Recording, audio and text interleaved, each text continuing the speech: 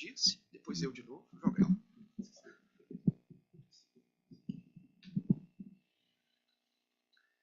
Quer que eu teste? Teste. Teste. 1, 2, 3. Atenção.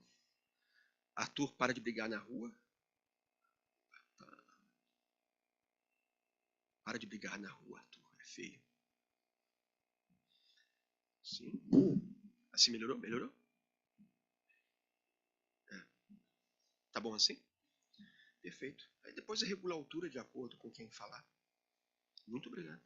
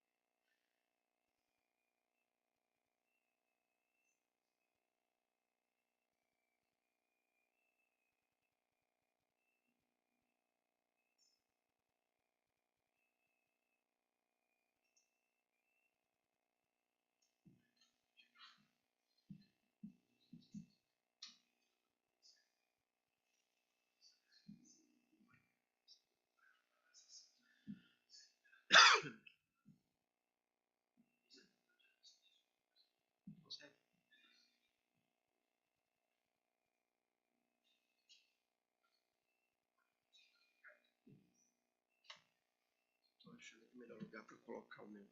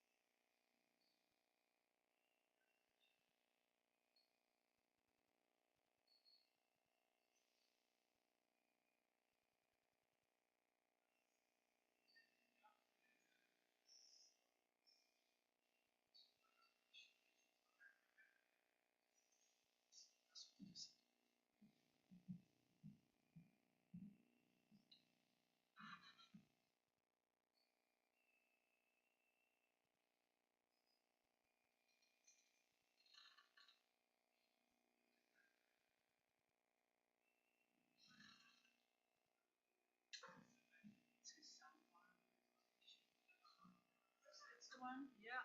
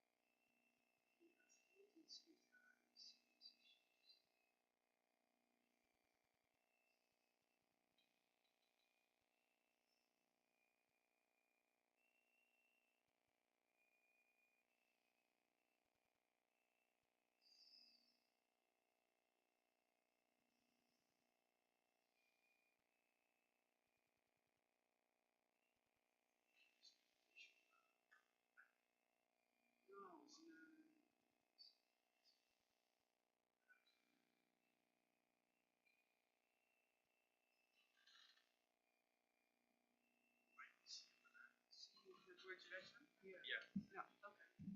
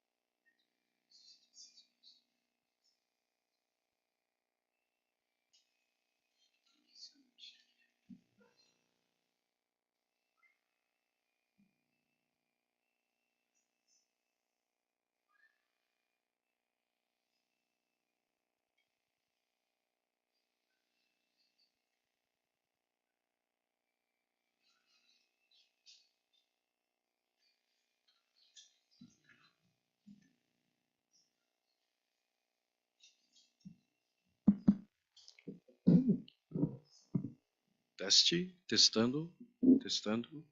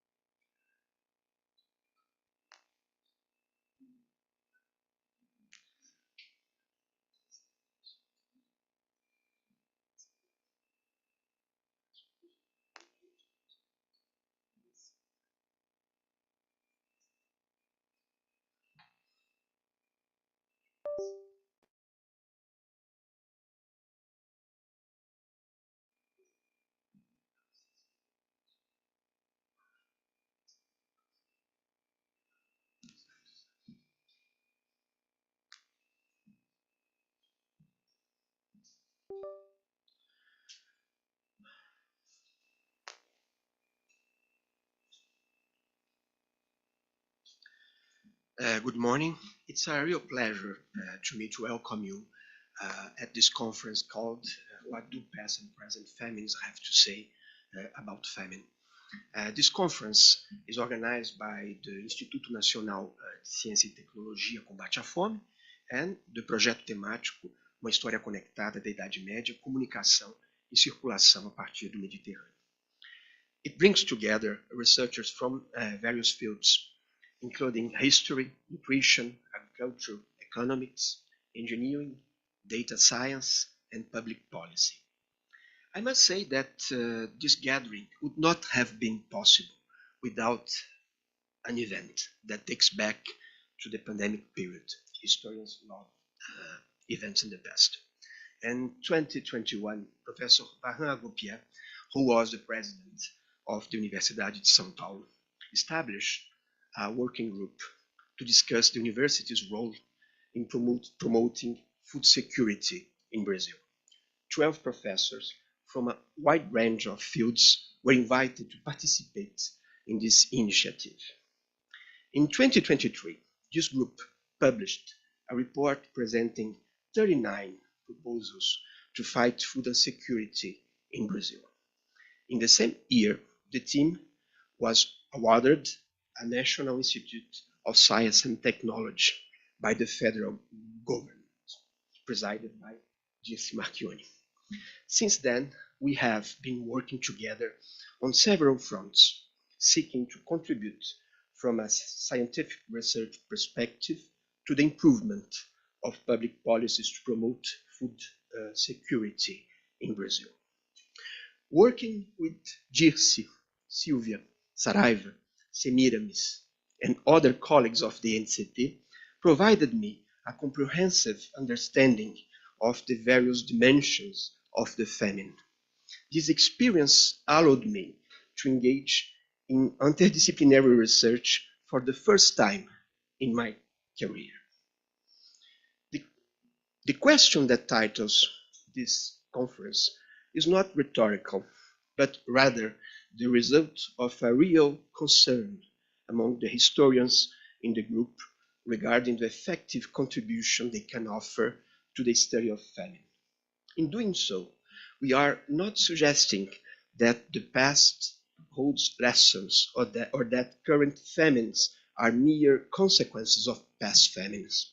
We are broadening our field of vision, taking a step back and trying to see this phenomenon in its chronological extent. That doesn't mean we don't give specialization the importance it deserves. Specialization has played a vital role in the development of Brazilian universities. Nevertheless, it should be considered an initial step rather than a restriction or a limitation. At the same time, no matter what our speciality is, it's important to keep in mind that what made our education possible was a huge public investment in a country marked by deep inequality. We have a huge responsibility to those who contributed and still contribute to Brazil having public and free universities. Personally, I do not feel this responsibility as a burden, but as a privilege, which is that of being able, as a historian, to have a research topic that allows me to be engaged as a citizen at the same time. I would like to express my gratitude to the colleagues and young researchers who agreed to participate in this conference, as well as those who were interested in attending as listeners. Finally, I would like to thank my colleague, Dirce Marchioni, coordinator of INCT, for her partnership and support over the last few years. E eu preciso falar isso em português, o apoio e a companhia, a parceria da Dirce foi fundamental. E, em nome dela, eu queria agradecer de coração a todos os colegas do INCT por terem aceitado, entre eles um historiador, que fala coisas estranhas, de um período estranho, mas que foi integrado ao grupo de forma muito calorosa. Então, eu queria aqui agradecer de público aos meus colegas do INCT, a Dirce em particular, por ter confiado no meu trabalho e me convidado, inclusive, para ser o vice-coordenador do INCT, tarefa que eu realizo com muita alegria e satisfação. E passo a palavra para minha colega Dirce.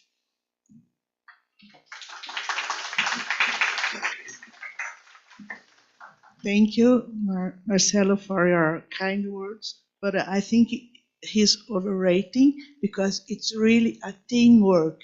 We work together, very different specialities to see this problem in several angles. So thank you, and thank you all my colleagues that allowed me to do this role as coordinating the efforts of the INCT.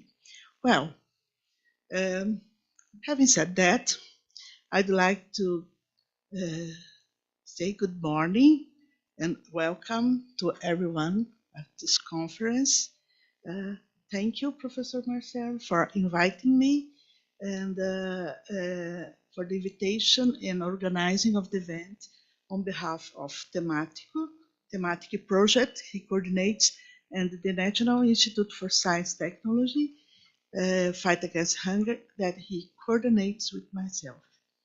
The aims in the next 2 days is to discuss the relevance of the work of historians in the light of the challenges and the problems of our contemporary world. Also, analyzing and comparing ancient and contemporary famines, maybe we could better understand how to deal with the current situation. In the concept note of this event, Professor Marcelo says that we, as a humankind, placed too much confidence in technology, what we thought as a synonym of progress.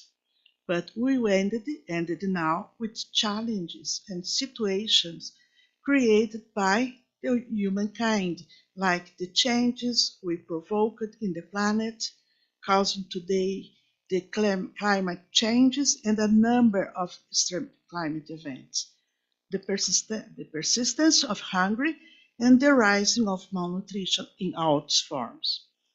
We will have the opportunity to discuss these and many other subjects in a transdisciplinary perspective in these 2 days. Also, Brazil will serve as a study case since some of the lectures will focus in some aspects of food insecurity, food crisis, and public policies in the country. So, I think we all eager to start. I will not stay longer. Thank you again, Professor Marcelo, and all of you that is attending the event. Thank you.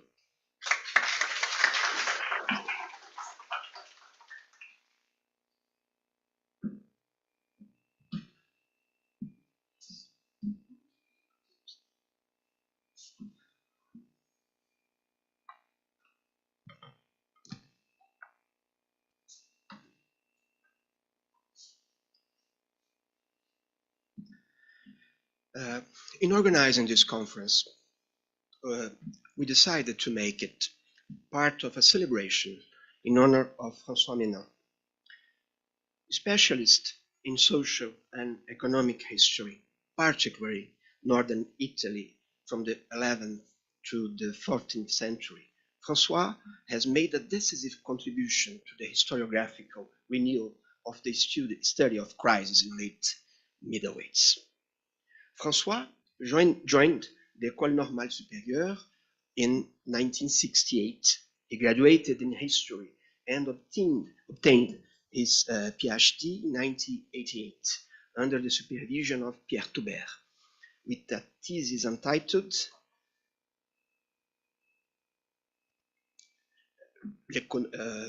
Campagne lombarde au Moyen-Âge, l'économie et la société rurale dans la région de Bergame, de Crémone et des Brescia du Xe au XIIIe siècle. Published in 1993 by the Bibliothèque des Écoles françaises d'Athènes et de Rome. He worked at the CNRS in the SIAM laboratory until 2010 and teaches at the ENS, École Normale Supérieure, from 1997 to 2017.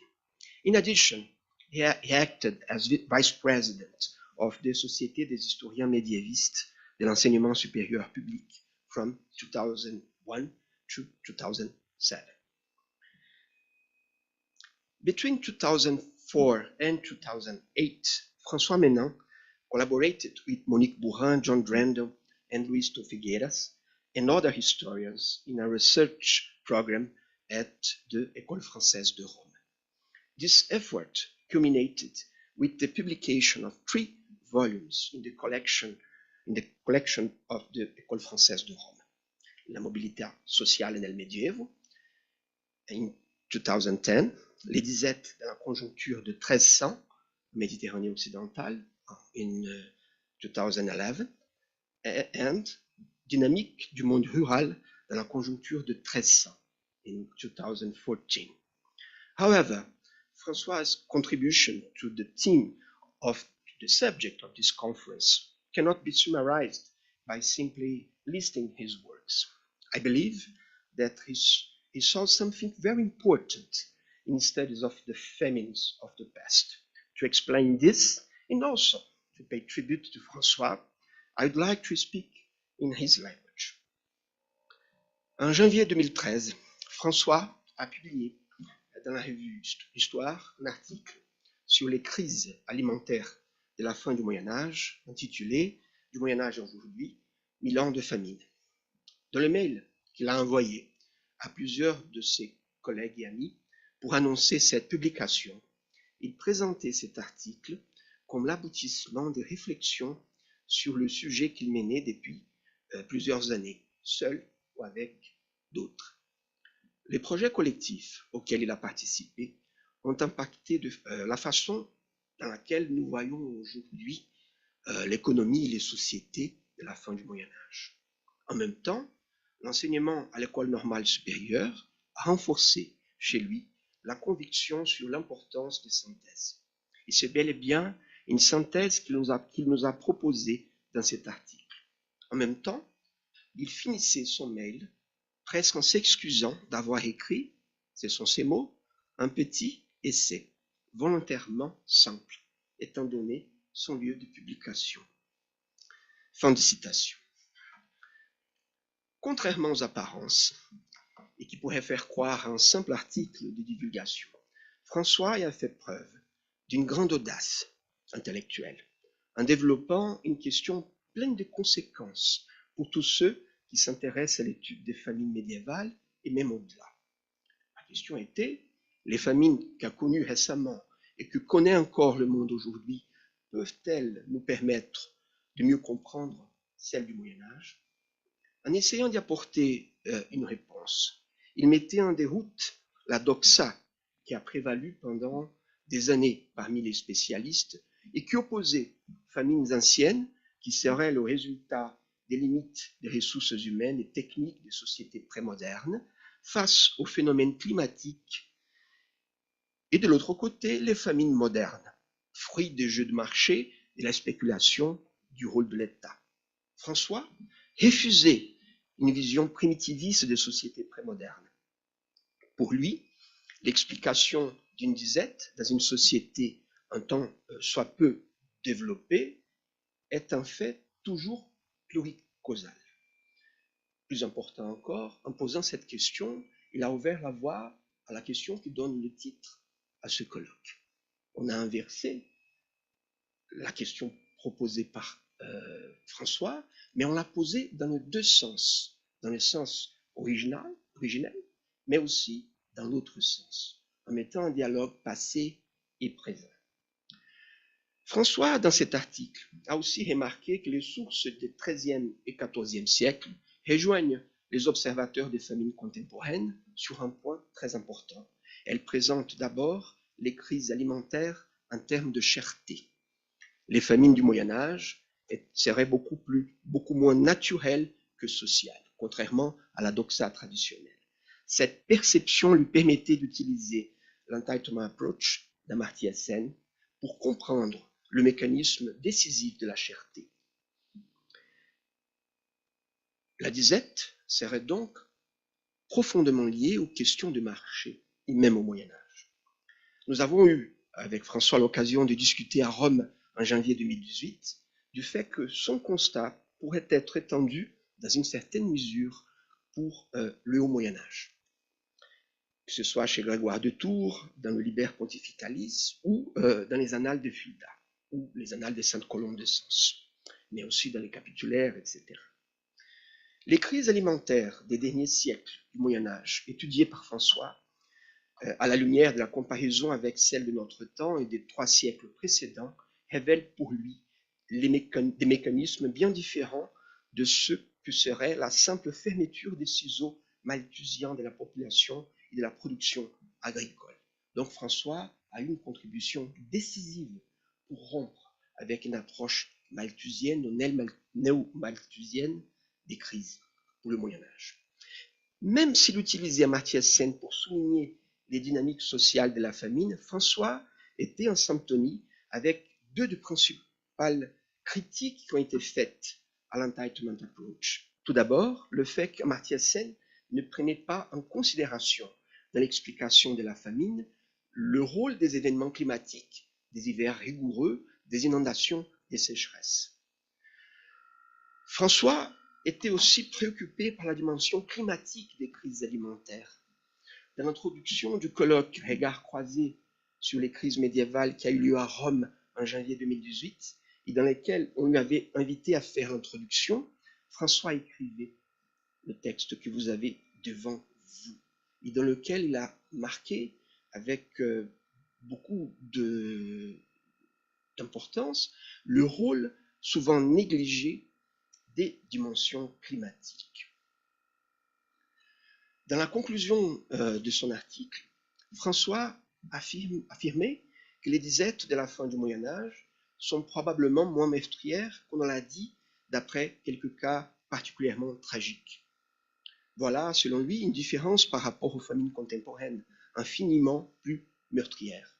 Toujours est-il que même si le recours au marché de la part des princes et des dirigeants communaux amortirait la portée des pénuries à partir du XIIe siècle, et surtout du dernier tiers du XIIIe siècle, les famines prémodernes pèsent, selon lui, à long terme sur la démographie et jouent aussi un rôle discriminant des redistributions de la richesse et du reclassement social. Sa vision des crises était loin de rejoindre celui qui est devenu depuis quelques années le leitmotiv d'une partie de l'historiographie, le problème de la résilience. François est allé au-delà. Il y a une dizaine d'années, lorsque l'article a été publié, une douzaine d'années en fait, le débat autour de l'impact des crises s'est concentré notamment dans l'historiographie anglo-saxonne, plutôt autour du problème de la capacité des communautés de faire face aux problèmes des crises. François a insisté, avec raison, sur les effets que les crises pourraient y avoir au sein des différents groupes sociaux. C'est quelque chose qu'on a bien vu pendant la pandémie, par ailleurs. Il y a quelques temps, en 2023, Régine Lejean qui nous fait l'honneur de sa présence ici aujourd'hui, m'a fait parvenir ce texte que François avait écrit pour le colloque Regards croisés sur les crises médiévales et qui, en raison de sa maladie, il n'a pas réussi à nous envoyer pour être publié. Dans ce texte, rempli de commentaires destinés à sa propre réflexion, j'ai eu le privilège de voir le chercheur qui s'y met en cause en permanence, qui met chacune de ses hypothèses à l'épreuve avant de l'énoncer ou de simplement l'écarter. J'ai pu aussi entrevoir François tel que je l'ai toujours connu, l'homme dont le génie n'était pas du tout taché par un amour démesuré de soi-même. C'est bien cela qu'on reconnaît les grands, n'est-ce pas? Par sa grande générosité intellectuelle, mais aussi par la chaleur humaine qui lui caractérisait et que j'ai pu en témoigner plus d'une fois, François a joué un rôle important dans la carrière de plusieurs de ses jeunes collègues et chercheurs. Ses rapports avec les collègues étrangers qui viennent de Shanghai, de Santiago du Chili, de São Paulo, de Buenos Aires, ont toujours été marqués par sa capacité à écouter, à discuter et à proposer des chemins de réflexion. À une époque où les frontières se ferment, y compris les frontières académiques, son esprit d'ouverture vers le monde reste un exemple. À travers cette brève présentation, je voudrais insister sur le fait que la question qui nous réunit aujourd'hui et demain n'aurait pas été possible sans les réflexions lancées par François Menin. Et finalement, j'aimerais terminer par une note personnelle. Grâce à mes discussions avec lui et à la lecture de ses travaux, j'ai rencontré celui qui est devenu mon principal sujet de recherche depuis 2013, la famine au Moyen-Âge. C'est grâce à la lecture de ce texte, de ce petit article qu'il considérait un essai pas du tout prétentieux, c'est que je me suis lancé dans la recherche de la famine. La famine qui est devenue aussi l'objet de mon engagement auprès de l'Institut Nacional de Ciência et Tecnologia. Mon parcours professionnel a été profondément marqué par ma rencontre avec François Menin. Au fil des années, une solide amitié s'est établie entre nous. Avec Régine Lejean, il a séjourné dans la maison de mes parents, à Nova Viçosa, à Bahia. Cela en dit long sur les liens qui nous unissaient et qui, à travers Régine, nous unissent encore. Merci.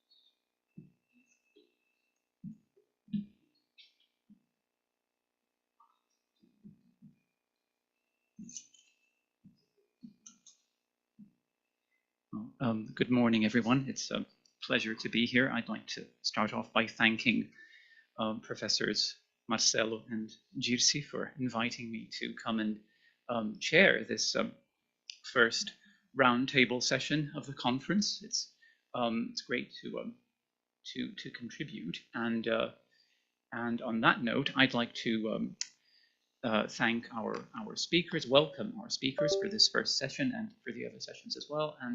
And I'd like to, I should start out by saying that unfortunately, Professor Catherine Vriboulet could not be present with us here today, but she did send us her paper, which Professor Régine Lejean of the Sorbonne University has been very kind to offer to read to us.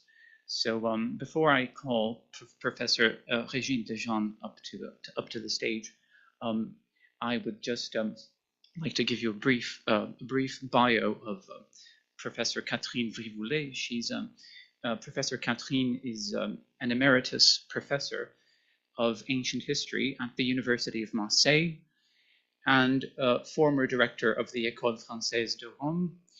She is the author of several books on famines throughout Roman history, and specifically on the corn dole, that is the distribution of subsidized grain in the city of Rome during the late Republican and early imperial periods. So I would now like to call Professor Régine Dejean up to the stage to read Professor Catherine Vrivoulet's paper for us. Thank you very much, Professor Régine Dejean.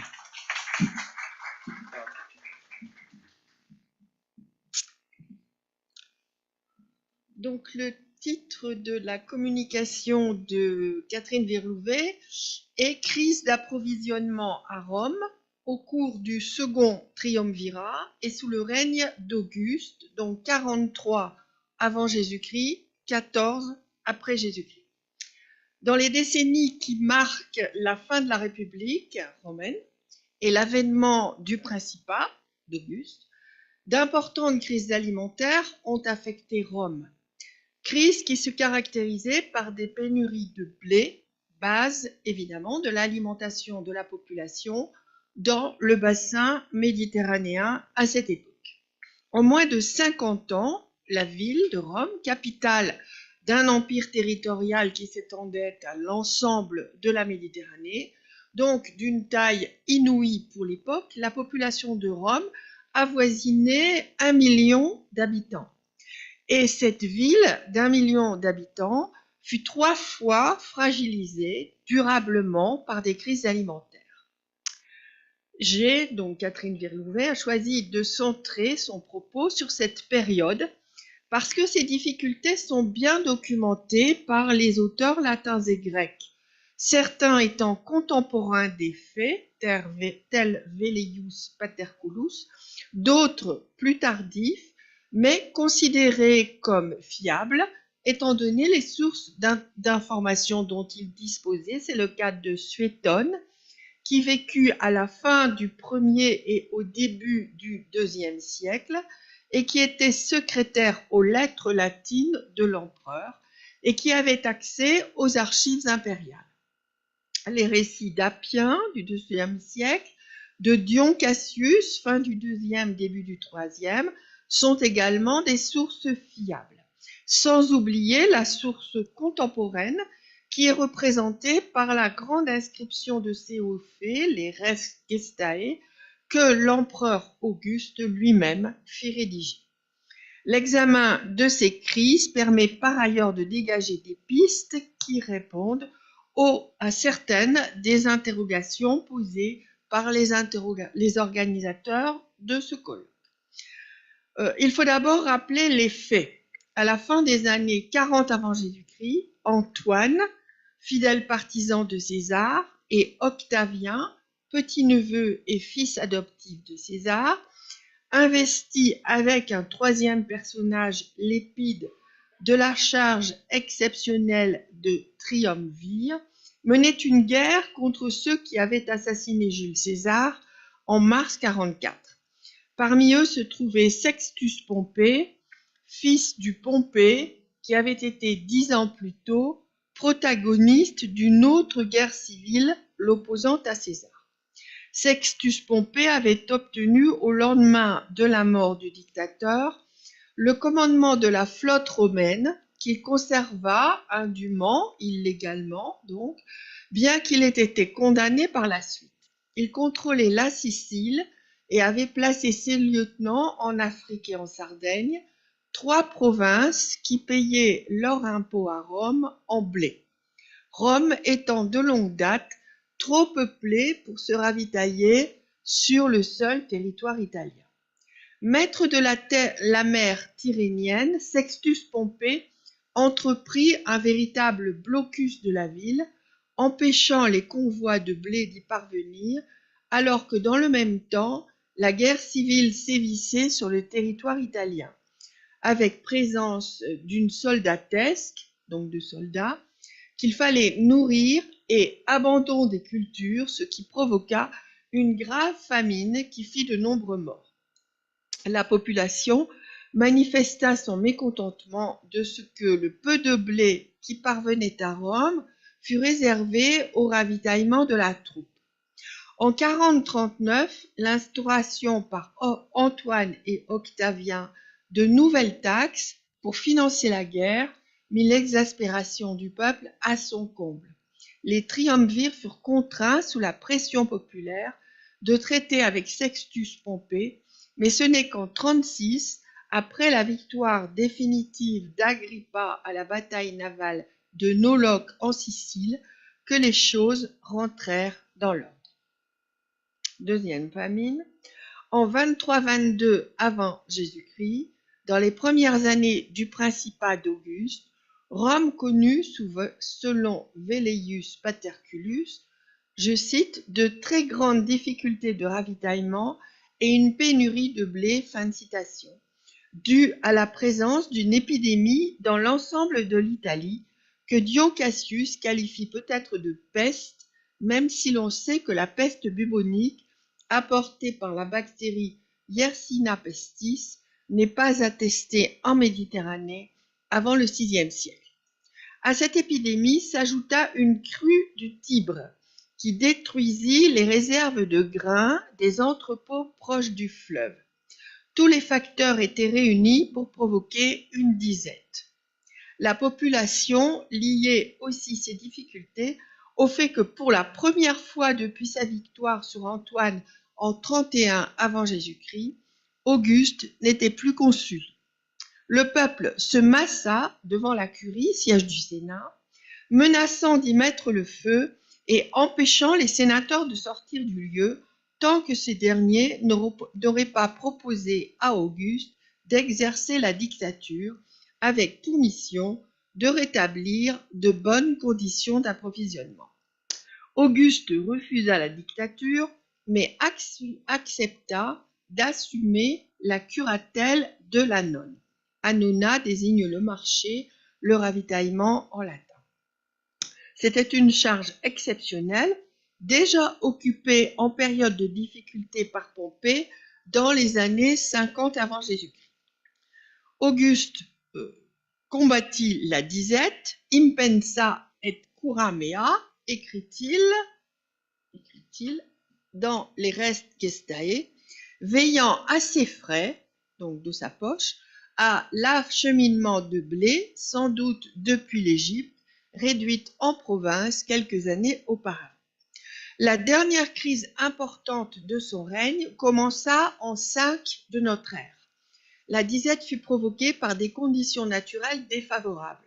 Dion Cassius signale des tremblements de terre en Italie et une crue du Tibre d'une ampleur telle que le fleuve arracha un pont et rendit la cité entière, donc, navigable pendant plusieurs jours. En 6, une série d'incendies ravagea la ville, aggravant la situation. Auguste prit un certain nombre de mesures d'urgence, ce qui n'empêcha pas le mécontentement populaire de s'exprimer jusqu'en 7. Peut-être même y eut-il un complot ourdi contre Auguste. L'agitation tenait aussi à l'instauration d'un impôt de 5% sur les héritages pour financer des troupes en nombre croissant pour la conquête de la Germanie. Après une brève amélioration au printemps 7, au moment où la navigation reprit, les difficultés persistantes incitèrent Auguste à nommer 2 consulaires dans la charge exceptionnelle de veiller à l'approvisionnement de la ville. C'est dans les années suivantes, sans doute dès 8, qu'il instaura un véritable service pérenne dédié au ravitaillement de la ville, la préfecture de la mer. Le récit de ces 3 périodes de grandes difficultés dans l'approvisionnement de Rome laisse entrevoir un certain nombre de réponses aux questions qui nous sont posées. D'abord sur les causes et manifestations des crises frumentaires. Les éléments déclencheurs sont classiques. Les crises aiguës ne relèvent presque jamais d'une cause unique. Les causes naturelles sont mises en avant par les sources. Tremblements de terre en Italie en 5, orages et inondations qui détériorent les stocks de céréales en 23-22 avant et en 5-6 après. Pour l'année 6, Suétone mentionne de mauvaises récoltes, sans préciser là où les régions du bassin méditerranéen concernées. S'agit-il d'une crue d'une île insuffisante ou d'une conséquence de troubles politiques en Afrique? On ne sait pas. Nos sources mettent deux crises en relation avec la présence d'épidémies en Italie, celle de la fin des années 40 et celle de 23-22 avant Jésus-Christ. Les incendies font également partie des causes mentionnées. C'est le cas en particulier en 23-22. Leur fréquence à Rome s'explique par la forte densité de peuplement, l'utilisation du bois dans la construction, l'usage quotidien des braseros et des lampes à huile pour le chauffage et l'éclairage. Se propageant dans les bâtiments de stockage, le feu détruisait les réserves alimentaires de la ville. Enfin, les guerres tiennent la première place dans la crise de 43-36. D'abord par la stratégie du blocus employée par Sextus Pompée, mais aussi par la présence de troupes et la ruine des récoltes, des cultures plutôt dues au déroulement d'opérations militaires sur le sol de l'Italie. Les guerres ont peut-être aussi joué un certain rôle dans les deux autres crises en 23-22, les troubles en Afrique qui accompagnèrent l'accession au trône du roi de la Mauritanie voisine, Juba, et en 6, le soulèvement des Gétules contre le même Juba aurait pu entraîner une baisse de la production d'une des principales provinces frumentaires de l'Empire, la province d'Afrique. Ces causes conjoncturelles ne doivent pas faire oublier un point essentiel. La récurrence des crises alimentaires dans la ville de Rome à cette époque tient d'abord à une raison structurelle. Comptant plusieurs centaines de milliers d'habitants dès le IIe siècle avant Jésus-Christ et sans doute environ 1 million à l'époque d'Auguste, la ville a atteint une taille hors norme que le monde occidental ne connut par la suite qu'à la fin du XVIIIe siècle avec Londres et le milieu du XIXe avec Paris, à un moment où les rendements agricoles comme les conditions de transport n'étaient plus comparables à ce qu'ils étaient dans l'Antiquité et au Moyen-Âge. En effet, jusqu'à ce qu'on appelle la révolution agricole, les rendements en céréales étaient globalement médiocres et très variables selon les lieux et les années. On estime qu'ils oscillaient entre 4,20 et 15 quintaux à l'hectare. Alors, elle ajoute en note que le rendement moyen est estimé à 35 quintaux à l'hectare actuellement, mais qu'il peut atteindre 49 certaines années, donc bien au-delà de ce qu'ils étaient dans l'Antiquité. Les exploitations agricoles visaient alors l'autosubsistance et dégageaient peu de surplus. La grande majorité des travailleurs étaient agriculteurs. Les ruraux représentaient entre 80 et 90% de la population. Dans les centres urbains, qui dépassaient rarement une, voire quelques dizaines de milliers d'habitants, une partie importante d'entre eux étaient des propriétaires terriens, cultivant eux-mêmes leurs terres à proximité ou la faisant cultiver lorsqu'ils appartenaient aux catégories les plus aisées de la population. Mais il est clair qu'une ville millionnaire comme Rome ne pouvait être approvisionnée par la seule campagne environnante. Rome eut très tôt recours aux riches terres de l'Étrurie et de la Campanie dont l'accès lui fut facilité par l'affirmation de sa domination sur l'Italie dès les 4e, 3e siècles avant Jésus-Christ. Puis les Romains bénéficièrent des conquêtes d'outre-mer. À partir de la fin du IIIe siècle, le blé provint surtout de certaines provinces conquises, d'abord Sardaigne et Sicile, puis Afrique du Nord, l'actuelle Tunisie au IIe siècle, enfin l'Égypte à partir de l'époque augustéenne. La soumission de ces provinces se manifestait par le paiement d'impôts. On a souvent du mal à savoir sous quelle forme étaient versés ces impôts. Il y eut probablement des variations selon les régions et selon les époques. Sous le règne d'Auguste, la Sicile versait à Rome une dîme de ses récoltes de blé, l'Afrique et l'Égypte versaient tout ou partie de leur impôt en céréales, et le paiement des impôts, même sous forme monétaire, impliquait, quoi qu'il en soit, de dégager des surplus agricoles commercialisables. En dépit de cette situation privilégiée due à son rang de capitale d'empire, l'approvisionnement de la ville présentait des fragilités. La navigation, qui bénéficia des progrès de la construction navale au cours de la période hellénistique, était possible seulement à la belle saison, d'avril à octobre, et jamais sans risque. Le stockage des denrées alimentaires, indispensable pour assurer la soudure d'une année sur l'autre, était lui aussi soumis à des aléas. Sans parler des accidents provoqués par les inondations ou les incendies qu'on a vus à l'œuvre dans les exemples choisis, même en temps dit normal, on ne parvenait pas à lutter efficacement contre la présence de nuisibles, les rats par exemple, ou l'humidité.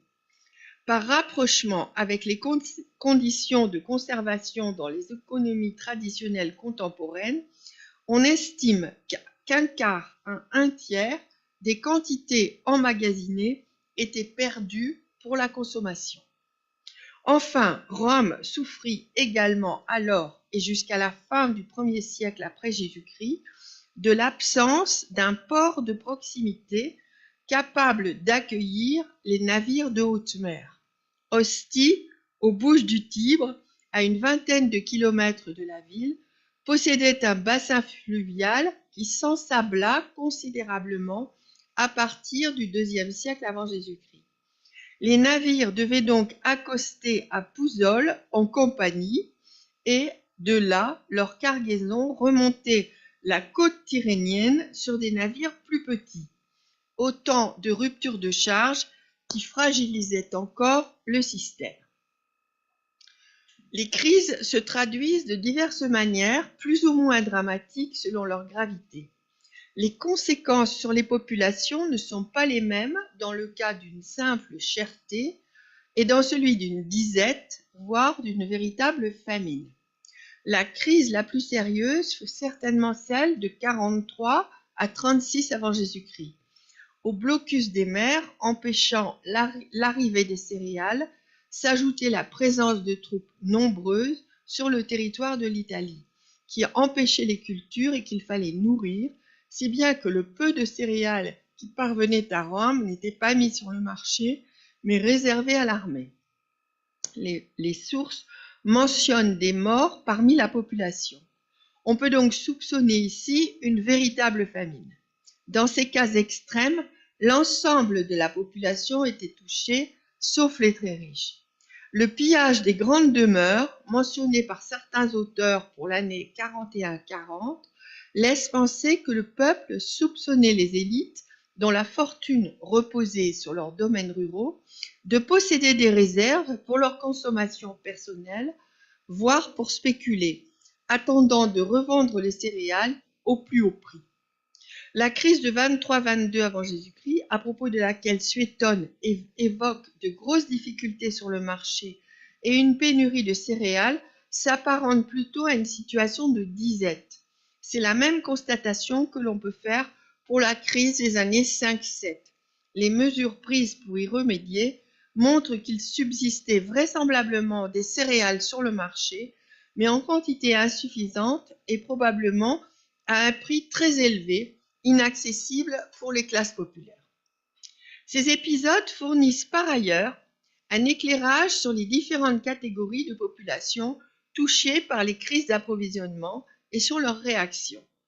Les manifestations de mécontentement sont essentiellement le fait d'une population certes modeste, mais pas parmi les plus pauvres. Ces derniers n'ont pas les moyens de se faire entendre, bien qu'ils soient certainement les premiers affectés dans les périodes de famine. Mais nos sources ne parlent pas d'eux, au-delà des simples mentions de nombreux morts de faim. À la fin des années 40, les Romains ferment boutique pour venir protester au forum et tenter de faire pression sur les magistrats pour qu'ils trouvent des solutions à la crise, puis recourent, toujours sur le forum, à la violence contre ceux d'entre eux investis des pleins pouvoirs, les triumvirs. En 23-22, le peuple fait le siège de la curie, le lieu de réunion des sénateurs. Ce sont donc des artisans, des commerçants et leurs employés qui protestent, et sur le plan politique, des citoyens qui s'adressent à ceux qui les gouvernent et attendent d'eux qu'ils prennent les mesures nécessaires à rétablir la situation. Ce trait est commun à l'ensemble des cités antiques grecques et romaines.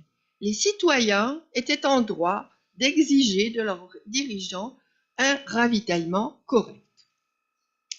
Ces citoyens sont ceux qui vivent de leur travail au quotidien et qui achètent les céréales et autres denrées sur le marché romain. Ils sont donc particulièrement sensibles aux fluctuations des prix. Notons que dans 2 des cas étudiés, le mécontentement est renforcé par l'annonce de mesures fiscales de la part des pouvoirs politiques. La crise de la période triumvirale atteint son comble en 40-39 lorsqu'Antoine et Octavien envisagent de nouvelles taxes pour financer la guerre contre Sextus Pompée. De même, en 5-7 après Jésus-Christ, l'instauration par Auguste d'un prélèvement de 5% sur les héritages pour financer les dépenses militaires renforce le mécontentement. Cela montre que la population qui réagit face aux crises d'approvisionnement n'appartient pas aux catégories les plus misérables et même que dans des cas comme ceux-ci, le mécontentement peut gagner des catégories plus aisées. Dans les mouvements des années 5-7, on a pu soupçonner un complot orchestré par une partie de la classe politique hostile au pouvoir pris par Auguste. Les nostalgiques de la République tentaient de surfer sur la vague de mécontentement des citoyens pour restaurer l'Ancien Régime. Le peuple romain s'adressait donc en premier lieu à ses dirigeants pour résoudre les crises d'approvisionnement. De ce point de vue, les 3 crises reflètent le passage d'un régime politique à l'autre.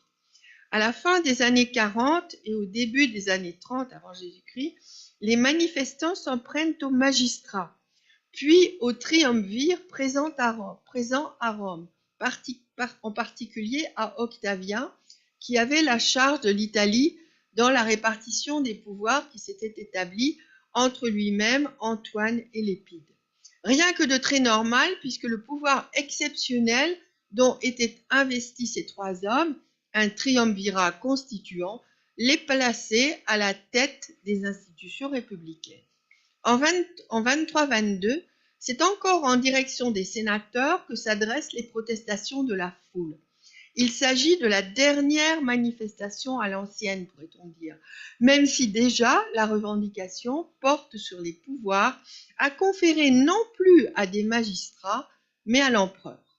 Dans la crise de 5-7 de notre ère, c'est à l'empereur, désormais, que le peuple demande de régler les questions d'approvisionnement. Dans les cas extrêmes, le mécontentement des citoyens prend une forme violente. En 40-39, Octavien échappe de peu à la lapidation et ne doit son salut qu'à la répression violente de la manifestation par les forces armées.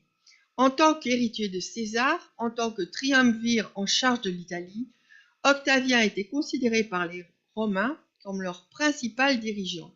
Mais il poursuivait en menant la guerre contre Sextus Pompée une politique en contradiction avec leur bien-être matériel, d'où la violence de leur réaction. En 22, le peuple menace de mettre le feu à la curie au siège des sénateurs si ces derniers ne proposent pas à Auguste la dictature avec mission de veiller sur leur approvisionnement. La population craint en fait que l'empereur, qui n'exerce plus le consulat cette année-là pour la première fois depuis 11 ans, ne se sente plus responsable du ravitaillement. Auguste ne s'y trompe pas. S'il refuse la dictature, il accepte d'assumer à titre exceptionnel la curatelle de la nonne pour résoudre la crise frumentaire que connaît alors la ville. Une telle revendication des citoyens et la réaction de l'empereur nous amènent à analyser le troisième volet sur lequel le récit de ces crises frumentaires apporte des informations. L'étude groupée des trois plus graves crises qui marquèrent le règne d'Auguste permet de mettre en lumière l'évolution des réponses aux difficultés d'approvisionnement qui accompagna le changement de régime politique. Sous la République comme sous l'Empire, la prise en charge du règlement des difficultés de ravitaillement relevait de ceux qui étaient revêtus d'une charge publique. L'intervention de riches Romains, agissant comme simples particuliers pour soulager la ville de la famine, ne fut jamais admise, car elle était soupçonnée d'entrer dans une stratégie de conquête du pouvoir en s'assurant la reconnaissance de la population. Mais les frontières entre les sphères publiques et privées étaient assez poreuses à cette époque. C'est souvent en s'appuyant, au moins partiellement, sur leur fortune personnelle que les magistrats républicains et l'empereur contribuèrent à résoudre les crises. Les réponses immédiates furent longtemps privilégiées. Certes, il existait depuis les premiers siècles de la République une magistrature, l'édilité, qui avait entre autres mission la surveillance des marchés. Mais avec l'augmentation de la population romaine, les moyens des édiles se révélèrent notoirement insuffisants. Dans les moments de grande difficulté, on recourait à l'envoi de commissaires exceptionnels, choisis parmi les sénateurs, pour acquérir du grain hors des circuits habituels. Au dernier siècle, on vit apparaître la curatelle de la nonne, charge temporaire, qu'occupa Pompée dans les années 50 avant Jésus-Christ et qu'Auguste accepta d'assumer en 22. Au cours des graves difficultés de 5-7 encore, Auguste affecta 2 anciens consuls à l'approvisionnement. Les hommes chargés de ces missions étaient dotés de pouvoirs étendus pour acquérir du blé hors des circuits habituels, aux frais du trésor public, aussi bien que sur leurs fonds propres, et fixer le rationnement des achats sur le marché. En outre, au plus fort de la crise, on pouvait recourir à des mesures d'urgence. Elles sont bien détaillées par nos sources pour la crise de 5-7. Auguste procéda à l'expulsion temporaire à une distance de 100 000 de la ville, soit 15 km, des gladiateurs, des esclaves à vendre, de presque tous les étrangers, en dehors des médecins et des professeurs. Il fit renvoyer la majeure partie des escortes des magistrats, suspendit les travaux des tribunaux, permit aux sénateurs de quitter Rome pour leurs propriétés de campagne, réduisit les festivités onéreuses, etc. La distribution du blé acquis hors des circuits habituels était aussi une réponse classique en période de ravitaillement difficile.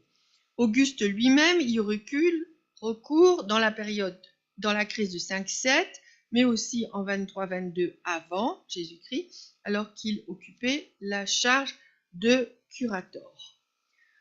Il écrit dans les Res Gestae qu'il acheta du blé cette année-là sur ses fonds propres et distribua à 250 000 citoyens duodecim frumentationes. Les frumentationes étaient des allocations mensuelles régulières d'environ 35 kg de blé concédées gratuitement aux citoyens domiciliés à Rome. On ne sait pas précisément si Auguste se substitua purement et simplement au trésor public pour pratiquer ces distributions, parce que peut-être le produit des impôts venant des provinces frumentaires n'était pas suffisant, ou bien s'il doubla pendant 1 an, soit 12 mois, duodecim, la ration mensuelle distribuée par le Trésor public pour permettre de nourrir un plus grand nombre d'habitants. On estime en effet que la quantité distribuée chaque mois aux citoyens adultes, si elle couvrait plus que les besoins d'un seul homme, ne suffisait pas à nourrir une famille entière. Doubler la ration était un moyen de soulager les tensions sur le marché. Toutes ces réponses étaient d'ordre conjoncturel. Les réponses structurelles des autorités romaines aux difficultés intrinsèques d'approvisionner une ville aussi peuplée furent lentes à se mettre en place. Les frumentationes dont on vient de parler avaient été une première réponse d'ordre institutionnel longtemps avant la période de la fin du IIe siècle avant Jésus-Christ. En 123, le tribun de la plèbe, Caius Gracchus, avait fait voter la première loi qui permettait aux citoyens vivant dans Rome d'acheter tous les mois, à prix réduit, une certaine quantité de blé. Entre autres objectifs, la mesure gracchienne visait à peser sur les prix des céréales sur le marché libre, donc sur le prix de l'ensemble des denrées alimentaires, car le cours des céréales, base de l'alimentation, déterminait tous les autres prix. Permettre à une partie de la population de la ville d'en acquérir une part à un prix modéré pouvait calmer l'ensemble du marché alimentaire romain. Cette mesure suscita à l'époque de grandes réticences au sein de la classe politique. Elle fut accusée de ruiner le trésor public romain. Elle connut des fortunes diverses durant le premier siècle de la République, mais au moment où Octavien Auguste parvint au pouvoir, ce dispositif n'était plus vraiment remis en cause et les distributions étaient devenues gratuites. Les habitants qui en bénéficiaient, environ 200 000 personnes, considéraient cet avantage comme un privilège lié à leur statut même de citoyens de la ville qui avaient conquis un si vaste empire. La récurrence des crises montre que la mesure ne suffisait pas à assurer un approvisionnement sûr. Pour éviter le retour à la situation insurrectionnelle des années 43-36 et asseoir un régime stable, Auguste fit prendre à l'organisation du ravitaillement un tournant décisif que l'étude de la séquence des 3 crises majeures qui marquèrent son règne permet d'éclairer. Les réponses à ces crises s'apparentaient au modèle républicain, charges exceptionnelles, difficultés, etc. Mais au sortir de la crise de 5-7, Auguste apporta des réponses structurelles nouvelles aux questions d'approvisionnement. On retiendra d'abord la création, dès 8, d'un service administratif dédié de manière pérenne au ravitaillement, la préfecture de la Nonne. À sa tête, le préfet, un chevalier nommé par l'empereur et dépendant de lui, était assisté d'une administration possédant des relais dans les régions qui fournissaient des céréales à Rome et dans les ports. Ce service veillait à l'acheminement vers Rome et au stockage du blé versé à titre d'impôt, en passant contrat avec des transporteurs, des mesureurs, des entreprises chargées du chargement et du déchargement des denrées, etc. Il devait également faciliter le commerce privé des denrées de première nécessité comme le blé et l'huile, exercer un contrôle sur le stockage et sur les prix du marché, prendre enfin toute mesure nécessaire dans les situations de crise. Autant que des consommateurs, Auguste se préoccupa des fermiers, des commerçants et des transporteurs. Comme les magistrats républicains avant lui et les empereurs qui lui succédèrent, il chercha à répondre à la fragilité de l'approvisionnement en améliorant de manière durable la logistique du ravitaillement. Il s'agissait de faciliter le transport et le stockage de denrées provenant d'outre-mer. Dès le IIe siècle avant Jésus-Christ, les magistrats de la République avaient entrepris l'aménagement de vastes ensembles portuaires et la construction d'importants entrepôts à Rome même au pied de l'Aventa, ainsi qu'à Pouzzoles, devenue colonie romaine en 194. Le site, à environ 200 km au sud de Rome, formait en effet un excellent port de haute mer. Auguste y étendit considérablement les docks sur la mer et autour du lac Averne. Ses successeurs, Claude, Néron, Trajan, firent réaliser quant à eux ex nihilo, entre le milieu du 1er siècle et le début du 2e siècle, Portus, un port de haute mer à 3 km au nord d'Ostie. Pour les empereurs, il s'agissait d'assurer la tranquillité et la pérennité du régime. Le soin de l'approvisionnement faisait partie de ce que les historiens ont pu appeler pour d'autres périodes les, je cite, privilèges d'une capitale. Conclusion, à partir du règne d'Auguste, la stabilisation du régime politique, la création de la préfecture de la Nonne et la réduction en province romaine de l'Égypte, riche terrablée, améliorèrent le ravitaillement de Rome. Les crises furent encore assez fréquentes jusqu'à la fin du 1er siècle, tant que le verrou logistique du transport et du stockage ne fut pas pleinement levé. L'aménagement définitif de Portus sous le règne de Trajan améliora la situation. Pour autant, nourrir cette ville millionnaire restait un tour de force dans les conditions du temps, tant en termes de surplus à disposition que de capacité de stockage dans de bonnes conditions. L'équilibre demeura toujours très fragile.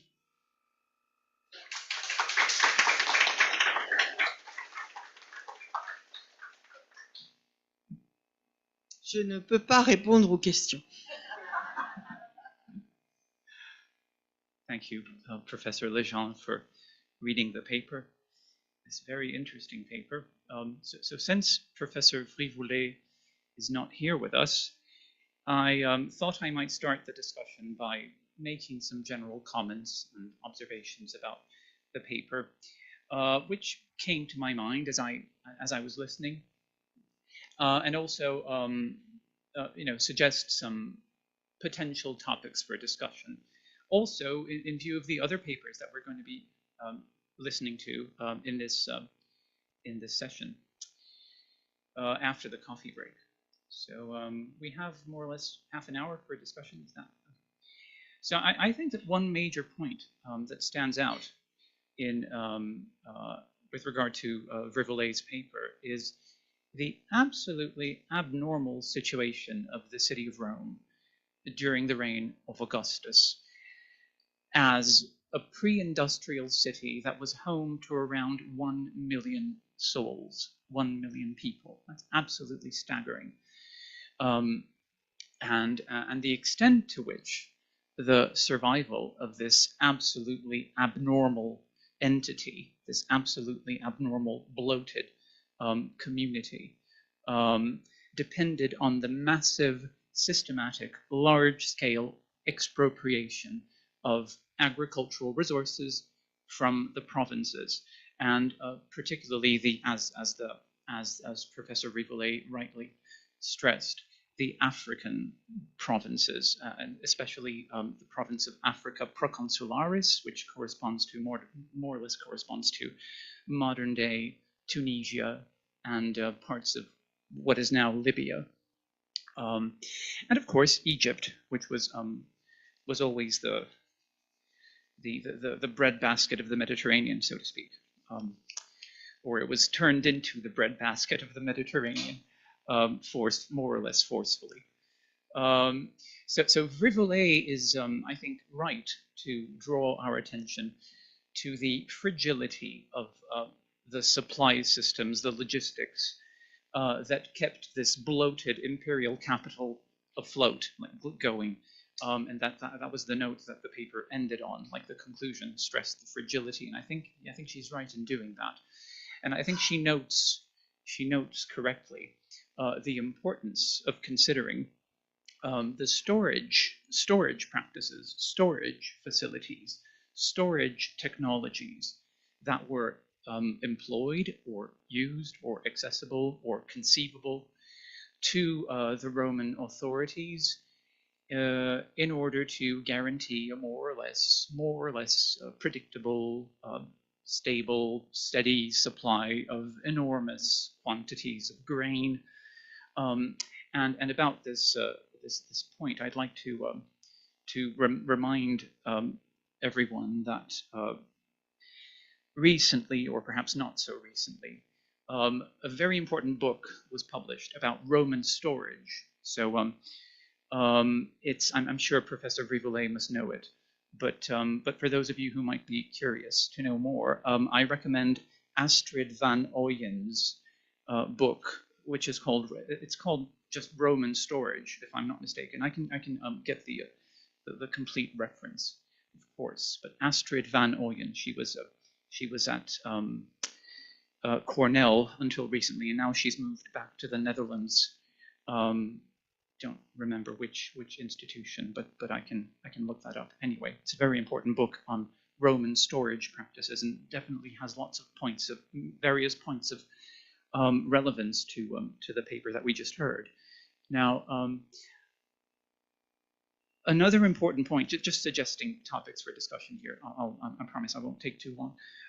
Another important point that Rivolet raises, I think, concerns the diverse nature of the impact that these famine episodes seem to have had on, specifically, of course, on the population of the city of Rome.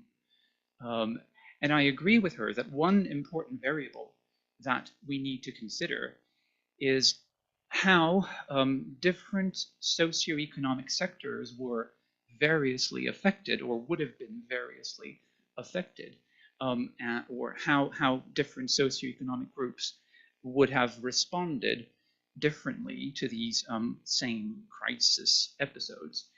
And I think that this is a healthy antidote, shall we say, in my opinion, to the rather generalizing references that we still encounter in contemporary historiography to the plebs urbana, the urban poor, the Roman citizens, the low-income Roman citizens who resided in the city of Rome. That's the plebs urbana. So we tend to refer to the plebs urbana still as a rather sort of undifferentiated, homogeneous mass, and it certainly was not that.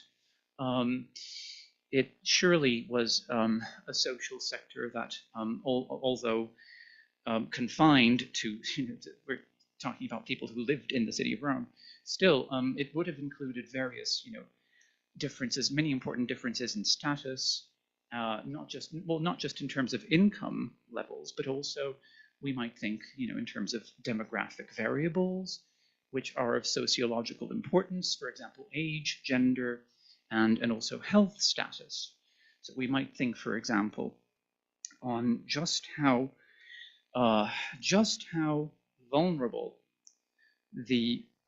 to the negative effects of these famines were, for example, those members of the plebs urbana who were either too young or too old, the elderly. How more vulnerable were these people within the plebs urbana to these episodes, these crisis episodes involving famine. So we might think of the elderly, we might think of people with disabilities, or we might think of people who might have been otherwise marginalized. So we sometimes lose track of these subgroups, I think, within the plebs urbana, which I think, if we look closely, we might encounter actually very dramatic discrepancies. But anyway, that's just a thought. And I think Rivolet's point about the violent popular responses to famines raises interesting questions about the extent to which subaltern social groups in imperial Rome may have formulated alternative solutions to these crises. Just how different were they to these institutions of top-down solutions that we see, that Rivolet mentions? And we might think, to what degree would these alternative solutions that were perhaps bottom up, shall we say, to what degree these solutions might have included more or less, shall we say, revolutionary social and political projects. It's very difficult. This is a very sort of murky area because we practically have no information about any of this.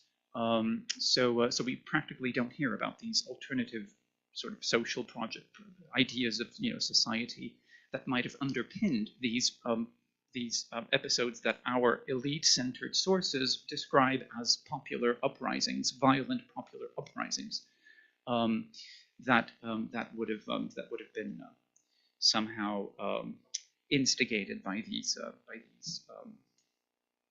famines.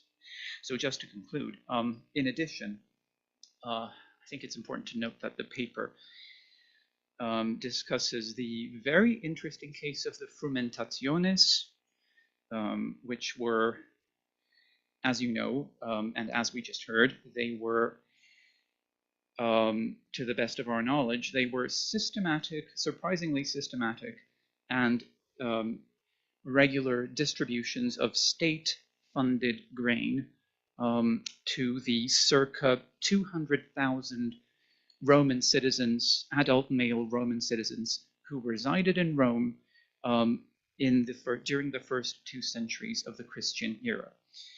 So while I appreciate Rivolet's points about, again, the fragility of this welfare system, I think we can call it that, this welfare system, and its importance for the urban poor of the city of Rome, one point that comes to mind is the very difficult question that this information about the frumentationes raises about the impact of famine outside of the relatively privileged imperial capital.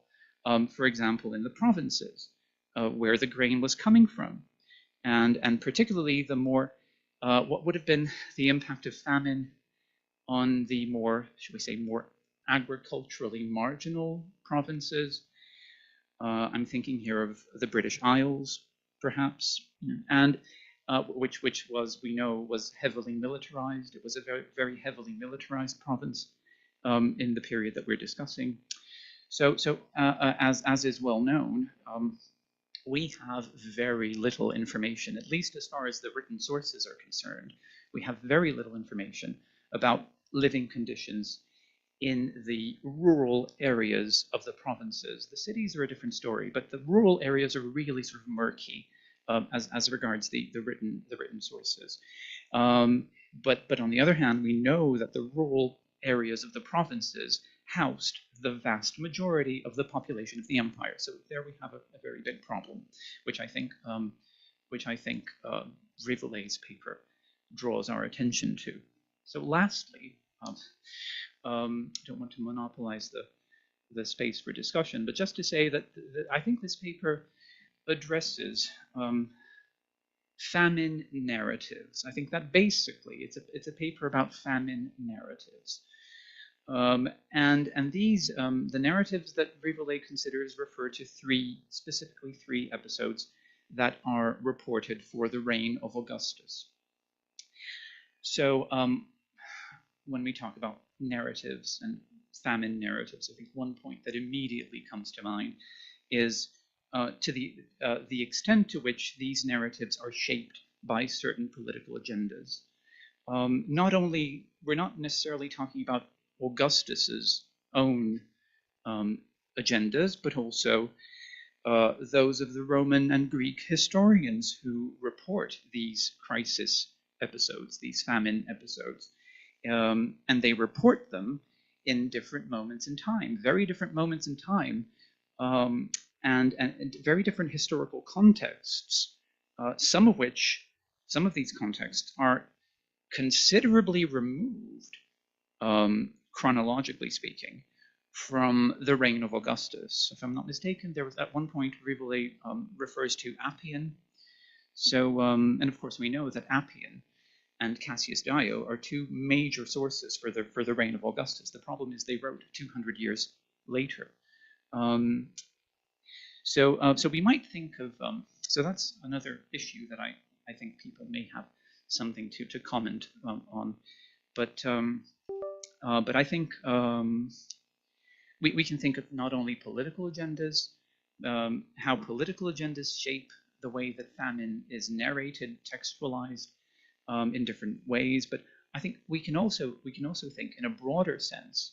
We can ask to what extent these accounts, these narrative accounts about famines in the reign of Augustus were, and other accounts in other contexts, to what extent that they're shaped by cultural and epistemological frameworks that the authors employ in terms of their preconceptions, in terms of their suppositions about how the natural world functions as well, and the way that their presuppositions about the way that society ought to function, you know, the way in which they view social relations, and how these social relations can or should or could function in times of stress. So these are just a few thoughts that came to my mind, which I just wanted to put out there.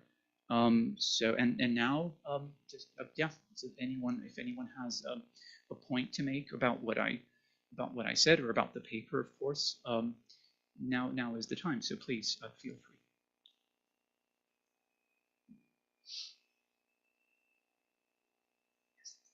Would you like the microphone? No, that's okay.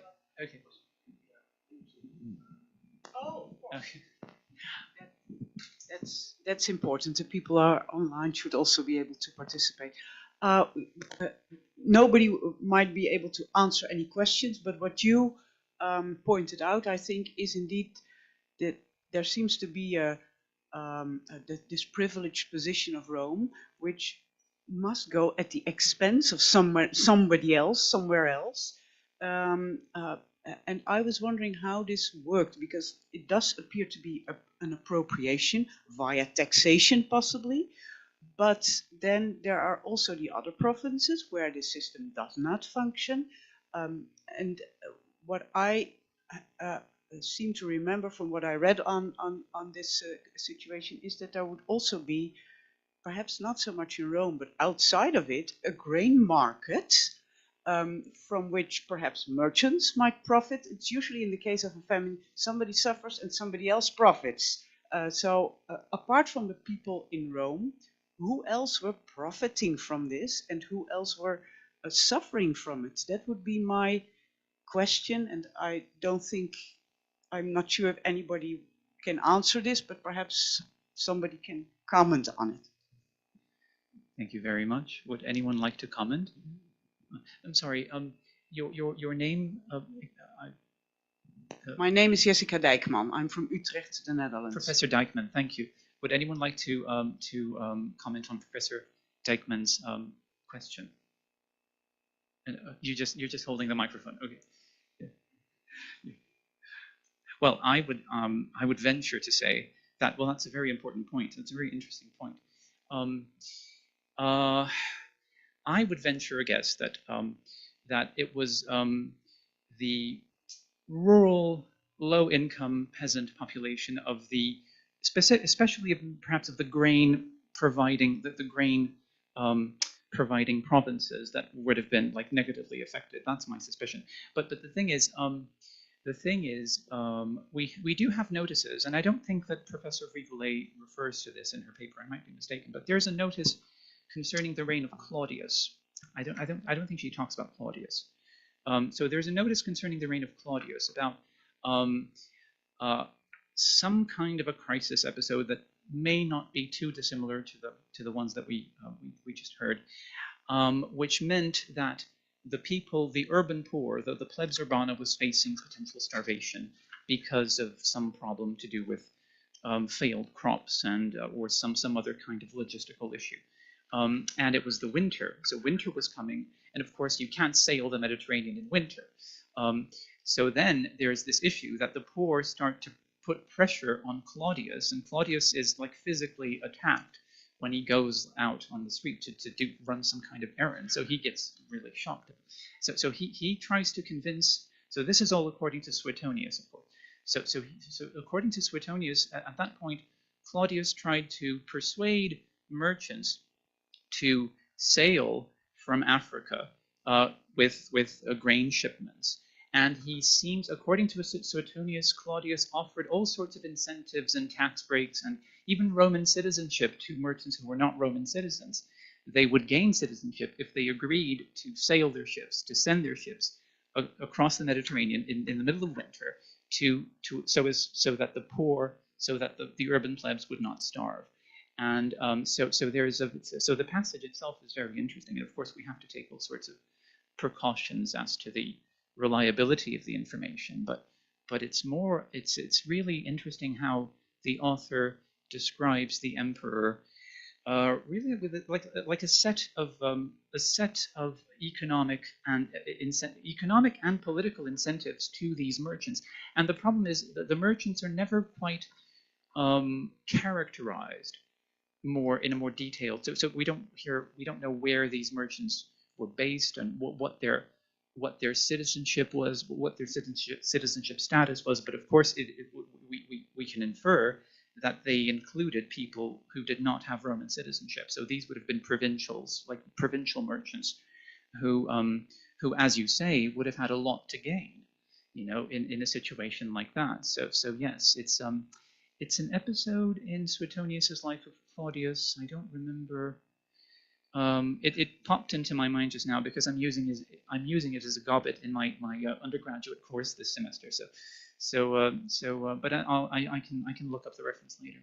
But yes, I think that's something that the other papers are going to address as well. I think the last paper that we're going to hear in this roundtable session is going to discuss specifically this issue that a crisis. No, actually, not the last paper. It's Professor Devroy's paper, which is coming up. He mentions this very important point. I think when we talk about crises, like every crisis has winners and losers. Like some people gain, people have stand to gain, and people stand to lose. So it's that kind of relative approach is I think it's fundamental.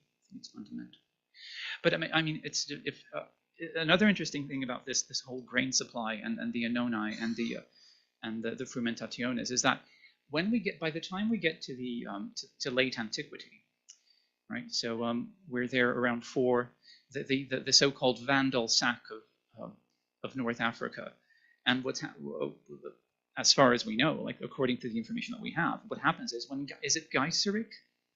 Yeah, Genseric or Gaiseric reaches Carthage, he sort of closes the tap, so to speak, and then it may not be a coincidence that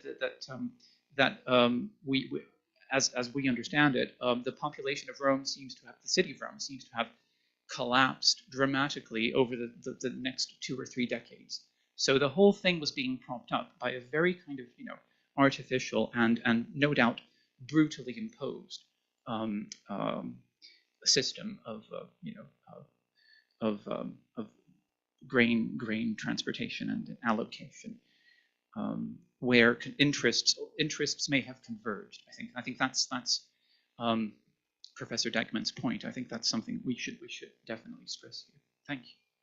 Anyone else? I have a brief commentary. My name is José Fonseca. I'm a PhD candidate here at the University of São Paulo. My brief comment is about the matter of the Annona and this kind of dichotomy of Rome. On the one hand, it's the city that has some sort of food security, to use a very contemporary term, that the public authority make an effort to bring food to the city. But on the other hand, this allowed the city to grow substantially to the point that, as you said, it was a bloated population. And this dichotomy of, on the one hand, the city has this reliable food supply, but on the other hand, this creates a bloated population that makes this population more susceptible to famine in case there was any disruption to this food supply. So I think it's very interesting that Fome is a very unique example in the Mediterranean, the ancient Mediterranean, that it's like it's so out of the norm of the common city in the Mediterranean that it's a very interesting point of comparison to the average city that had a very small population to this huge 1 million person city that had this supply network that was specifically meant to feed this huge population. That's I don't know if we can speak of food security. That's it's a common term that we use nowadays. That the people of Rome had the public efforts to feed them, but on the other hand, they were more vulnerable in case there were any disruption to this supply network.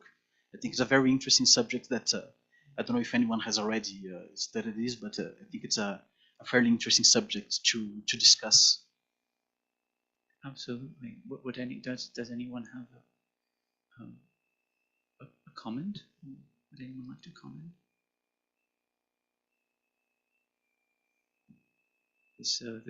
This point that you raised about do we still have time? Okay. Sorry, 4. Okay. This point that you raise about the bigger the city, the more fragile it would have been. Absolutely, I take your point. What I think is remarkable is the length of time, like the duration. The time, how long that this phenomenon was allowed to exist. It managed to exist, and it was propped up, for such a long time. I think that's the truly remarkable thing that we're dealing with here. Well, one of the truly remarkable things that we're dealing with here, especially in view of what you just said, right? So if there was indeed such fragility, and if the whole thing relied on a very complex system of geopolitical power at the interface of trade networks and merchant groups and interests. So the fact that this whole scheme was maintained for such a long time, apparently for at least 200 years, is truly mind-boggling, I think. And yes, the point about the Roman Empire being an urban empire, an urban-based empire. Well, it wasn't. I mean, the cities were important, but obviously most of the people lived in the countryside, the vast majority. But still, cities were nodal points. Like they were key for maintaining the empire, and that was because they functioned as tax collecting nodes. So it's this point that you raise about the connection between greater complexity and greater fragility. That's something that often comes up in discussions about social complexity, not just regarding the Roman Empire. It could be seen as like some people see it as an inherent quality of complexity. The fact that the more complex a system is, the more vulnerable it is to all sorts of interferences and instabilities. There's I think it's Ken Dark at Reading, professor of archaeology at Reading, who came up with this formulas, so to speak. The more complex a system is, the more vulnerable it is. And I think another book that just to finish, and we can go and have coffee.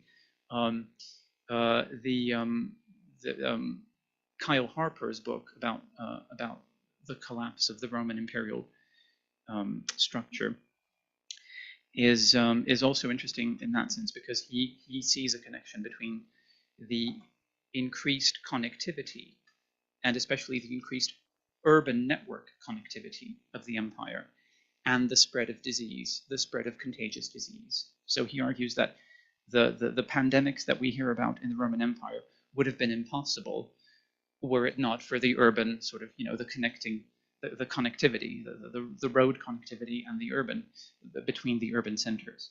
So connectivity between the urban centers. So that's, yeah, I think that's what we're looking at. Okay, would anyone else like to? I think we don't have any time left. I seem to have taken it all up. I'm sorry. So, okay. Well, thank you. Now we have a coffee break, and then we're going to be back for the next the other two papers of these of the first roundtable. So see you soon.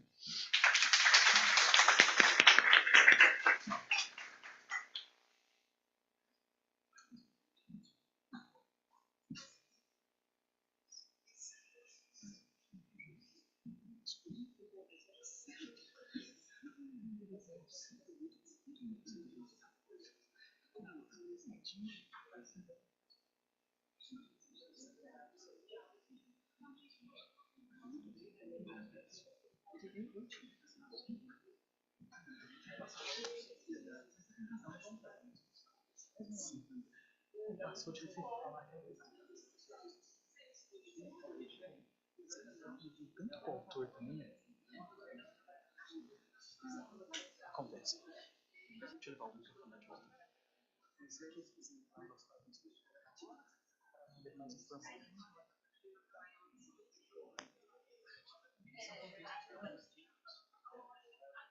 Essas coisas ficam muito em evidência. E ela leva a vida com essa dimensão.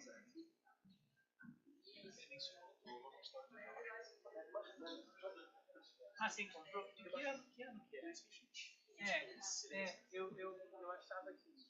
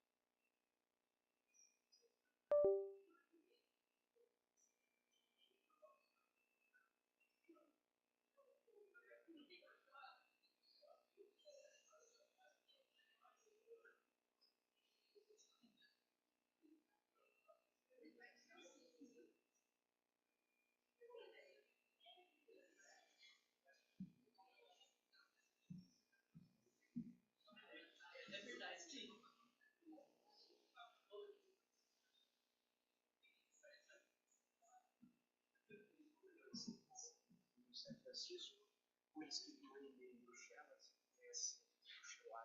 esterilized.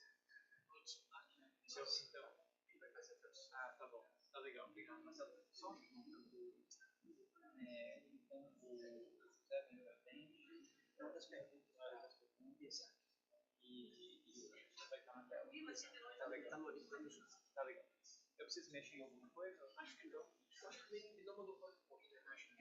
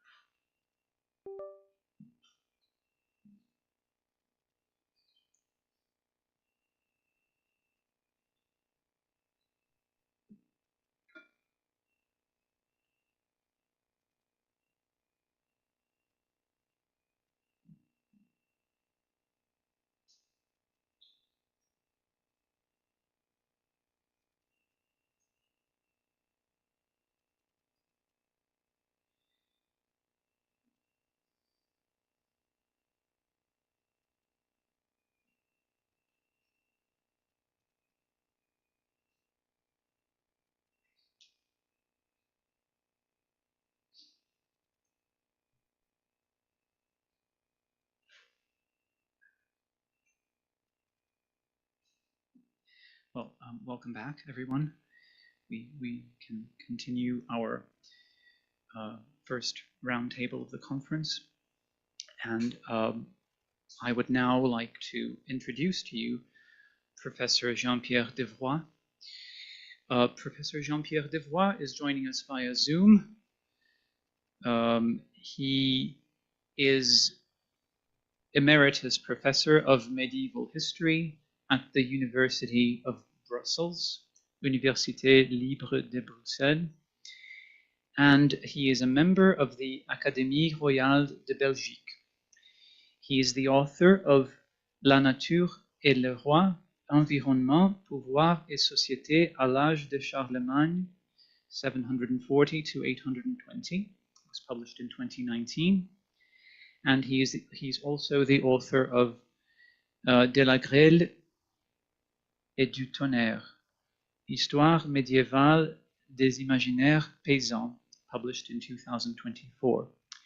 So, Professor Jean-Pierre Devroy, welcome to the conference, and over to you. Merci, j'espère qu'on m'entend clairement, malgré la distance. Professor, we can't hear you. I think there's a problem with at our end. Can you say something? No. Est-ce que c'est réglé maintenant? Oh yes, now we can hear you now. But there's some kind of interference.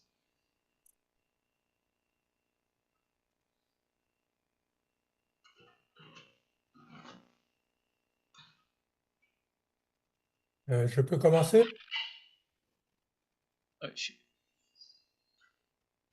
Should we continue? Oh, just a second.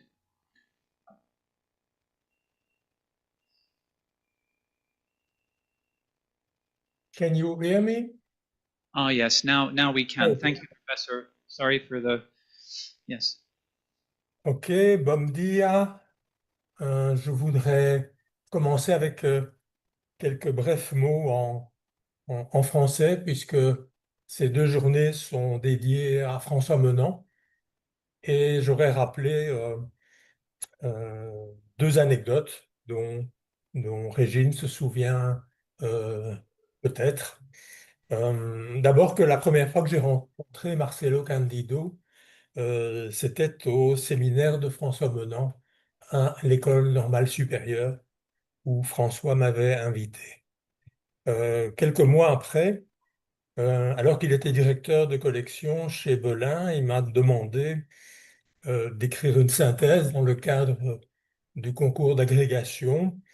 Et ça a donné naissance au premier livre de synthèse que j'ai jamais rédigé, Économie rurale et société dans l'Europe franque, en 2003. Et puis, un deuxième volume que Belin ne voulait pas publier, Puissant et misérable, en 2006. Et c'est l'insistance et la gentillesse de François qui m'ont amené à mener à bien ce travail. As these 2 days are about moving from the past to the present and the future, this lecture has been prepared for a wide audience and will probably not teach my fellow medievalists anything new. I will try to share my screen.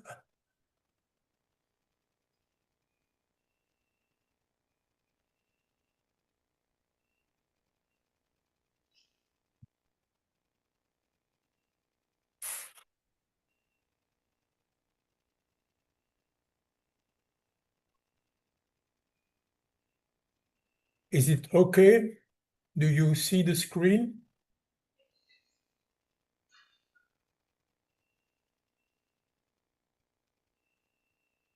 Okay.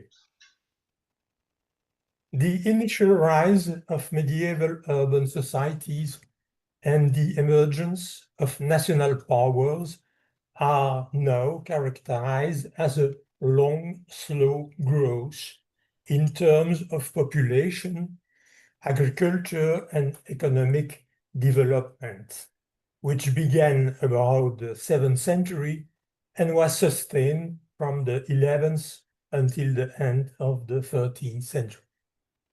This process came to a halt at the beginning of the 14th century due to multiple obstacles in the context of a systemic crisis. Production factors, levels, and agents are the subject of historiographical approach that changed radically in the 1950s and 1960s under the impetus of Georges Duby. For the early Middle Ages, the question of production and productivity in medieval agriculture was long viewed through the prism of politics and in a space and time corresponding to the height and peak of the Frankish hegemony. For Gerhard, the domain of the Paris regions were in a surprising state of prosperity. The palazzo of the 9th century had nothing to envy of that of the 19th century, wrote Ferdinand Lot. There is no such thing as Carolingian agriculture any more than there is Gallic, Roman, barbarian, medieval, or Renaissance agriculture. There is a traditional form of agriculture that appears to have been fundamentally constituted, which receives its plants and its animals from the dawn of history, and which persisted right up to the only agricultural revolution in history, the one that took shape in the 19th century and has been rushing forward before our very eyes from the last 30 years. The quotation is from de Latouche. On the contrary, the concept of agricultural revolution is central to Georges Duby's work from his programmatic article of 1954, La Révolution agricole médiévale.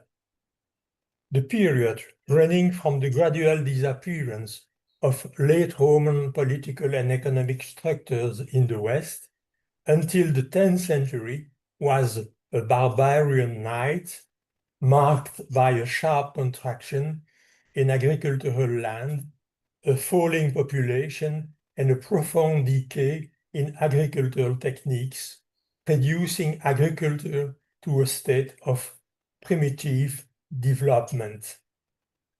These ideas were widely disseminated in books and manuals published between 1960s and 80s. The Western countryside before the year 1000 was stuck in a Malthusian trap.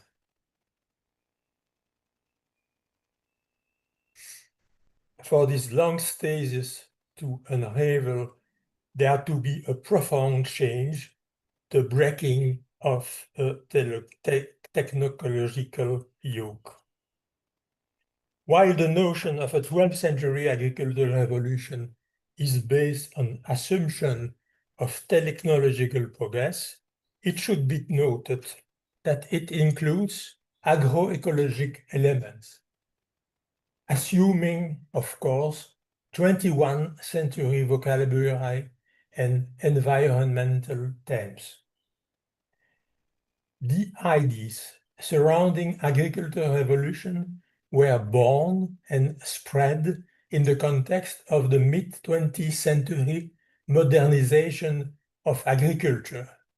For instance, the importance given to technological change and industrialization, and the Green Revolution, the role of expert, the peasantry as the object rather than the actor of change.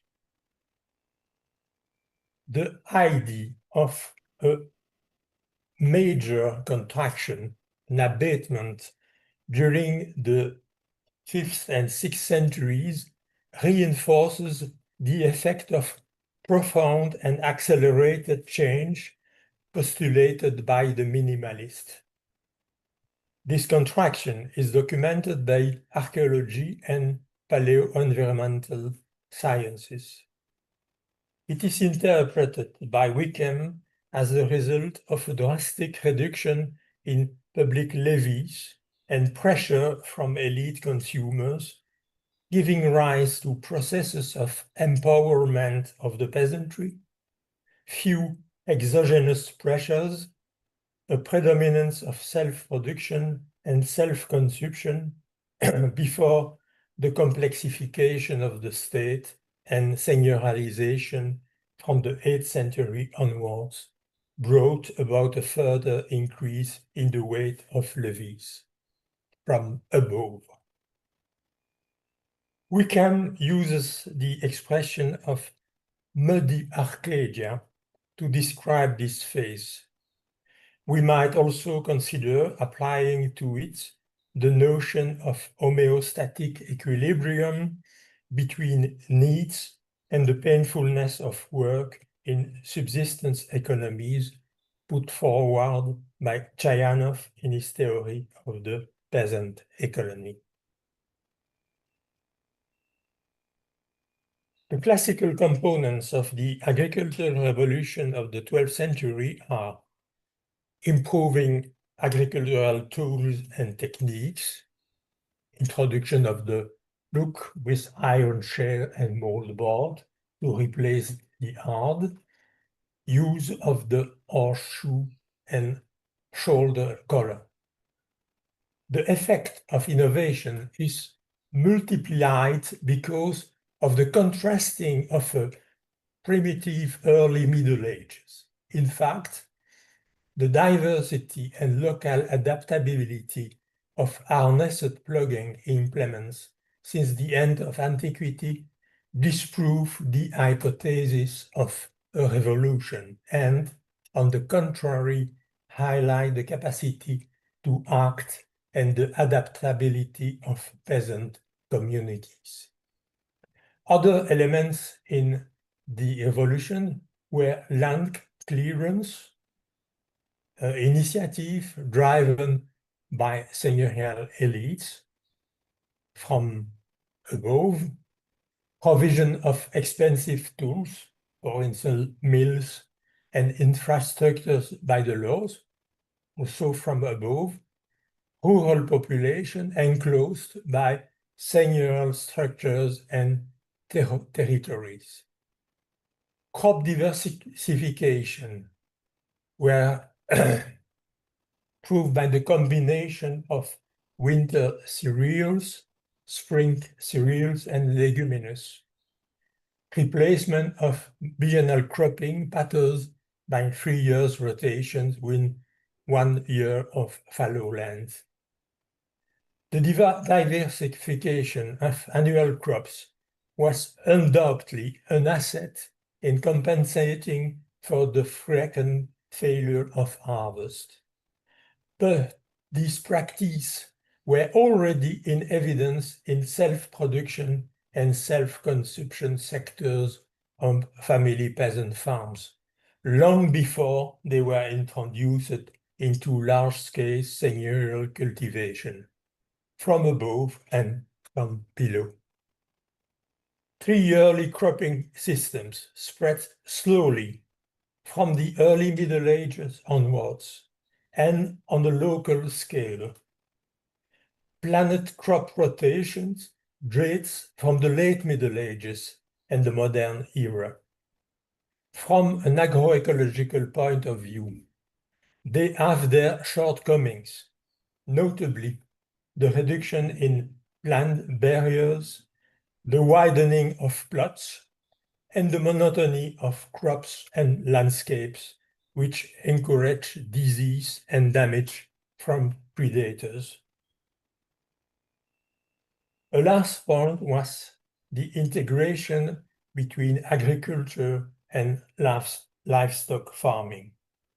Animal, oxen and horses, provide the workforce for transport and plugging. Their manure is used as an organic amendment to improve the soil. Their diet is supplemented by grazing and fallow land. Grazing helps to clear the fields while fertilizing the soil. As François Sigaud has shown, the ability of fallow land to regenerate the soil naturally is a historiographical fiction.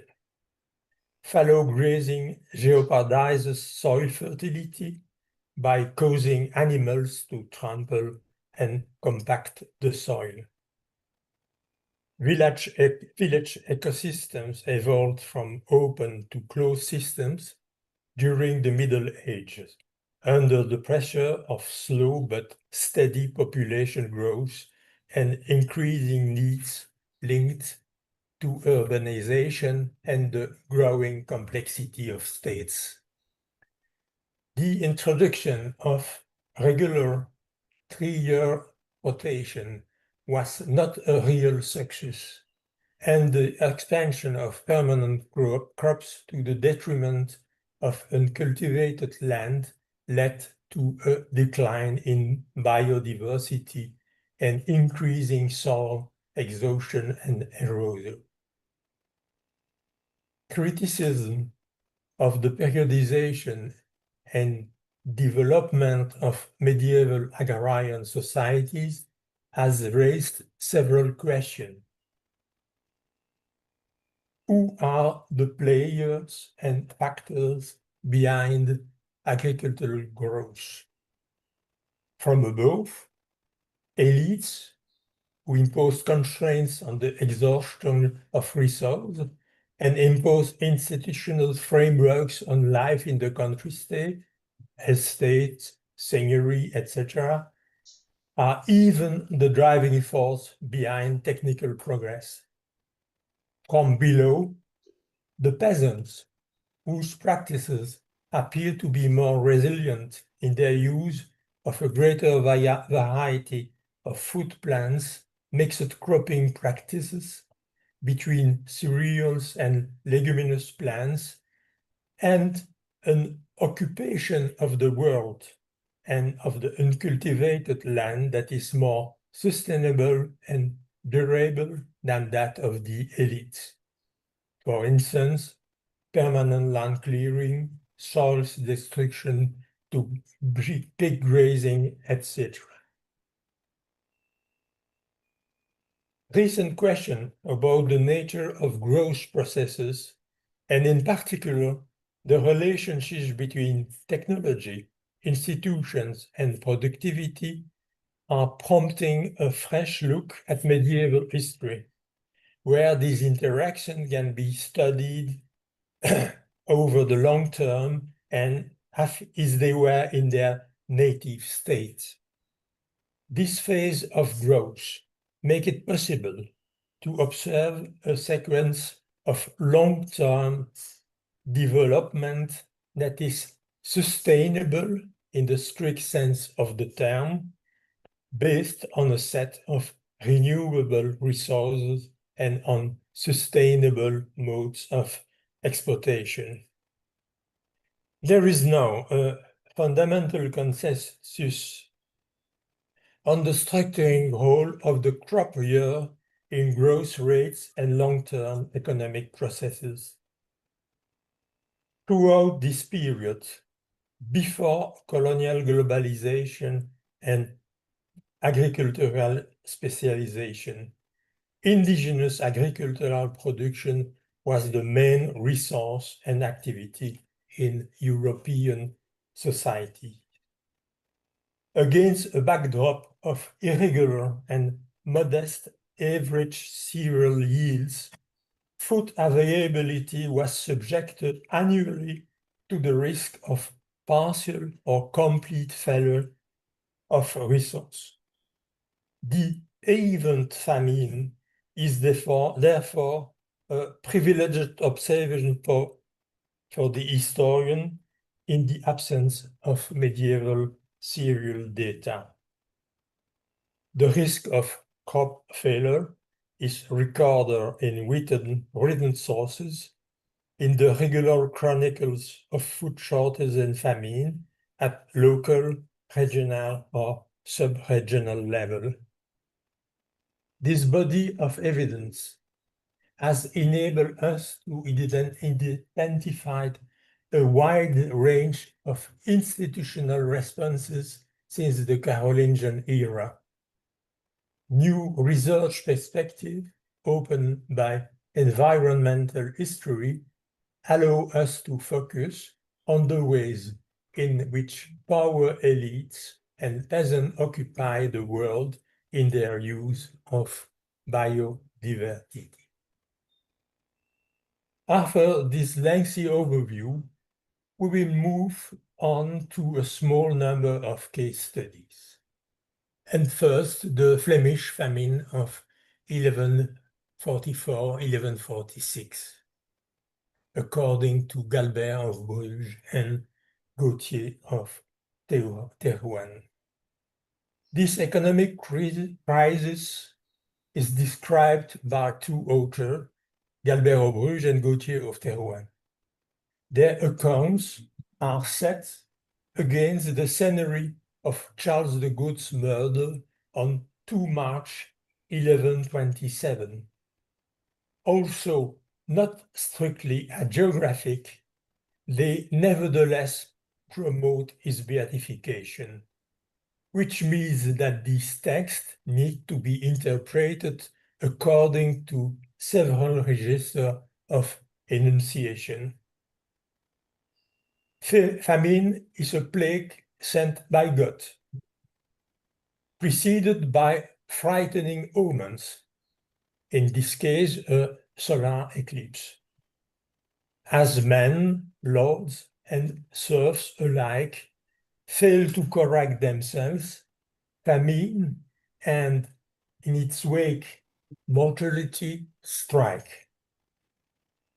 The story is ordered by the quotation from a psalm, "He brought famine on the earth and took away the strength of bread." People are unable to feed themselves solito more. A person eats as much bread in a single meal as they used to eat in several days before the famine. The body, gorged by an unusual quantity, languishes, and humans, whiter from repletion and indigestion, even so they are starving to death. Many swell up and become disgusted with food and nourishment, even though they have plenty of it. In fact, there is no shortage of food, but bread doesn't nourish. This is the transposition of the psalm as a divine manifestation, but maybe also a problem with the quality of the flour. Explanations were underpinned by Hippocratic dietetics. There were also empirical observation of edema due to starvation. Galbert goes on to make other observations about eating habits. In these times of famine, in the middle of Lent, around 1st March 1125, men near Ghent, on the Lys and the Scheldt, ate meat, as bread was totally lacking. Regional crop failure in the 1124-25 harvest year, which defects from the start of the lean period in March, and substitution of meat for cereal-based diets. Beginning of distress migration of poor peoples to cities and castles to buy bread. Towns, which offers a standardized supply and market, and place of power, county castles used as revenue and storage areas. But also migration from the countryside to the cities. But the poor are not defined structurally. Landless peasants, marginal people, beggars. Initial assistance measures were initiated by the Count.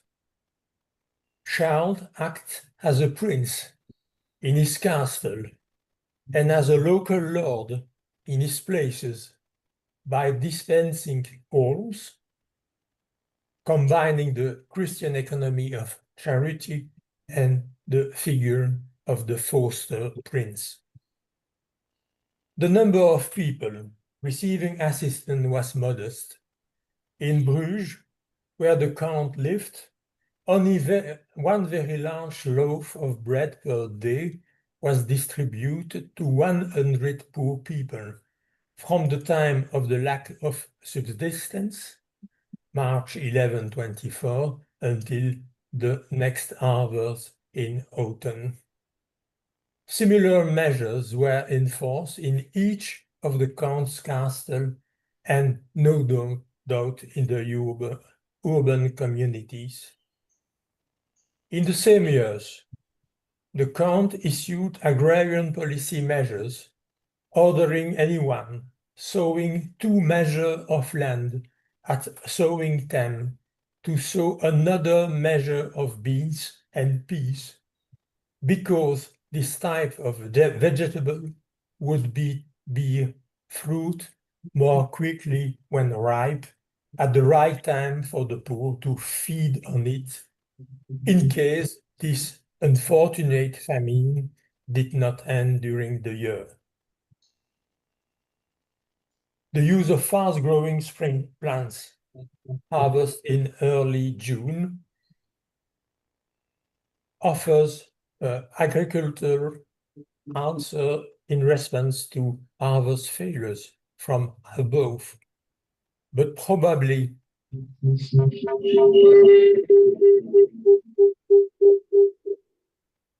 the use of leguminous from below and ecological peasant knowledge.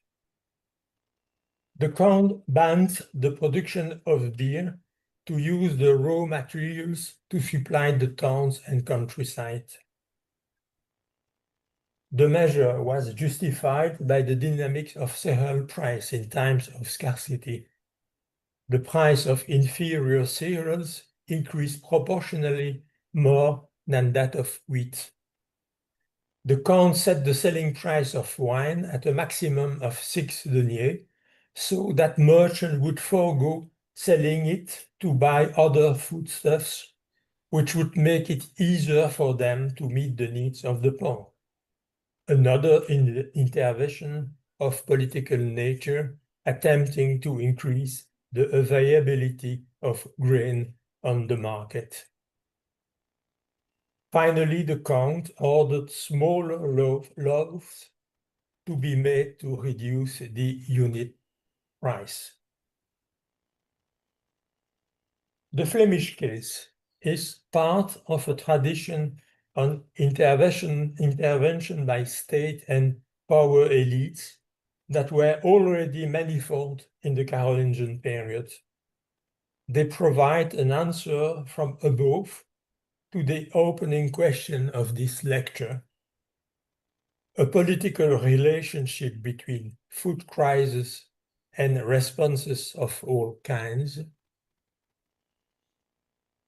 Almsgiving, which is part of the Christian ethic, but with relatively limited impact, appeals to the lords to provide for their own dependence.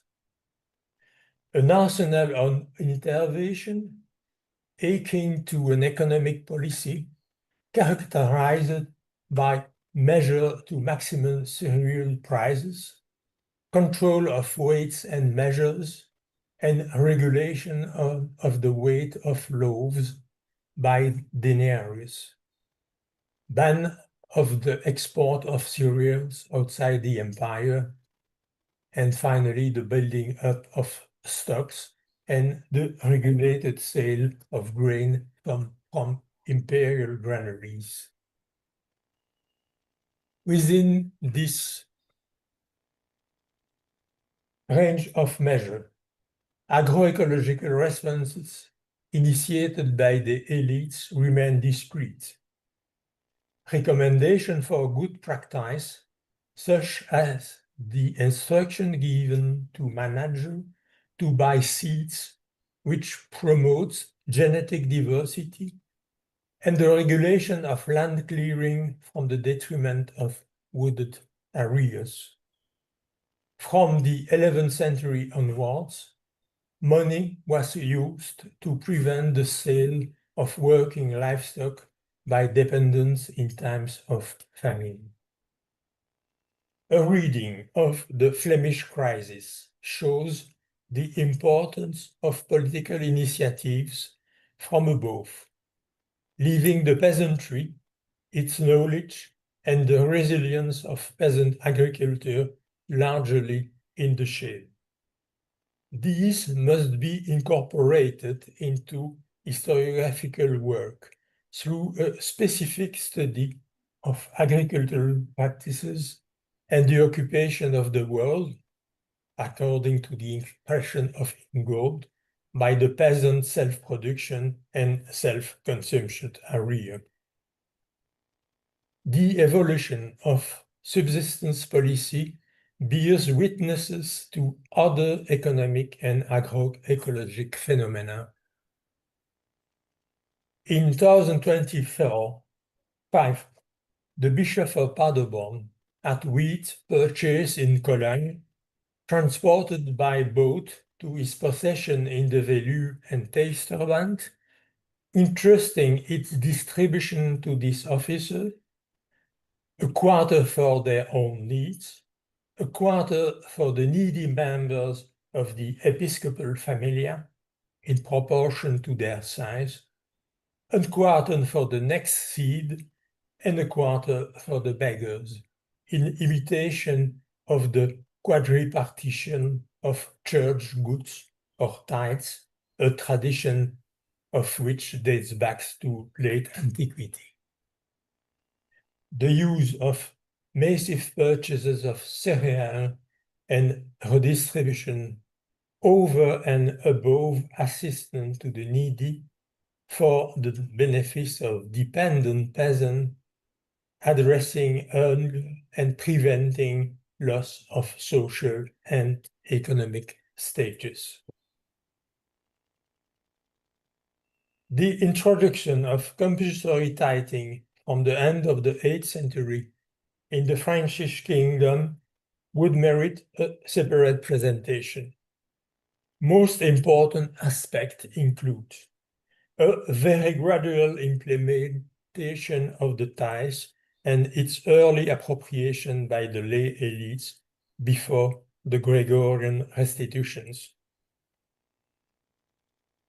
A substantial levy, 10% of fruit and livestock over 2 harvest years. The tithe is stored locally until the next harvest, providing a reserve in the event of a shortfall for seed and consumption. Co-management of the levy and storage between owners of the decimal rights and the local communities. Share reserved for local expenditure.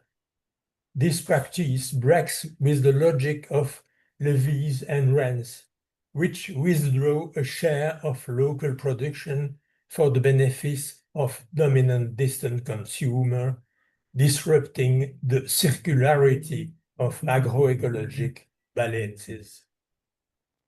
Small fruits, such as pulses, garden produces, etc., are excluded from the decimal levy and remain the property of the grower.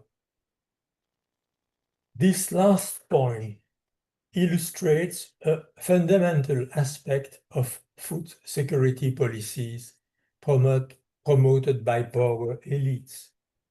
They are based on production and consumption of the main cereals, leaving food crops and peasant practice almost completely in the shade as part of the self-consumption of farming households.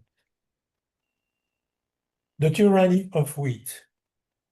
To use Fernand Braudel's striking expression to describe medieval societies' overwhelming dependence on the production of wheat, rye, and barley corresponds both to the reality of production, which was growing in importance over the long medieval period, and to the bias of the sources, which primarily reflects the material concerns, food culture, and worldview of the elites, not only in the narrative sources, but also in the rare statistical data, yields, and the interannual variability of harvest are calculated by historians from the manorial lands and accounts.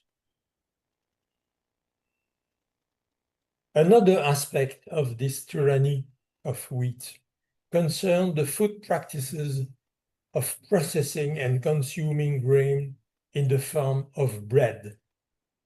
In hunger narratives, bread appears both as the main daily foodstuff and as the form given by the starving to the foodstuff substituted for cereals. Anyone who has a small quantity of flour left over, or who can get hold of it, uses it by mixing it with other crushed or ground plants, fern, acorns, or other nuts, roots of all kinds, or with manufacturing residues such as grape marc to make semblances of bread. These stories which are currently being collected and studied as part of a multidisciplinary research program in food, famine, and biodiversity under construction between ULB and USP, follow elaborate narrative scenarios that will be analyzed by Marcelo Candilo tomorrow. The scarcity of wheat led to high prices for other crops, and even to the consumption of inferior cereals and black bread by privileged groups such as religious communities. The poorest consumers are squeezed out of the market by price mechanisms that make inferior cereals such as barley and oats proportionally more expensive. Recourse in the countryside to semblances of bread, mixing famine plants with the little cereal flour available. Compared with the cognitive glasses of the authors, Famine produces a real eye-opener that allows them to see beyond their everyday vision of the world and uncovers other use of biodiversity. Consumption of cooked herb soups when and if bread and flour were totally lacking. Consumption of roots or raw plants can lead to eating disorders, malnutrition, and death. Consumption of full foods and, at worst, cannibalism and self-mutilation. While point 6 may reflect urban legends, point 3 to 5 highlight uses of biodiversity that are generally overlooked in written sources and often neglected by paleobotanical analysis. The notion of famine foods raises the question of the status of these plants in human use of environmental resources. Cultivated or spontaneous plants, sporadic or regular use by rural population, to serve as a remedy in the event of a subsistence crisis. Such plans had to be the subject of learning and intra- and intergenerational transmission, whose medieval evidences largely escape us and which should be eliminated by ethnological comparativism. The idea of a history from below, introduced by E.P. Thompson and in the field of subaltern studies, has become a major historical trend. In environmental history, this key to reading offers a new opportunity to deconstruct the role of experts in agricultural progress, the disarming of peasants by sources and historiography, and to question their capacity to act and occupy the world, particularly in terms of knowledge and use of biodiversity, food habits, and culture. Cultivated and uncultivated plants in hunger narrative provide an opportunity to measure the diversity and scope of policies from above, while opening hard perspectives on the knowledge and use of spontaneous plants in relation to cultivated and crop plants from below. Muito obrigado pela sua atenção.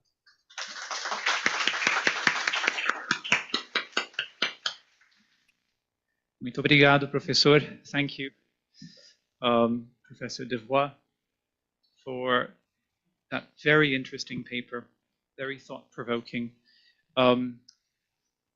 Would anyone like to start the discussion by asking a question to Professor Devois?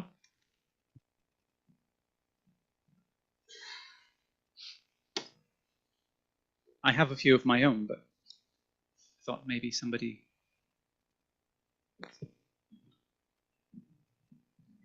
Thank you. Hi, everyone. I am Semiramis. I am a nutritionist from INCT, and I would like to compliment my colleague Marcelo and colleagues from INCT for this symposium.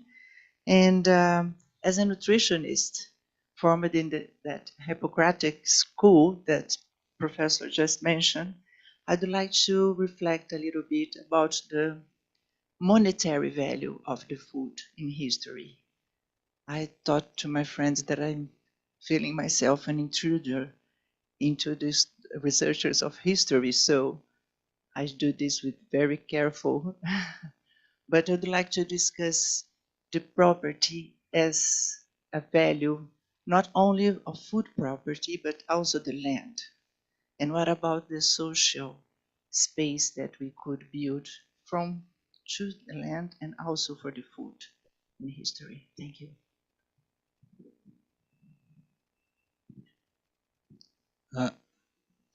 Professeur, je vais faire la traduction. Le professeur Semiramis, c'est professeur du département de nutrition de l'université. Et sa question, en tant que nutritionniste de l'école hippocratique qui vous avez mentionné pendant votre présentation, elle voulait réfléchir sur les valeurs monétaires de la production de la nourriture et la relation de la production de la nourriture et la propriété foncière.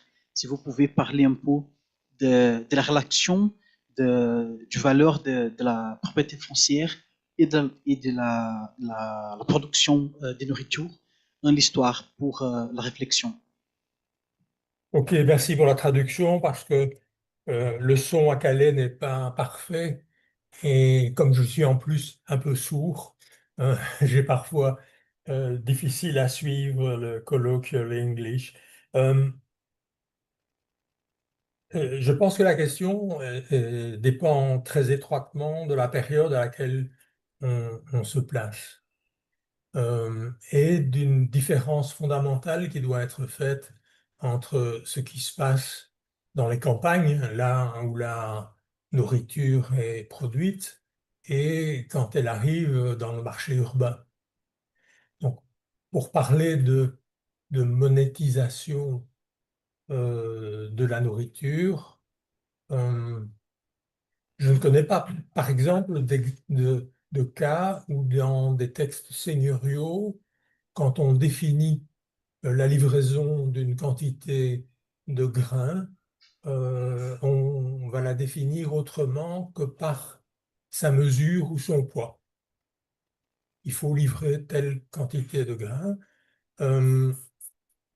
Par contre, quand on demande à un paysan de livrer un cochon, ben, on va indiquer dans certains cas soit l'âge du cochon, soit son prix.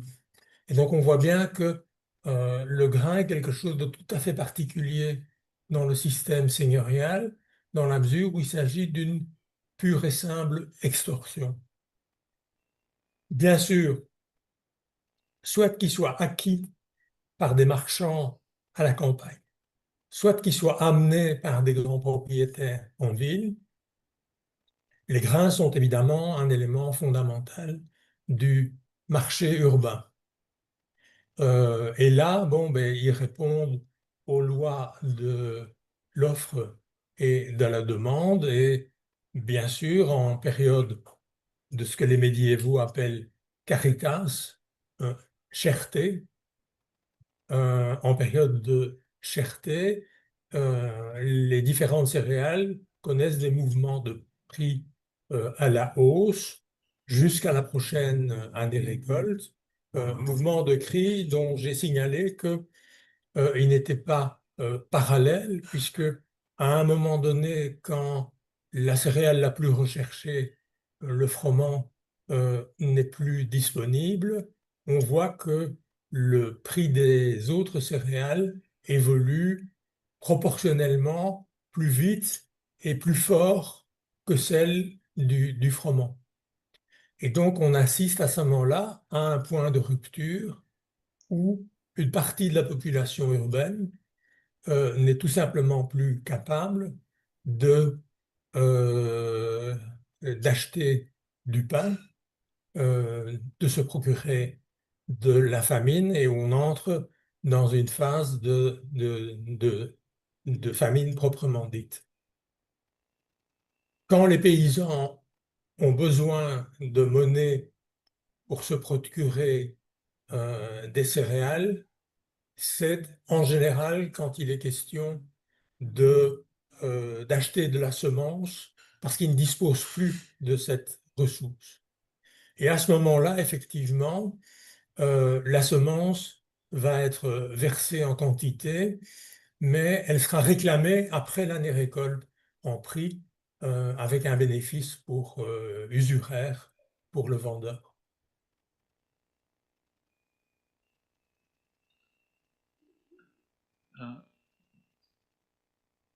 Bom, o professor fez uma resposta sobre as semelhanças sobre a reflexão. O primeiro ponto que ele apontou é a necessidade de compreender as diferenças temporais e regionais da questão da terra e da produção monetária voltada aos alimentos. Então, há uma série de variações regionais e temporais, algumas questões que se aplicam a alguns períodos e que não se aplicam tantos, mas em geral, para o período medieval, a questão a grande diferença de onde a comida é produzida e vendida no mercado urbano.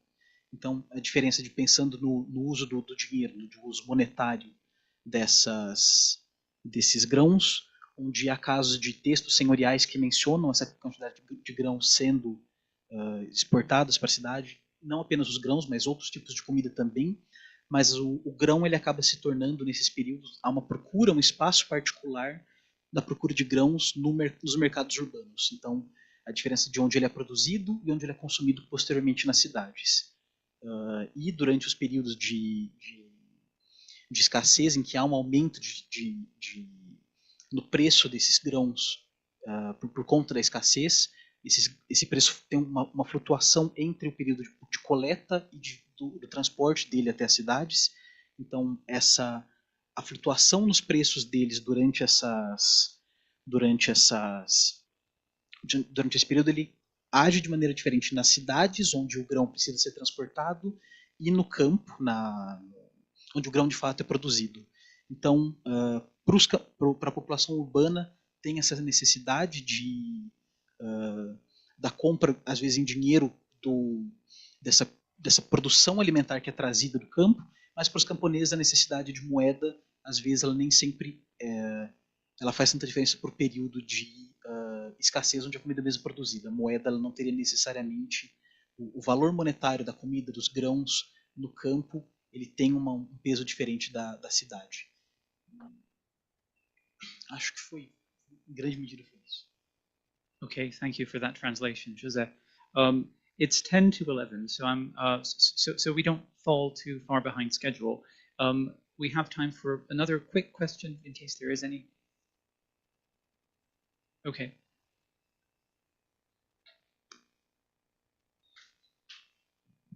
Thank you, Professor Devroy. My name is Marcos Leitão de Almeida. I'm a professor here at the History Department of African History. So thank you so much for your paper. I have questions both about the interdisciplinary sources that you use, and also about the value of meat and hunting, because you mentioned very briefly on your paper. I'd like to see if you could speak more about that. But first, about the interdisciplinary sources, you mentioned that one of the potential sources that you might use in the future would be what you called ethnological comparativism. In African history, we would call it the same thing, but I think we would be calling it comparative ethnography. And I wonder what kind of sources would you use to talk to use this kind of method, and how you would use this kind of method. I think one of the issues is also is always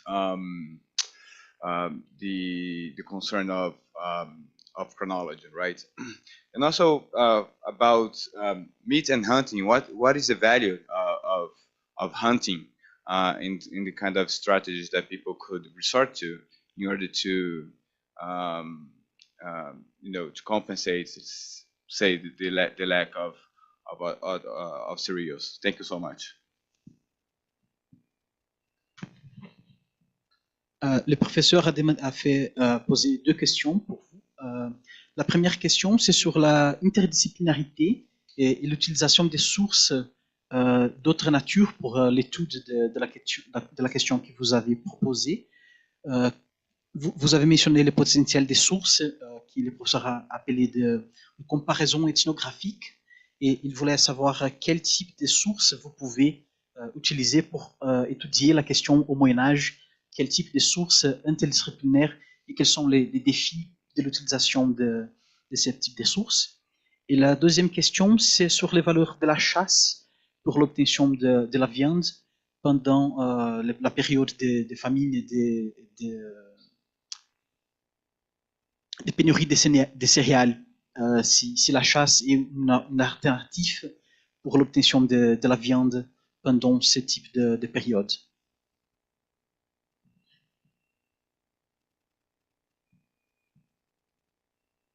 Alors, l'interdisciplinarité est évidemment tout à fait fondamentale et on pense dans ce domaine-là à deux disciplines. D'une part, bien sûr, l'archéologie et dans un deuxième temps, ce qu'apportent les sciences paléo-environnementales et notamment la paléobotanique. Qui nous permettent de mesurer, alors je dirais deux choses à bien différencier, la présence de plantes ou d'animaux dans l'environnement anthropisé, les sites d'habitation, l'alentour des maisons, les locaux destinés à l'élevage des animaux et ainsi de suite. Et puis d'autre part, la biodiversité diffuse qui est présente dans un territoire. Et souvent, les commentaires, et je pense que c'est un des éléments qui peut ressortir du dialogue entre historiens et archéologues, souvent les commentaires privilégient les espaces anthropisés en oubliant que la biodiversité est une réalité locale, territoriale, et que mieux la connaître à ce niveau-là peut permettre justement de lire différemment les usages de la biodiversité par les paysans et le caractère soit sporadique, soit régulier de l'usage de certaines plantes.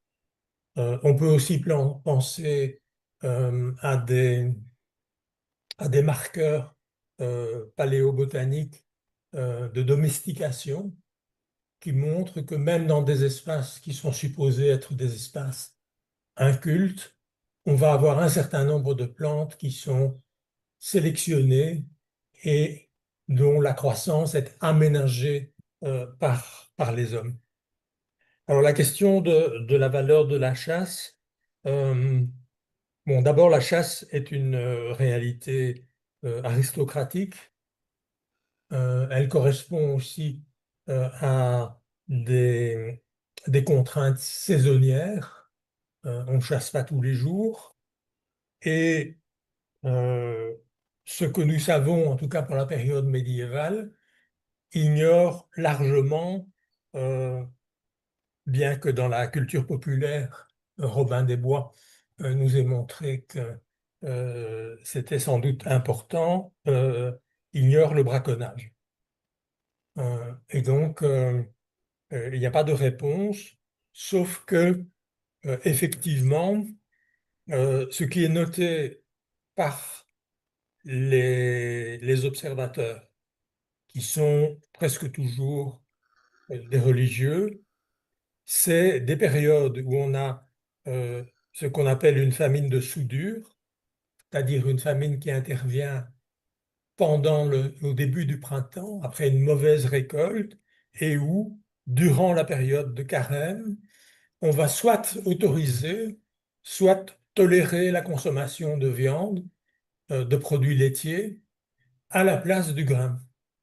Et donc, on va en fait tenir compte de la réalité et de situations où la viande est encore présente et disponible alors que le grain ne l'est plus.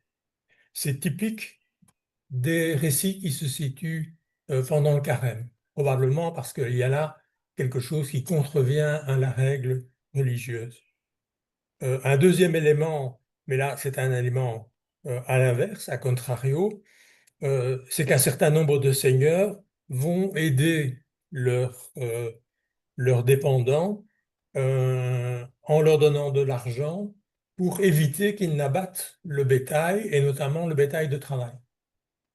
Et donc, il y a là une balance entre la viande et l'absence de grains qui est intéressante à observer, même si la paléanthropologie montre que la population médiévale, s'agissant de paysans, a avant tout et de manière massive une alimentation végétale et pas une alimentation carnée.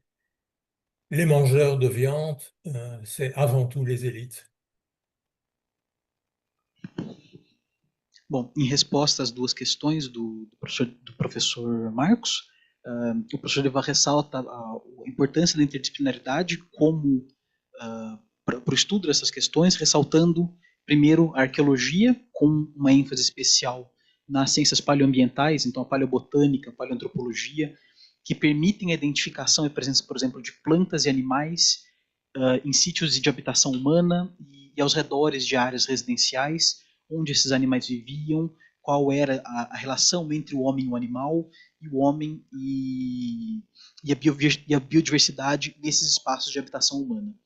E, em um segundo momento, a possibilidade de um diálogo com a antropologia, na compreensão de como que essa biodiversidade era empregada por esses grupos, pegando exemplos, por exemplo, de ver como essa biodiversidade camponesa, o indício de uso de plantas que, por exemplo, que não são mencionadas nas fontes escritas, são consumidas por grupos camponeses.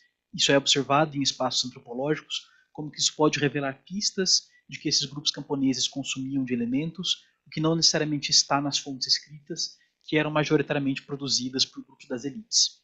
E isso já dá uma questão para a segunda questão, sobre o uso da caça e da carne, que para o período medieval a caça ela é essencialmente uma prática aristocrática. E o consumo de carne também é algo típico das elites. Mas há elementos que permitem ver algumas variações nisso, em que a caça geralmente ela era descrita por observadores, por autores religiosos, mas que eles mencionam às vezes que o consumo de carne por vezes era permitido ou acessível às populações camponesas. Então ele mencionou dois exemplos em que há uma autorização do consumo de carne, por exemplo, em períodos onde houve uma má colheita, há uma autorização do consumo de carne, por exemplo, durante a quaresma, onde a carne tipicamente não era consumida não era permitido o consumo dessa carne, mas nesses períodos onde houve uma má colheita, em que o consumo de grãos era limitado, há uma possibilidade de consumo de carne. E exemplos também em que o senhorio permite, ele dá uma espécie de facilitar que a população tenha acesso ao gado, por exemplo, de compra de animais, de pastoreio, de vacas, etc., em que nesses períodos de má colheita há essa permissão que a população tenha acesso à carne. Mas isso é raro porque tanto a caça ela é um hábito aristocrático, como o consumo de carne também, no geral, para o período medieval, é algo restrito às elites, à aristocracia. Mas há esses pequenos exemplos que permitem ver exceções. Okay, well, thank you again, Professor Devroy, for your paper and for the questions. Unfortunately, we haven't got time for any more. I would now like to call up to the stand our last speakers for this session, Marina Duarte Sanches and José Francisco Fonseca are both PhD students here in the Department of History at the University of São Paulo, and And Leticia and Lucas are MA students also here in our department. So please, they're going to be talking about descriptions of famines in the Eastern medieval Mediterranean. So over to you, José.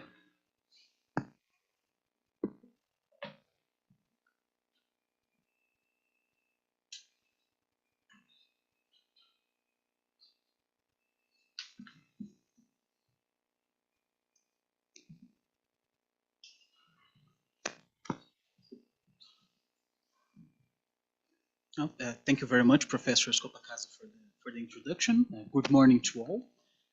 On behalf of my colleagues Leticia Nogueira, Lucas Santana, and Marina Sanchez, who was unable to join us in person due to her research internship abroad, I would like to start by thanking the organizers of this conference for the opportunity to present this collective paper and to discuss it in such an important event. This presentation results from the combined efforts of several researchers. First, the individual work of two young students, Lucas and Leticia, who studied the Greek and Muslim sources in their respective researches. They helped two not-so-young students, Marina and I, to write today's paper. And our conclusions are owed to the much broader team efforts of the Epidemics and Famines in the Mediterranean projects, or EpiFame for short, of which the four of us are members. We also benefited from the thematic projects A Connected History of the Middle Ages, financed by the São Paulo Research Foundation and the National Institute of Science and Technology for Combating Hunger, to whom we would like to thank as well. Our goal today is to discuss how famines were described in the Eastern medieval Mediterranean and what was their placement within each text. And with this goal in mind, we chose three sources for a case study, two Greek ones. First, the History by Michael Ataliates, written in the 11th century, the Extracts of History, written in the 12th century by Ioannis Zonaras, and a Muslim source, the Complete History, written by Ibn al-Athir, also in the 12th century. We selected episodes that resulted in excess mortality caused by starvation or hunger-induced diseases, following Cormac O'Grada's 2009 definition of famine. Our goal is not to assess these famines' direct impacts on Eastern Mediterranean communities beyond what was written in the selected texts. The focus of our discussion are the causes as they were attributed by each author. This approach will enable us to discuss the social perceptions of food crisis, as well as the ideas and expectations surrounding the role of public authority in dealing with these famines. These authors were not, after all, neutral witnesses, and their texts were not direct mirrors of these events, but active instruments in the construction of a discourse about those past events, often shaped by attempts to establish or re-establish some kind of social order. And as Professor Scopacasa mentioned in his commentary to Professor Virlovier's presentation, the question of the narrative impacts of these sources is what we are trying to understand. And this comparative analysis is meant to be the starting point for further development with sources from different languages, as we are working here today, which has not yet been fully worked on by historiography.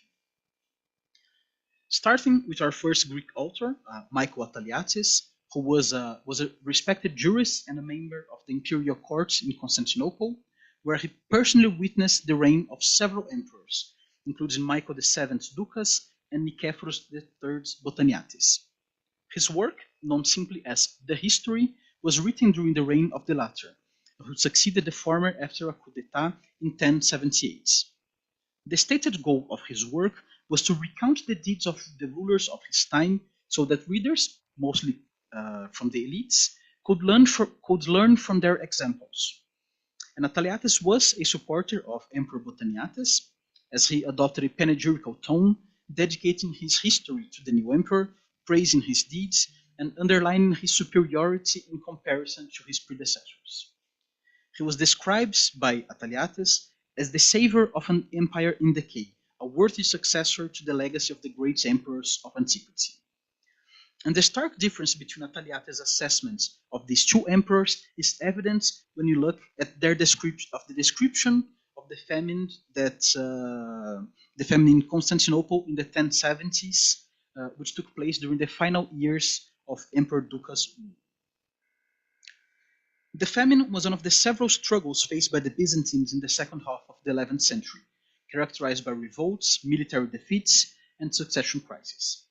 Ataliates started by describing the famine's arrival and its effects, and he painted a bleak picture, emphasizing the high mortality rates caused by the influx of refugees reaching Constantinople from the east, fleeing the barbarians, as he described them, Turks, which exhausted the city's food reserves and caused a spike in the price of grains. As the population kept dying, the number of corpses grew so large that they were unable to be properly buried. The bodies, carried on stretchers in groups of 5 or 6, were left in the porticos and open spaces around the city. And this already grim situation was made even worse by the arrival of a harsh winter. But the greatest culprits, according to Ataliates, were not the barbarians or the harsh climatic conditions, but Emperor Ducas himself.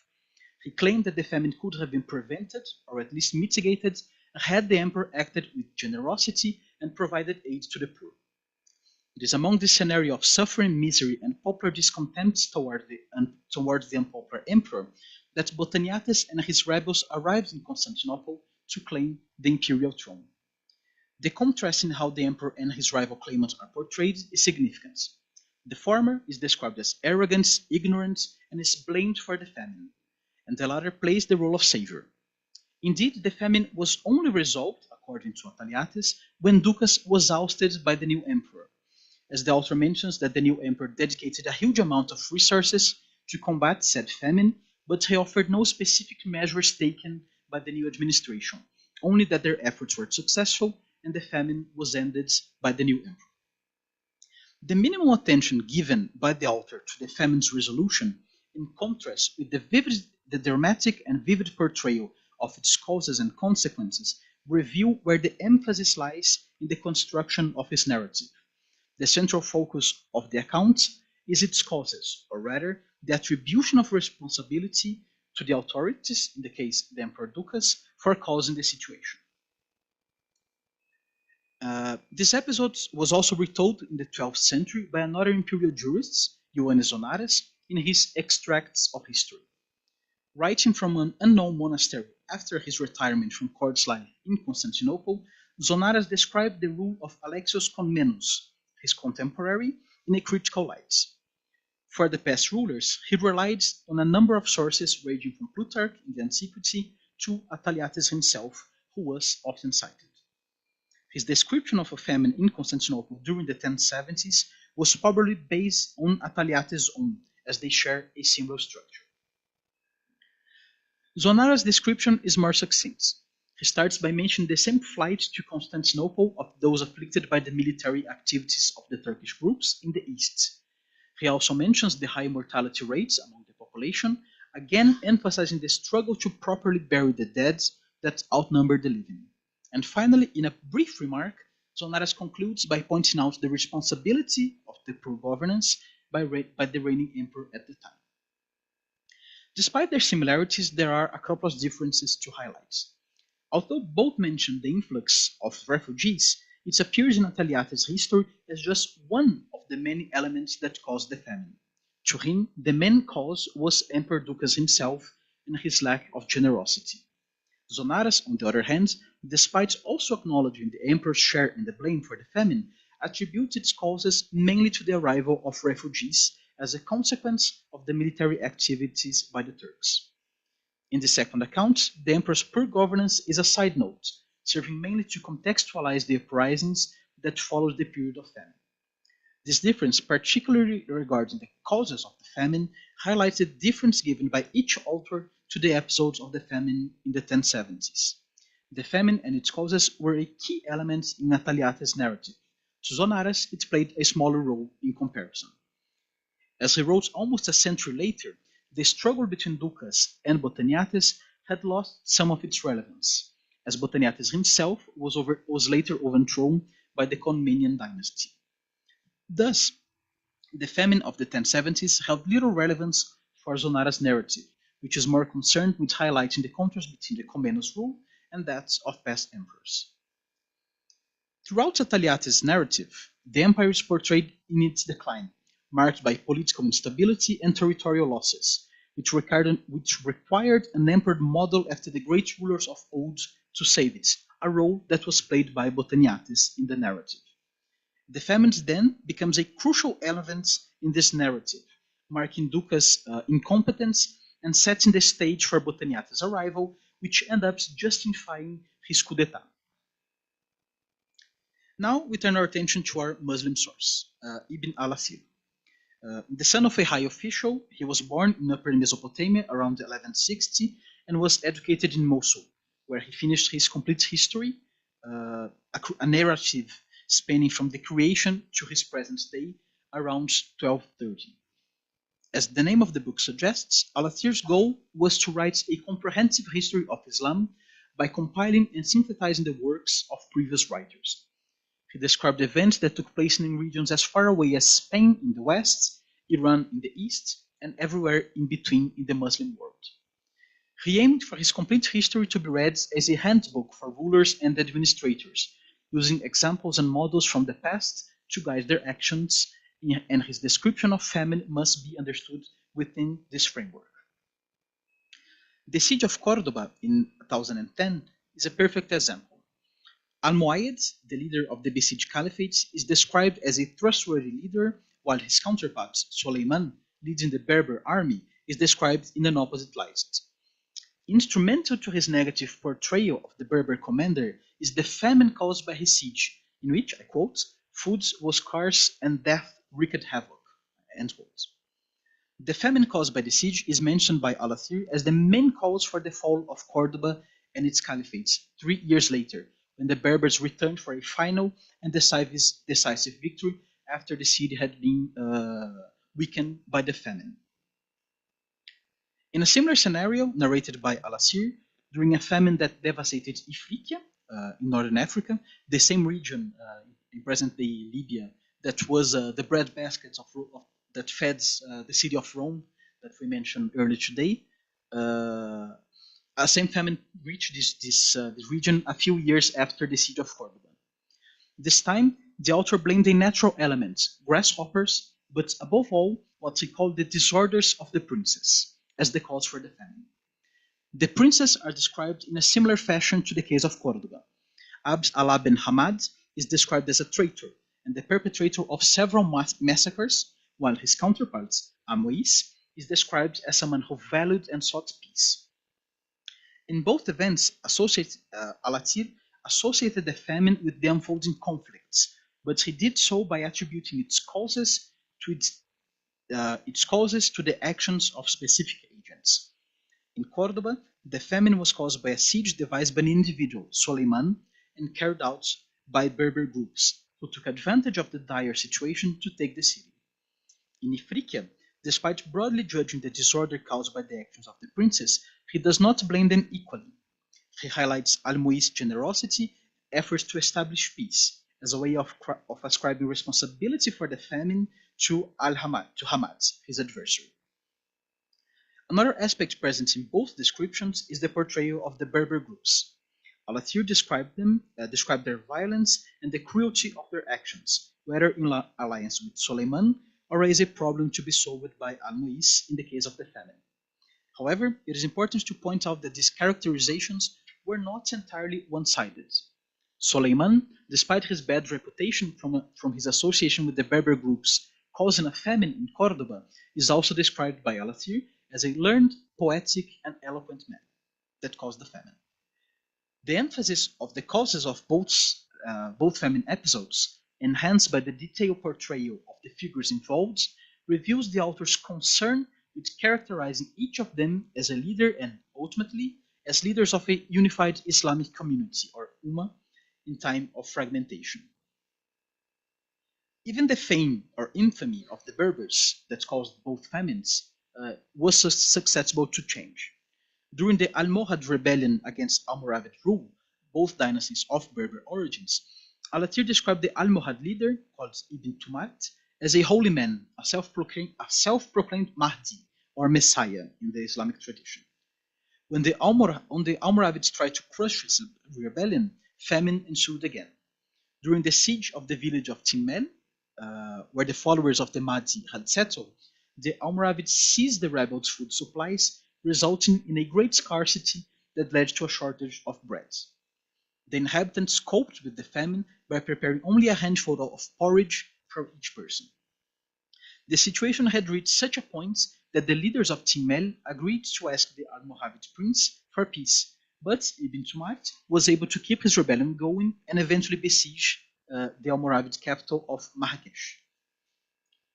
The author does not exempt the rebels, which he initially portrayed in a good light, from their share of atrocities, even after the Mahdi perished from an undisclosed illness. His followers besieged Marrakesh, where the population resorted to eating their own pack animals during the famine. According to Alathir, the casualties from the siege were staggering. More than 100,000 people perished before the Almoravids finally surrendered the city in exchange for mercy, which was granted by the Mahdi's successors, an act that was praised by Alathir in his narrative. Although the author recognized the horrors of the Almohads' actions, he described it as a divine punishment for the Almoravids' misdeeds. The Mahdi's successors had been sent by God as an avenger to punish the last Almoravid prince and his dynasty in a brutal fashion, with the famine. As we saw before, Alathir's objective was to offer guidance to rulers. Thus, his narrative is centered around their actions, mostly political disputes, especially dynastic succession or struggle for the throne. In this sense, it's possible to consider famine as one of the resources mobilized in this evaluation, and the description of its causes highlights the traits, good or bad, that make these rulers effective or ineffective leaders. In the first case, the mention of famine due to the siege imposed by Suleiman in Cordoba complements the accounts of terror imposed by him and his Berber army. In the second, while generalizing the responsibility for the scarcity to the actions of the princes, Alathir spares Amois of direct responsibility, shifting the blame to his opponents. At the same time, the Almohads' extreme actions during the siege of Marrakesh were dismissed as part of the divine punishment of gods for the Almoravids' leaders' misdeeds. Finally, in the case of Ibn Tumart, or the Mahdi, the author highlights the organization of the inhabitants of Timmel in remedying the problem of famine and pointing to the Mahdi as a leader capable of reorganizing the population to overcome the situation caused by the siege. In this way, the description of famine in Ibn al-Athir is part of the narrative project proposed in the introduction of his work. The function of historiography as a manual of governance, as the author argues, is manifested in the critical analysis of the agents and their actions, in which famines played an important role. And what can we conclude from the analysis of these three texts? The first thing is that external factors, such as the extreme climatic conditions and other natural phenomena like the grasshoppers, were sometimes evoked as causes for the famines. But more importantly, all the episode describes share the backdrop of war as a prelude to famine. In Constantinople's famine of the 1070s, both Ataliates and Zonaras pointed to the massive influx of refugees fleeing from the conflict areas in the eastern frontiers. In Alathir's cases, all the famines were the direct results of sieges. And despite ultimately blaming the conduct of rulers during the times of famine, they all happened against this backdrop of military conflicts. They were indeed connected, as it was the bad or feeble conduct of the princes that caused war, thus ensuing famine in its wake. This connection has been the subject of analysis by modern historians, such as Professors Per Benite Monclús and Ingrid de Zwarte, who have been working on this particular subject for the past few years, are scheduled to present their researches tomorrow in much more depth than we briefly discuss in these conclusions. Even if famine episodes resulting in mass mortality are thankfully not as common nowadays as they once were, as Alex de Waal's works concludes, mass starvation has not completely disappeared, and wars remain one of, if not the main culprits for its recurrences today. Famines are still prevalent to this day as an instrument of war and genocide, and people living in conflict zone are the most vulnerable to its effects of mass mortality. Their effects can be staggering. In his recent book on what we call the hidden victims of war, Cormac O'Grada, who unfortunately was not able to join us today, calculated that more than 60 million civilian casualties of both world wars, up to 60% died of famine and its related consequences. So, highlighting the importance and the role war plays in the reoccurrence of mass mortality due to starvation. And now turning to our conclusion, what can we conclude about famine's role in their narratives, the narratives of Zonaras, Alatir, and Ataliates? First is that mortality was described in similar terms.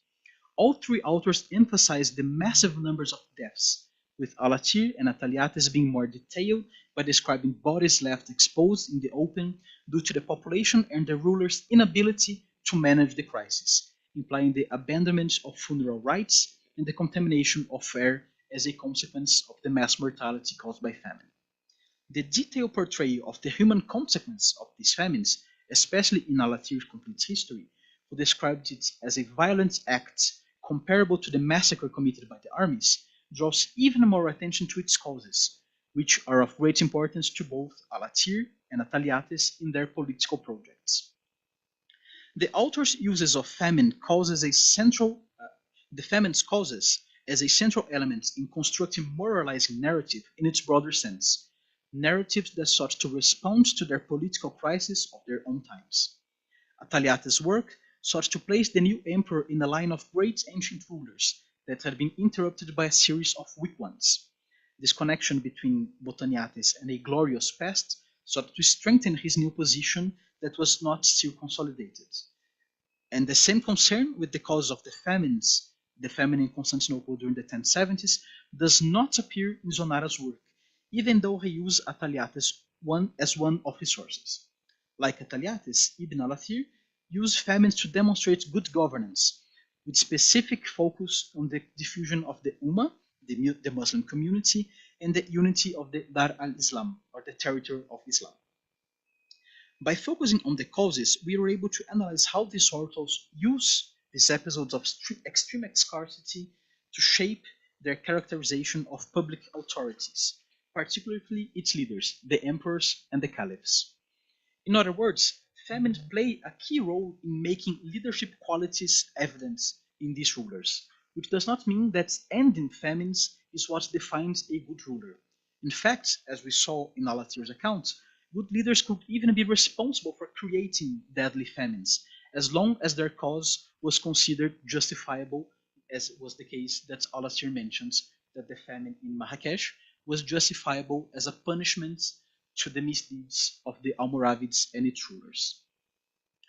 Despite their specificities, what we see is a strong similarity not in only how famine was described by these authors, but also in the role it played within the broader writing of the past and its connection to their presence, which help us perhaps bridge the gap between what are considered different literary traditions, as we're seeing that Muslim and Greek or Greek Christian authors are describing it in the same fashion for very similar goals.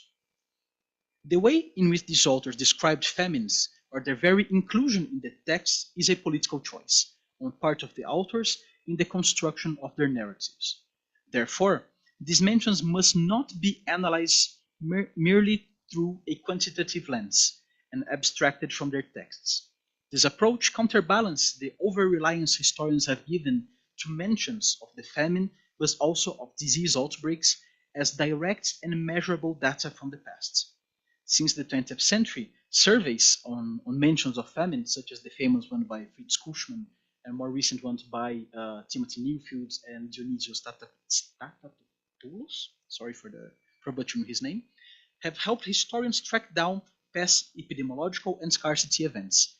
However, we need to adopt a critical perspective towards these historical databases, which sometimes can give the impression of objectivity, neutrality, and the totality of information available, which potentially distorts our understanding of both the scope of the phenomenon and the nature of the surviving documentation. The information drawn from historical sources is not simply ready for collection for historians in the documents, and if we do not reflect on the implications of extracting these references of famine from their narrative perspective, from the narrative logic of the source, we risk taking them at face value in a literal source without understanding the context in which they were written. So, in conclusion, relying on quantitative measurements is not enough to understand a subject as complex as past and present famines. Numbers do not tell the whole story of hunger and its perceptions.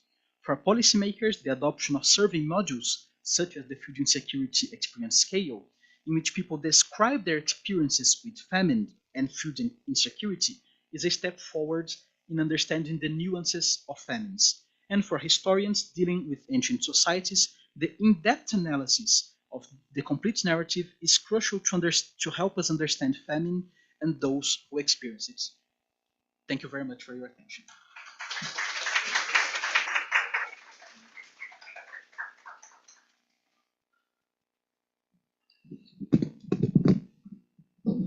Thank you, José and colleagues, for that very thought-provoking paper. Questions, anyone? Yes, please.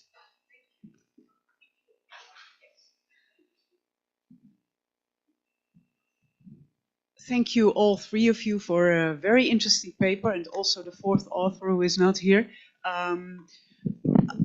I was wondering throughout the story, you mentioned war as a very important aspect in the causation of famine.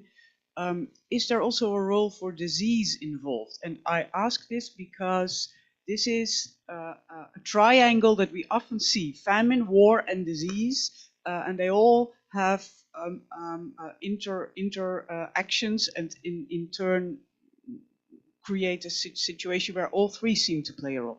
Is this also part of the stories that you encounter?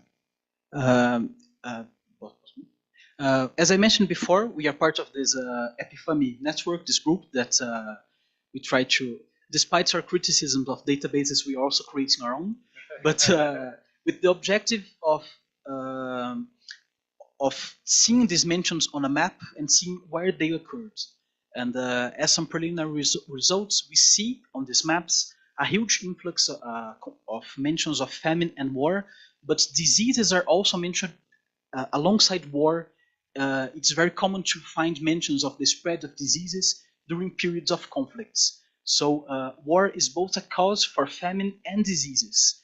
And I think the three are so connected because war can cause both, and famine can make people more susceptible to diseases. So it's very common to find in this database that we are trying to build, that has sources from Greek, Muslim, and from the Western Mediterranean as well, that the three are very interlinked. And most mentions of famines from the preliminary data we have from Portugal, most of the famines are mentioned alongside war, and most of the diseases are also mentioned alongside the first two. I don't have the numbers in my head right now, but the connection between these three is it's very prevalent in the sources.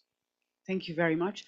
There is in one of the books by Guido Alfani a very good description of how these three aspects are interrelated. So that might be something to consider. Thank you very much. Thank you for the question. Does anyone else have a question? Yes. Hello, thank you very much all for your presentation. Congratulations. I am very curious about the description of the public authority in the sources. And I understand that the focus is on the monarch, on the emperor, on the princes. But I would like to ask you if in these sources other agents are mentioned, and if the expectations towards the monarch, the emperor, could be projected also to these other agents of public authority. Thank you. Thank you. I will give the microphone to Lucas and Leticia. They can speak on the sources that they know better than me. So, thank you for the question, Isabella. On my first source, Ataleates, we have the mention of eunuch called Nikeporos. He was basically, in this narrative that Atalaiates is constructing, he was the mind behind the emperor, the motive of his bad deeds. And Atalaiates itself was part of the management. There is another part of the chronicle where he tells that he was directly speaking to Michael the Seventh Ducas and telling him about the famine that was happening in another city, but he was involved in it. So we have the mention of this figurehead, the Nikephoros, who I have previously mentioned, and Atalaiates himself. Thank you, Isabella, for the question. As for Ibn al-Asir, he also mentions a whole group of leaders, we can put it this way. So caliphs, emirs, or even a more religious side of political or leadership. So qadis, jurists. He mentions some parts of his chronicle. He mentions the death of these characters, and he makes an evaluation of them. And they mention their actions combating famine or epidemics. So the focus of his works are the political figures or leaders or religious leaders in general. So there's a whole group of figures that he evaluates, and he uses famines to make this evaluation. Thank you. Anyone else? I think Marina wants to speak something online. Marina? Marina Hi, is our fourth presentation. Hello. I don't know if you can hear me. Yes, loud and clear. Okay, maybe too loud. No, it's fine.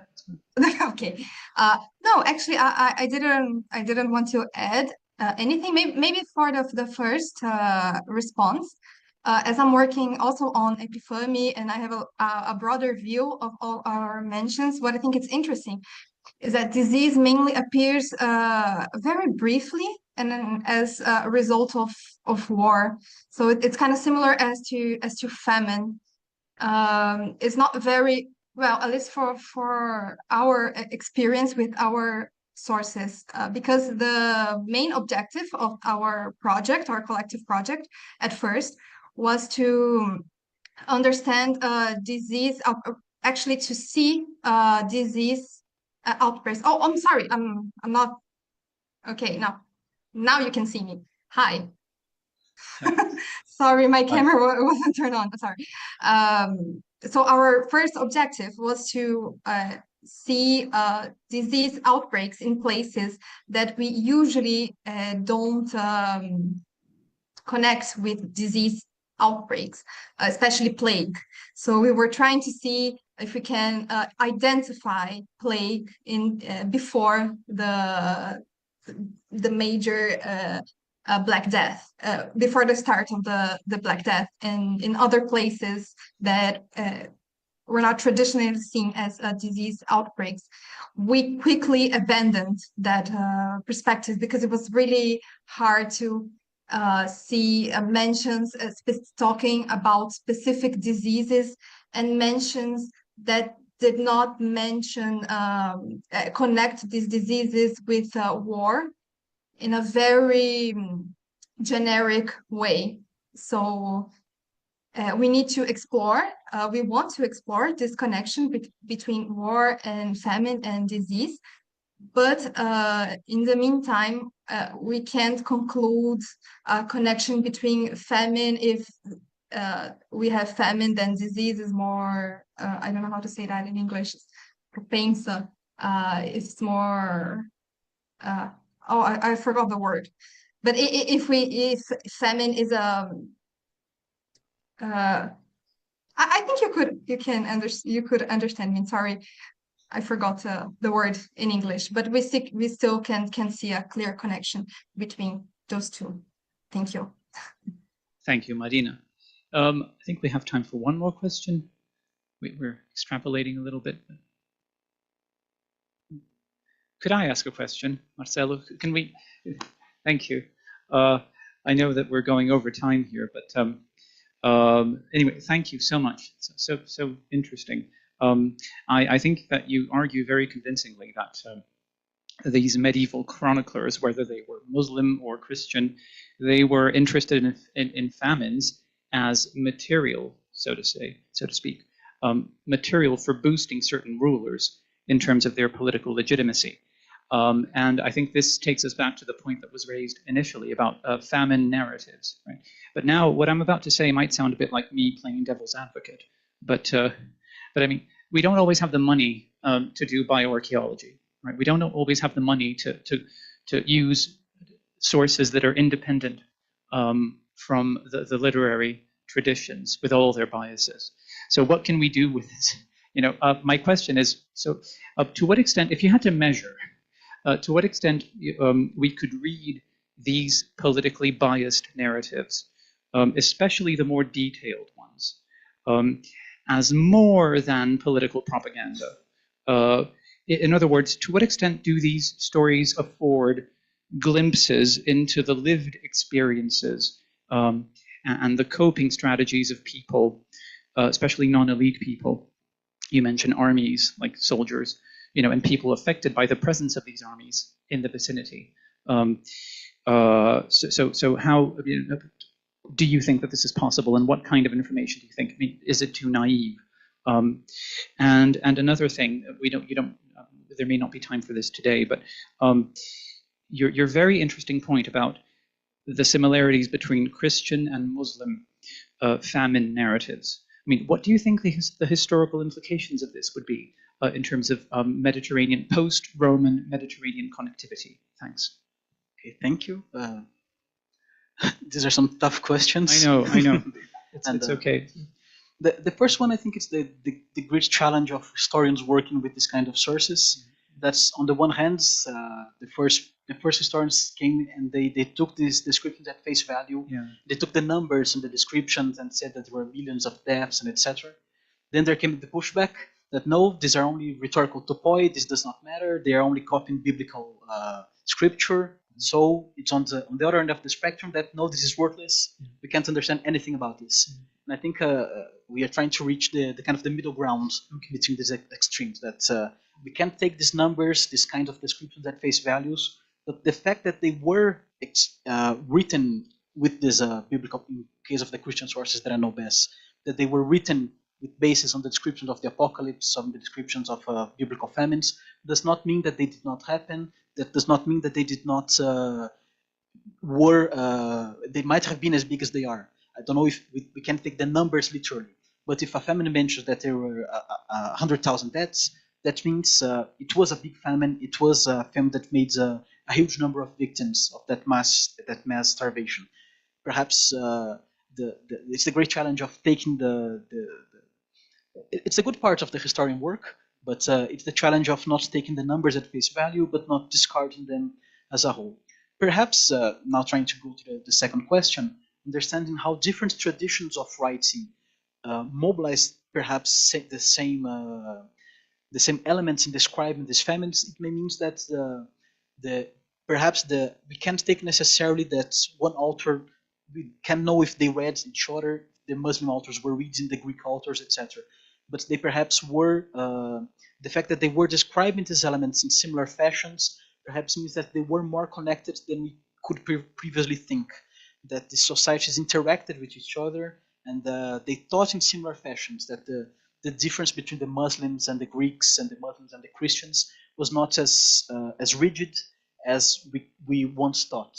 And perhaps these descriptions of famines, of diseases, they perhaps can help us understand that the societies were in talk with each other more than we can previously understood. Fascinating. Thank you. And thanks to the other speakers as well. It's been a very exciting first roundtable session. And I'm sure that the questions... Sorry, did Marina want to say something? No, she raised the hand to say goodbye. Okay. So thank you all, and I'm sure that the points and issues and questions raised here are going to continue to be discussed for the next couple of days. So thank you all, and yes, I won't be here after lunch because I have to go and teach, but I'm sure it's going to be great, great lineup of papers. Thank you so much.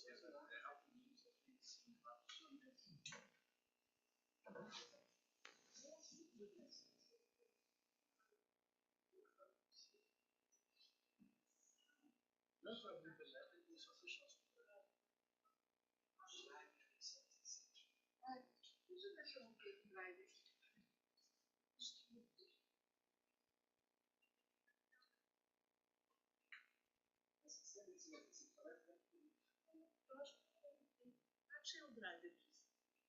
Mas não tem ninguém. Muito mais próximo. Senão eu pego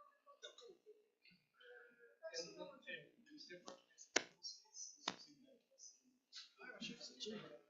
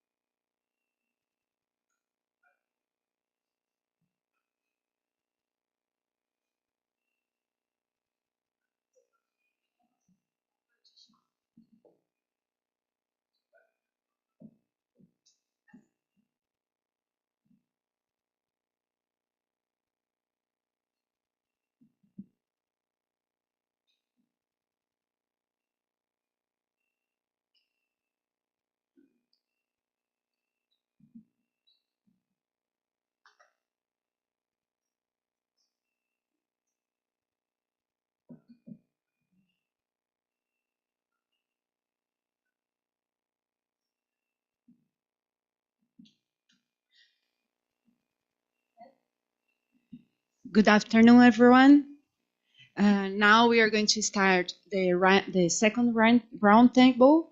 And I'd like to begin by apologizing because my English is not close to Rafael's English, so I'm sorry about that. And now we are going to listen Klaus Fonseca, who is a PhD candidate in economic and environmental history at Wageningen University. So please, Klaus, the word is with you.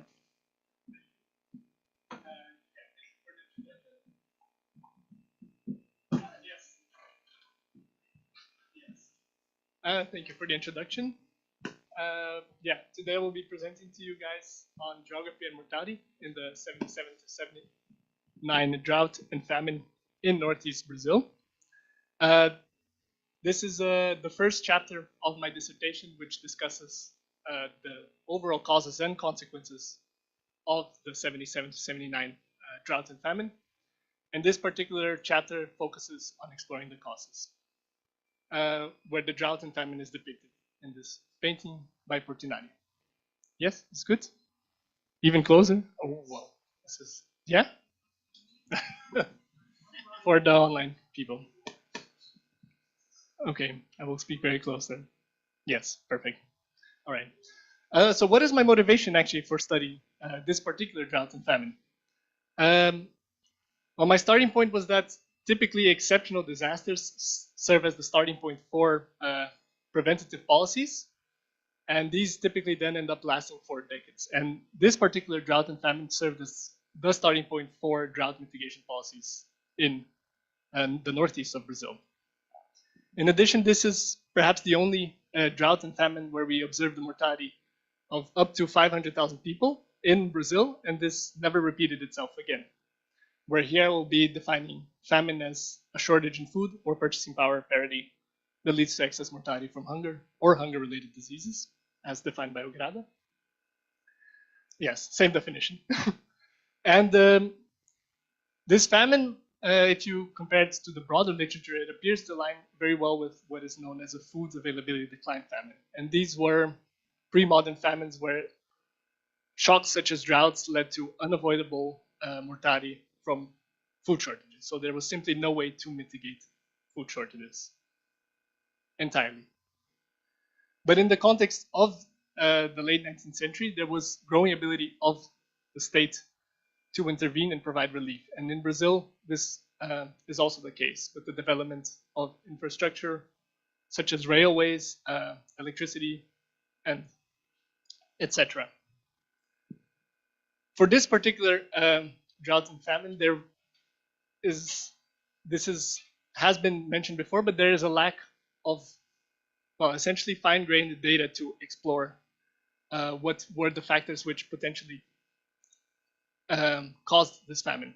And so this is what motivated me to address the question, what was driving the excess mortality in the 77 to 79 drought and famine.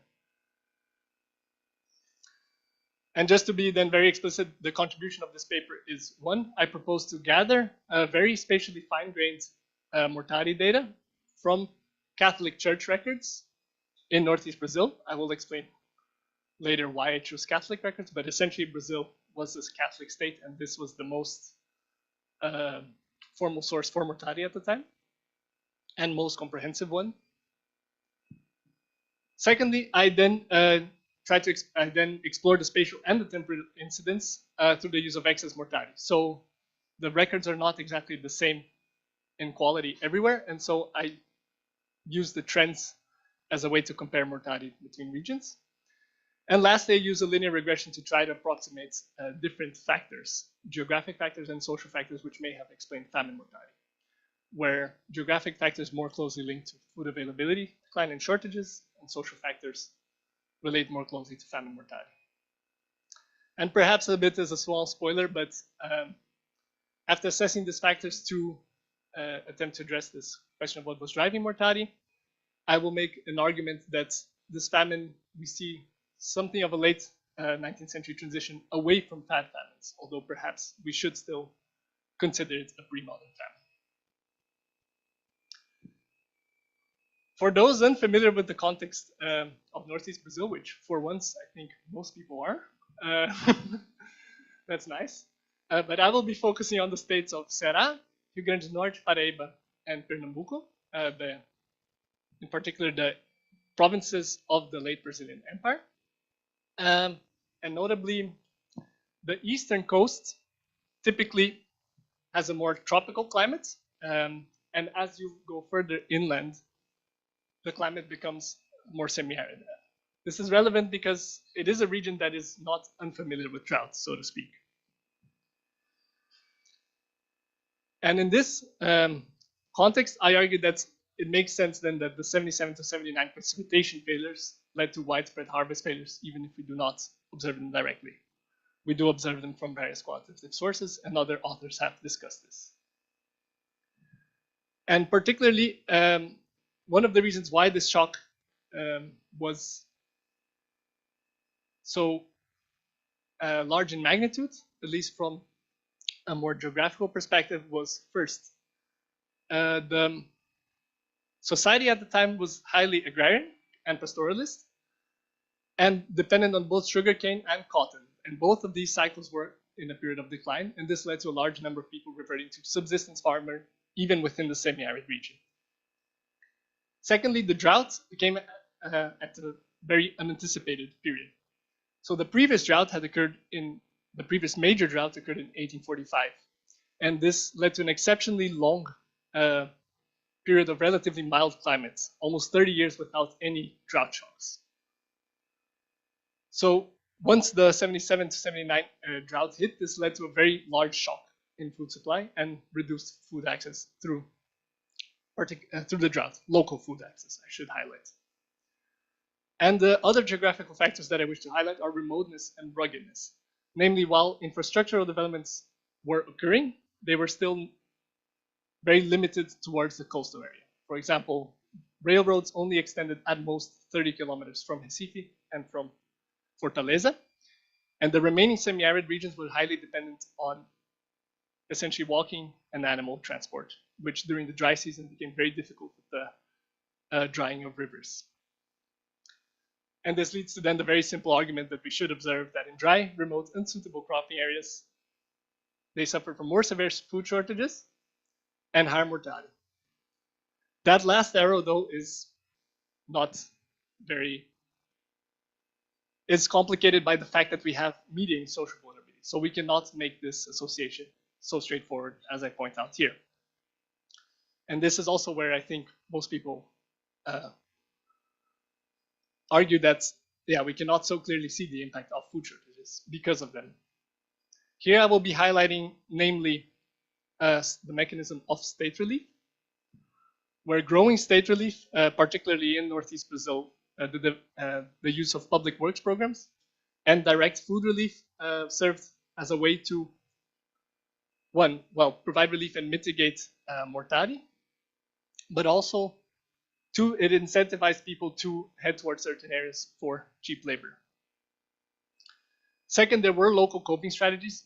So there were many famine foods employed at the time. I argue that these I will not be focusing on because we did observe a famine. So at least they were not sufficient to mitigate mortality. And lastly, market response. Again, there were very high market frictions. We did not have easy access to food in inland regions. Only through port areas could food be brought from abroad.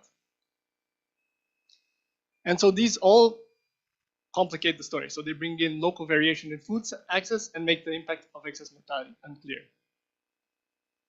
And as I was also implying from the state relief, the final issue, which is very well known, which I have not addressed yet, is migration. And in particular, for the analysis that I will be carrying out, this is relevant because it changes the incidence of mortality. So while I proposed earlier that we should observe that in areas suffering from the worst food shortages, that there's the highest mortality, the problem of migration is that we will be observing perhaps that people move out of these regions with food shortages to regions where there is higher food availability, and there we will observe the most mortality.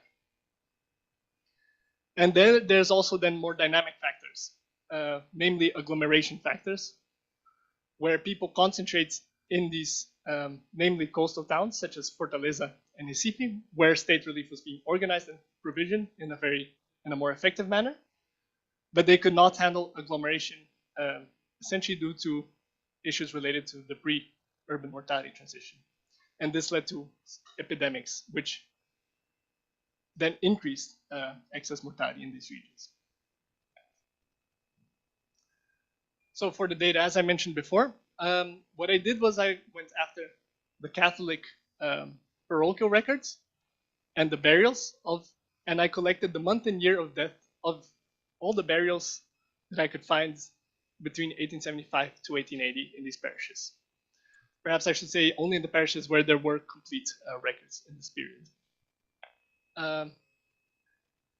And this is more or less how the burials were. They were handwritten. And typically the date of death, date, month, and year of death were the first thing reported. And after this, I managed to gather over 80,000 burials across 62 parishes in the 4 provinces. And this is what I used then to conduct my work on mortality and excess mortality. And for the second part, where I then relate the geographic and social factors, what I did is I located all the chapels of the historical 1872 parishes. I constructed a 20-kilometer parish radius because parishes were not well defined at the time. So I take the closest possible area around them and I conduct some checks to see whether change in this range affects my results. And I construct then measures of dryness, remoteness, ruggedness, and agricultural susceptibility from various sources, where the main measure for dryness I use is a long-term memory index of dryness that captures the average change in dryness in the region. For remoteness of a location, I use the distance to the nearest capital, using primarily Recife and Fortaleza as the capital, as Natal and Paraíba do Norte, João Pessoa, were too small at the time. For ruggedness, I calculate ruggedness using elevation data, and this is a way to predict difficulties in moving across different regions. And suitability, I primarily use cassava, which was the main food crop at the time, both in famine and non-famine years, as well as sugarcane suitability, and I forget to mention that I also take cotton suitability. And for the mediating factors from the 1872 census, I extract for each parish the parish population, the percentage of the parish working in agriculture, the percentage of the parish which was enslaved, and I take the proportion of people in different age groups, as it is known in famines that younger age groups are more disproportionately affected by mortality. So from this data, I can describe it all I want, but I think it's better to visualize it. In this map, I overlaid the provinces. This is latitudes and longitudes, where the heat map, so the red and the blue indicate how dry and how wet a location is. Every dot represents a parish chapel, and every dot with a circle represents a parish chapel where I collected mortality data. And from this exercise, you can also see that the mortality that I did collect is somewhat clustered, but we do have a relatively representative sample across all the provinces, with the exception perhaps of Rio Grande do Norte. And secondly, I conduct a logistic regression to check whether the factors that I tested were related with so whether I found mortality in a parish or not was related to the factors that I wanted to test. And I mostly found that this was quite a balanced sample with the exception of cassava suitability, where parishes with mortality records seem to have higher cassava suitability. So from the mortality, the first thing I do then, just to show descriptively how this data looks in practice, I aggregate the deaths at a provincial level. And here you can see more or less that we see stable trends across all provinces prior to 1877, which is the year where the drought starts. And after 1877, you see the expected spikes in mortality of all provinces. Unfortunately, for this later period, from qualitative sources, we know that there was a breakdown in the registration of parishes, and the parish mortality was no longer representative of the actual mortality. So we exclude this period from the analysis. And notably, this is also a period where there is a smallpox epidemic. So that is unfortunate, but we can discuss it more later. And I discuss it later also in the dissertation. If we then take this mortality and work on it to construct a measure of excess mortality, here I construct a very simple measure of excess mortality. I simply take the average mortality between in 1875 and 1876, and I divide the mortality in other years by this mortality as a baseline. So in these heat maps, you should see that mortality in 1875 and 1876 all hover around 1 for every parish. And then once we get to the famine years, we should see this mortality increase. And here we can see then the spatial fine-grained aspect that I mentioned that I first wanted to explore, where we see one early 1877 famine mortality is increasing across most locations, notably Fortaleza and southern part of Pernambuco, as well as Cabrobó. But later in 1878, in the peak famine year, when most of the mortality occurs, almost all the mortality is concentrated in the parishes near Fortaleza itself. And the inland regions actually seem somewhat unaffected. So from this, we can get somewhat an idea of what the results will be, but here I will lay out then the empirical strategy. So I use a very simple linear model. I first exclude the bottom 20th percentile of my sample due to concerns that the parishes in this bottom 20th percentile had very unrepresentative and very volatile mortality, which could be driving the results. I then construct a measure for mortality rates by dividing the mortality of every parish by its population.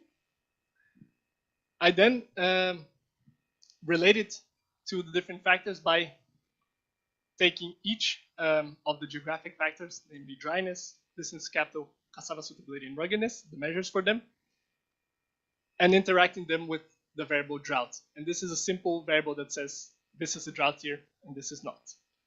So in this very simple model, we should be directly comparing whether mortality differs exceptionally along these dimensions during the drought compared to before the drought. And for control variables, I include sugarcane suitability and the other variables mentioned from the 1872 census, namely proportion slave, proportion working agriculture, and the different age groups.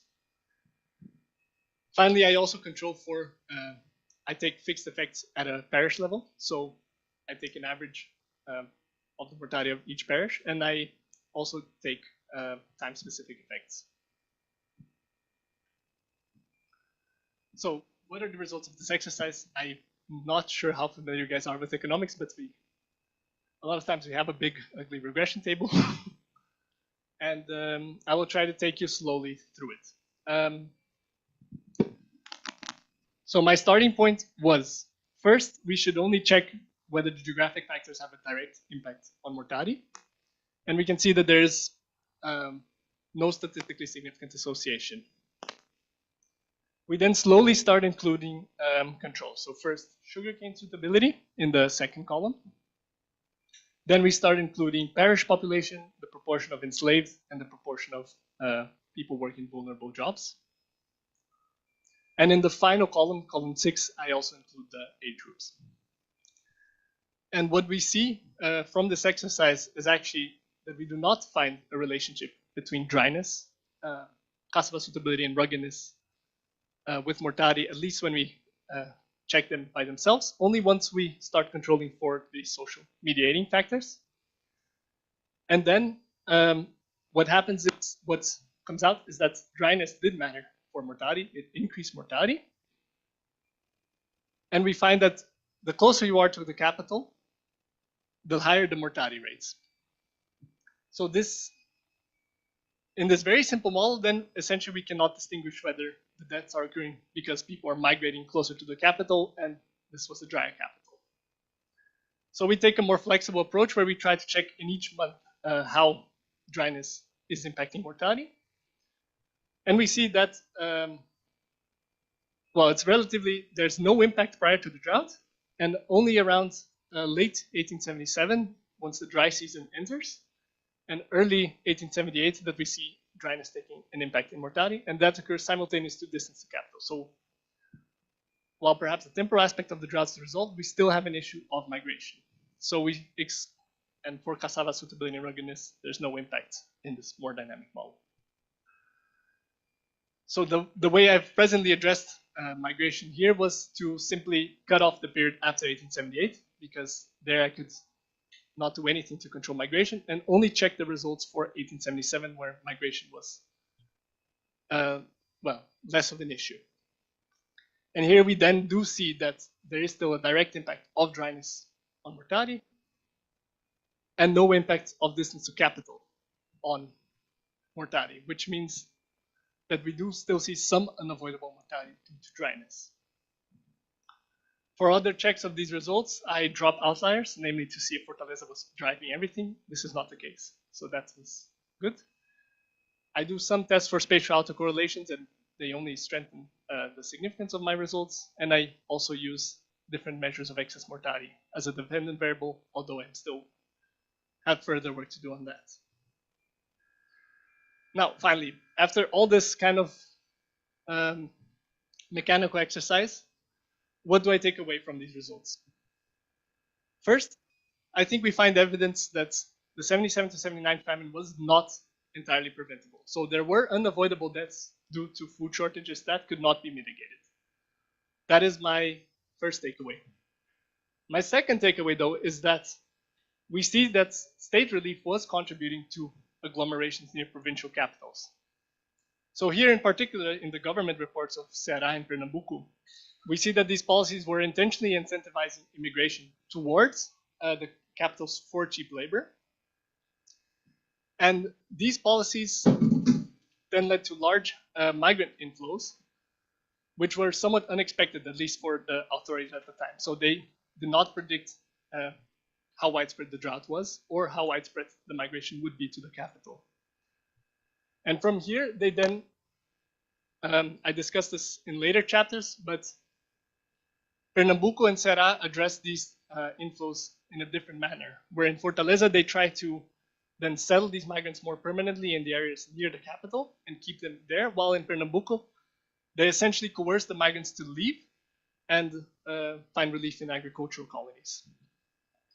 And I argue then that this difference in the policies is what we observe in the mortality. So we see stuck populations, at least in Fortaleza, and also in some areas in the inland of Pernambuco, which led to smallpox epidemics and higher excess mortality near these coastal capitals. And so essentially what these low reactionary relief policies were effectively increasing famine mortality. More early state relief policies was likely increasing famine mortality, at least in the late 19th century. And that is all. For the follow-up steps, I then zoom in further into Recife and Fortaleza. I explore more than the differences in the cause of death, the age, and sex-specific mortality rates of the people dying there, and I verify if indeed it was migrants who were dying in excess there, or whether we see that that the mortality did not have a social gradient, whether it was widespread. Yeah, thank you for my presentation.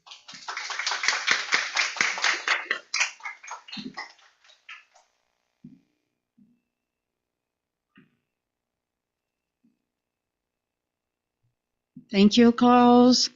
And now we are open to questions. Do you want to start? I have a lot of them. Do you want to start? I have a question as well. Okay. Oh, thank you, Klaus, for your presentation. My question is regarding the definition of famine that you both used, and it includes the deaths from starvation and diseases that may have been caused by the weakness caused by the lack of food. So it was curious to me that you mentioned the smallpox outbreak that followed the famine, and my question for you is what was the relation between this outbreak and the famine? Do you think it can be considered as a byproduct of that famine? And if yes, have you considered adding the deaths by that smallpox to your calculations? And do you think you might get some different results from this exercise? Thank you. Yeah, I think the inclusion of the smallpox deaths would lead to differences. So I checked other sources for mortality, at least in Fortaleza and Recife. Actually, they might mainly reinforce the results I already find, because we see in Fortaleza, essentially, there were two mortality spikes. The first was driven primarily by yellow fever, from what I understand, and malnutrition, dysentery, gastroenteric diseases. And as mortality then it begins declining, and later there's a spike in smallpox. And in Recife, we do not see that. So there is, they do record that the smallpox entered, and they had concerns that this was an epidemic, and this is essentially the concerns. But it was not as severe. As for the first part, I also find this question very interesting, I have to say. But I think that the smallpox epidemic was a byproduct of the famine in the sense that people were agglomerated, and that facilitated the transmission. But smallpox itself, at least from my reading of the medical literature, is not strongly related to malnutrition. So then this is not necessarily a byproduct of weakness from famine mortality, but a byproduct of agglomeration and relief. And this is why I argue that state relief was driving the increase in mortality. Thank you. Who want to make a question? Okay. You mentioned that you intended to also look at other indicators or alternative indicators for excess mortality. What kind of indicators would they be? What else can you use than the crude death rate? I thought more using fancier statistical. Yes, because I use a simple average, and that at least is considered somewhat too crude. Yeah. But yeah, you could use the incidence of reporting, but I did not gather that data. Can I ask a question in that direction? And I was thinking if you thought about qualitative sources like personal letters, testimonies, or newspapers to, to help your work, or you want to maintain in quantitative sources? No, I am not, at least in this chapter, perhaps I am more exclusively use quantitative work, but I do not exclude the qualitative sources. So here I try to complement it with the government reports, but I then do not use, for example, the Aid Commission reports or the personal letters. And have you find it as some interesting qualitative source about this drug? Yes. So for instance, one of the things that convinced me that it was a food, so there was unmet food shortages that caused unavoidable deaths, was because in the Aid Commission reports, you read that the Aid Commissioner himself was struggling with beriberi, and he was complaining to the provincial government that his wife, Inicó, had died from malnutrition. So even these more politically elite classes inland could not find enough food kind of to support their own families. Klaus, I'm not sure if you have commented about this, but how the data is described in the parish registers? Do you have the, well, one person is dead and the reason, and what kind of information you take from this registers? Thank you and congratulations by your presentation and your research. For this chapter, only the month and year, but the parish records themselves report the name of the person, their parentage, whether they were an illegitimate child or not, the cause of death, and sometimes the birthplace, and whether they were enslaved or not, or whether they were a child of an enslaved person. So those are the things that show up the most. Yeah. Can I make one more? Klaus, as you can see, I'm really interested in your research, and it's quite impressive. And as I said, it's not we don't have enough works about the biggest drought and famine case that we had in Brazil. So, in some way, your analysis shows that state relief policies sometimes made the famine worse. But how do you think this challenges the usual idea that state intervention is always a wanted action in disasters? Yeah, I think this is a difficult question. No, this is the important question, right? So I do think that while there is a negative consequences to how they implemented state relief, I am not challenging the idea that we should have state relief, rights to alleviate famines. What I'm trying to challenge is essentially the implementation of the state relief. So then I turn more into the argument that what we see here was that the reactionary policies are essentially what's worsened the famine mortality. They could no longer deal with what they had originally proposed, which was bring people towards the coast, and that's what worsened the famine. Not necessarily the distribution of food relief or the offering employment in exchange for food. And to complement this, because we are talking about past, present, and future famines and hunger, and do you think this lesson can give ideas about disasters policies today and how the government should act? I think here I would align it closer to the talks related to climate change. Perhaps we will not observe famine again in the same sense here, but we will observe issues related to climate change and then policies that attempt to address it in a reactionary manner. So we should actually be preemptive about this and attempt to combat droughts and have policies in place before the disaster happens. So, guys, anyone? I have one more question, but please. I would like to hear something more about the category of the enslaved, because you mentioned that as one of the factors that you included in your research. But why do I understand correctly that for them the risk of dying of the famine was greater? Is that the correct conclusion?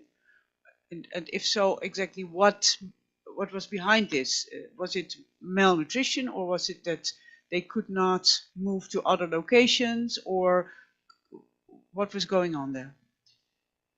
I think here I do not address this sufficiently, and there really has to be more work on this. At least from my preliminary understanding, the way the enslaved were treated and then how this reflected on their mortality differed again by province. So in Ceará, this is a more than historical take, but in Ceará, the cotton regime was mainly driven by smallholder farmers, and they did not use that much enslaved in their labor and their farms. And you then see already a low starting population of enslaved in Ceará, which during the famine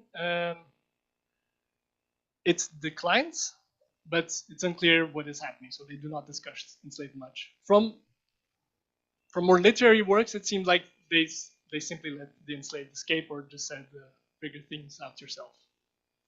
In Pernambuco, this is very different. So there is a more landed elite working in sugarcane plantations, and they really aim to keep the enslaved. And once they realize that they're getting actually all this cheap labor from the hinterland regions, some start selling more the enslaved towards the south, where there were coffee plantations, and also to the north, where there was rubber plantations.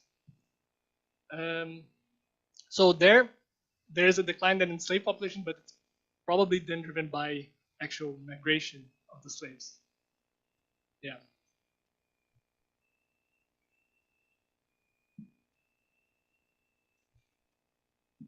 So I have one last question.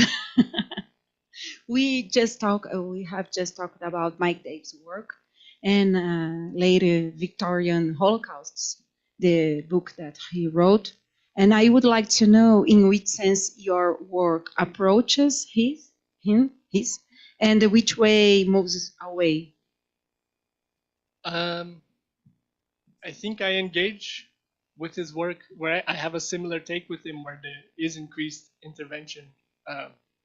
So there's increased centralization of state power and increased intervention of outside market forces, and this has an impact on the local economic dynamics, and this then also has consequences for the mortality. I perhaps diverge in him in how much he thinks it's British imperialism that is causing the mortality in Brazil. There is a lot of British influence in railway infrastructure, but that the Brits cause most of the mortality, I find perhaps too strong. Ah, nice.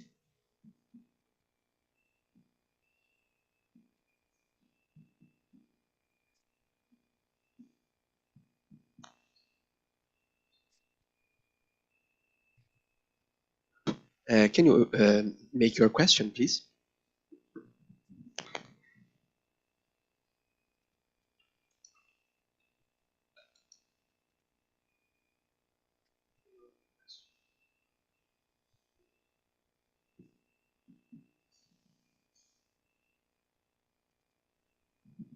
Hello, did you ask me to ask it aloud? Is that the point? Hello? Hi, we are listening you.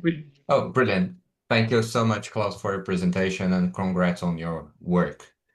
I'd like to ask if there's any evidence of difference of treatment or consequences of the drought for the unfree and the enslaved people, and if there is, if this could somehow sharpen how we understand the unfree and enslaved status in late 19th century Brazil, if that makes sense. I expect that there are, but I do not address this here in much depth. I would expect that the difference really is, it really is then in terms of how the enslaved were treated and essentially their choices. A free laborer that is in the subsistence farming position still could choose to migrate, while an enslaved person doesn't even have that choice. But that is the only conclusion I think. But you can see this difference between slave and enslaved in the burial sources or not? I can see differences in the enslaved, but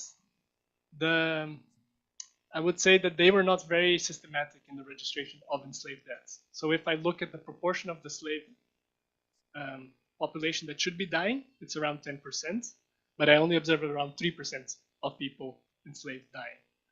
And this is why I then do not tackle this from this angle. Thank you. So thank you, Klaus, very much. Now we are going to the coffee break. Yeah? No? Yeah? Oh, there is one. Okay, sorry. We are going directly to Dirce Marchioni. Please. I would like to thank Dirce for organizing this.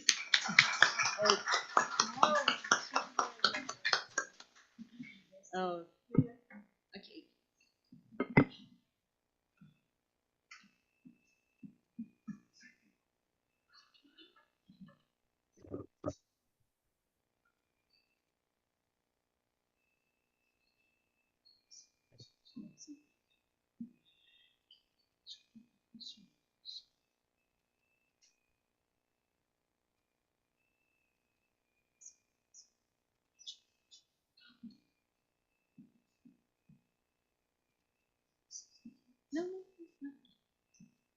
Just to introduce Jirsi, Jirsi is a professor at the Department of Nutrition of the Public Health Faculty of the University of São Paulo and coordinator of the National Institute of Science and Technology for Combating Hunger. Thank you, Jirsi.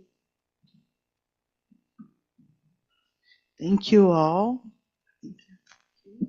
Okay.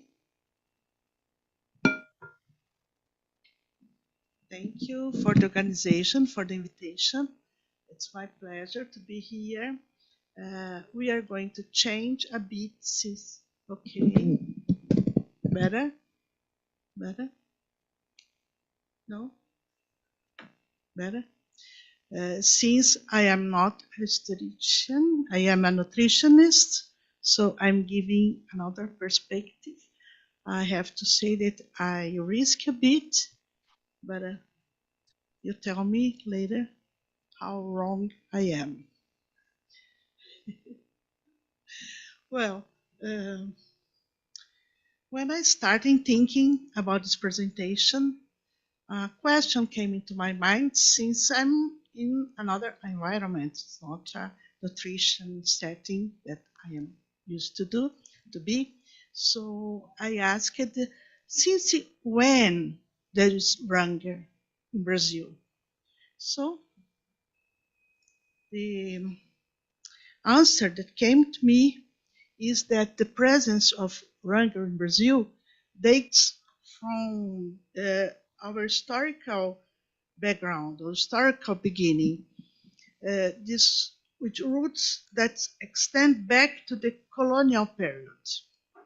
Since the 20th century, with Portuguese colonization, episodes of food insecurity and malnutrition have been recorded, especially among indigenous people, slave and marginalized populations.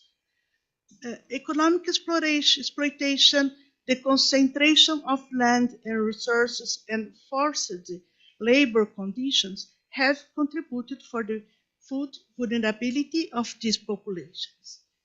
But the thing is that explanation is clear, crystal clear to us today. That's structural, social, and economic nature of hunger. But at that days, the idea was that hunger was caused by indolence, meaning that people's laziness. This was a widespread view that was often used to justify social inequality and exploitation. And we see, even nowadays, some kind of this view when we see today in the newspaper that the king of eggs is complaining about our program Bolsa Família. So, but we had a giant here in Brazil, Josué de Castro, that made much for for destroying this view. Josué de Castro was a young doctor, newly graduated, and he was working in a factory, in a textile factory in Recife. There, he observed the consequences of poverty and malnutrition among workers. The boss accused the employees of indolence. After examining them, Castro declared, "The illness of these people is hunger." The young doctor went up, fired from the factory, but he left this subject for all his life, and his experience and research led to write the Geography of Hunger. Oops. Here. Okay. And this is book. And he mapped the situation of hunger in Brazil and mapped the main problems of food in Brazil. And we see here in the north and the coast of Northeast the areas of endemic hunger and areas of where hunger was epidemic, but also great area of undernutrition, meaning that the whole country had problems. And he taught us that hunger is the biological expression of sociological units. This phrase highlights that hunger is not just a problem of lack of food, but rather the consequence inequalities and social problems. In other words, it demonstrated the socioeconomic origins of the problem, empty the deterministic explanation that informs about the situation. But Josué de Castro had another facet. He also addressed environmental issues, especially those related to food security and the exploitation of natural resources. He recognized that hunger was not only a biological problem, but also a social and political one, and that food production and the distribution of natural resources were intrinsically linked to social justice and environmental preservation.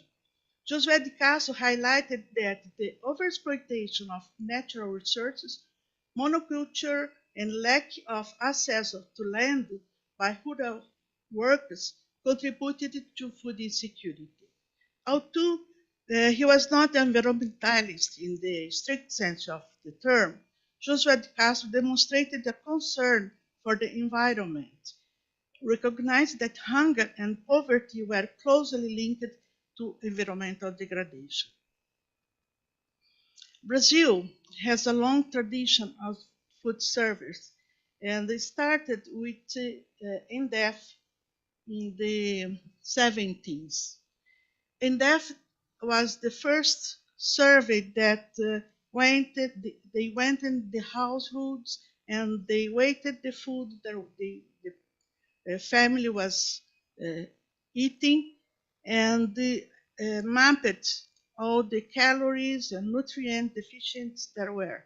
And we were at that time experiencing a dictatorship, and there was Brazil of miracle, that meaning that was like an economical miracle. But what INDEF showed us as people died of hunger. The ideological understanding that people ate poorly due to ignorance was reversed. The data showed that the problem of hunger in the country was linked with the poor distribution of income. More than half of the families had the caloric deficit in their diet. And as we are in the dictatorship, these results were censored.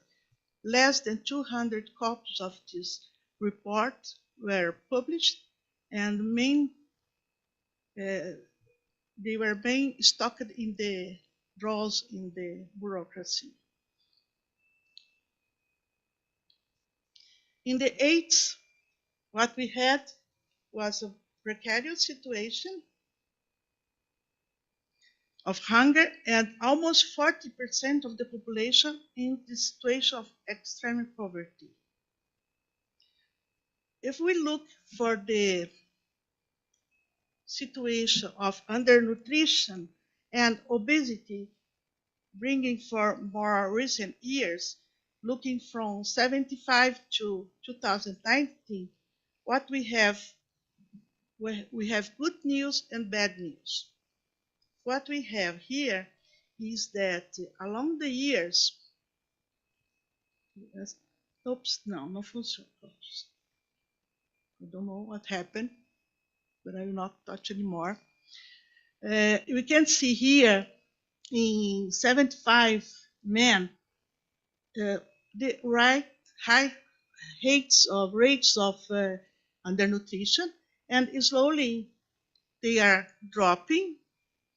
And the same as happened with women. The situation was much worse with children under 5, that in 17 went up to 30% of children with undernutrition, but slowly in the 2020, the situation was mainly resolved in the country. We have now low rates of undernutrition, but in turn,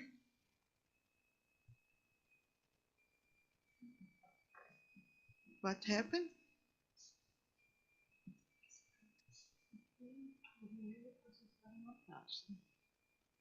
Help, please. Sorry about that.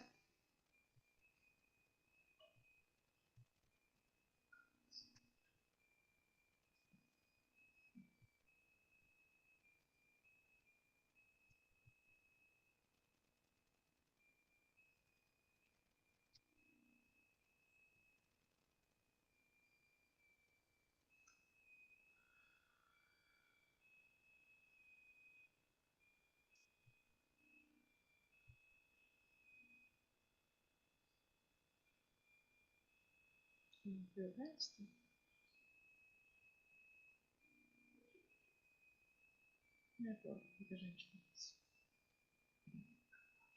Não dá para ligar meu computador?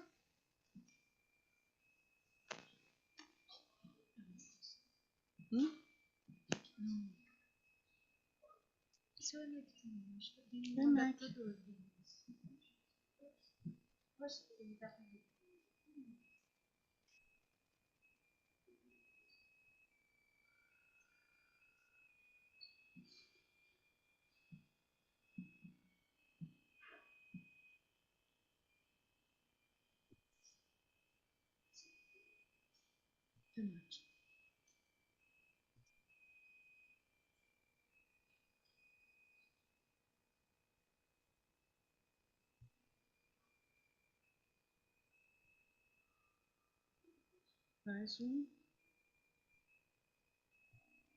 Mais um. Mais um. Isso. Aí. What we see here is the raising of obesity. We had very low rates in 75, but we ended up with rates as high as 30% in the group men with 40 to 49 years, and almost 40% in women in the age group of 40 to 49 years. So we face, in many cases, what is called the double or triple burden of disease. We look to the rest of the world and think of Brazil. This document of FAO says that every country in the world is affected by malnutrition in a very bad situation. And many countries have the double burden of disease or even the triple burden of disease, meaning that we have at the same time undernutrition, deficiency of nutrients, and overweight and obesity. The numbers of, as you can see here, Brazil has the double burden of disease.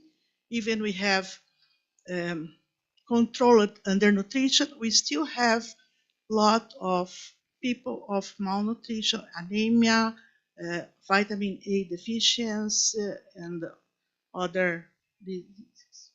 And we see here that the world is not very well in terms of numbers of obesity, overweight, at the same time of undernutrition.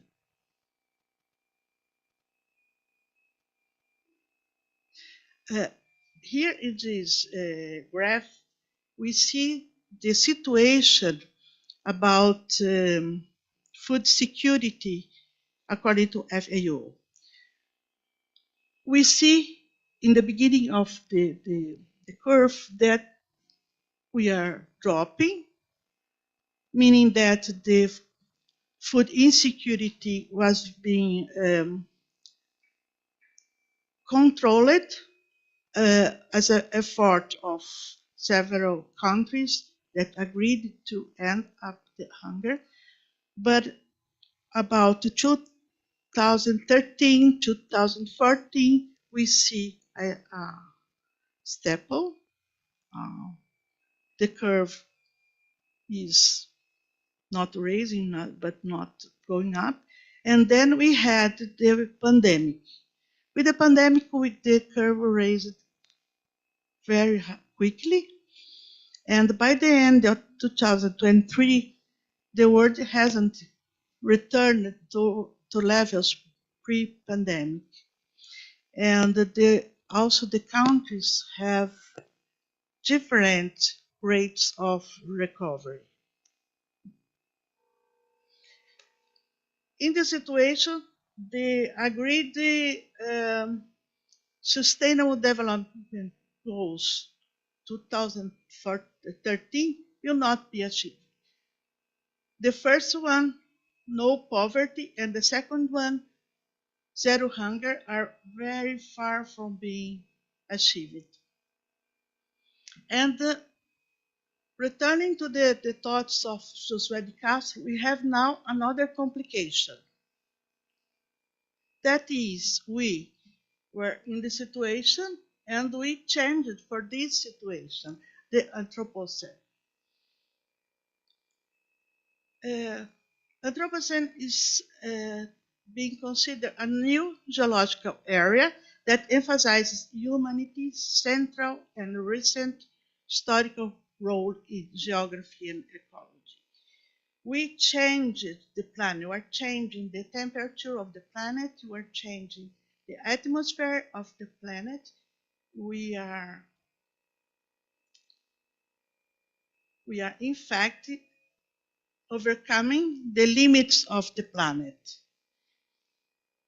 This leading to extreme climate events that is getting the situation even worse because they usually goes to the more vulnerable population, that is who suffers most. And all this is connected with the food systems. We have here a graphical demonstration of the food system that is also in the oh my God. Sorry about that. Here, as I said, the Anthropocene, and here the limits of the planet, and here the extreme events, the food systems that are in the roots of everything, and then we have here, returning to Brazil, in 2017, 2018, our survey national survey has demonstrated that even before the pandemic period, we have returned to the map of hunger. Brazil had left this map of hunger in 2013, but now we returned, and with the pandemic period, it was even worse. And the sad thing is that if we put side by side the map that Josué de Castro produced and the map that was produced with data from 1718, they look very much the same. After so many years, we still have concentrated in the same areas the worst situation.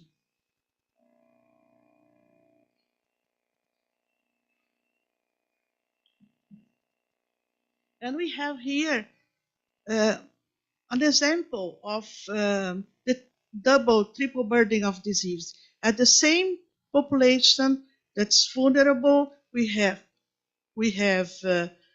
people suffering of overweight, obesity, and probably sometimes the same person has nutrition deficiencies, like anemia or others.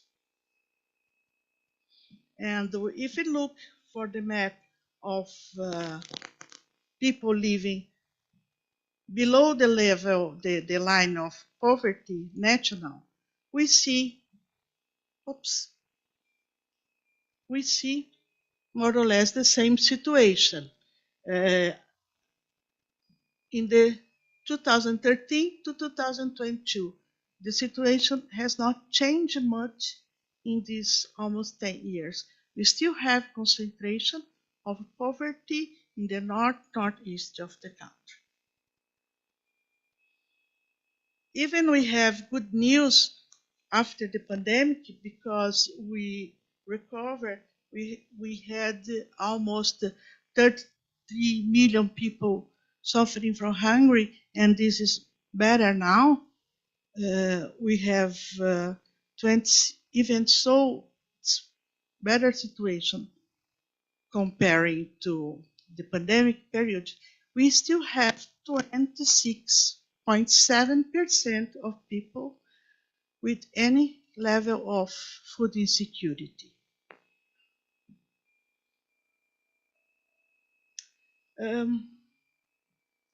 There are improvements, but we still have a lot of Brazilians with hunger. And here, distribution of hunger in Brazil.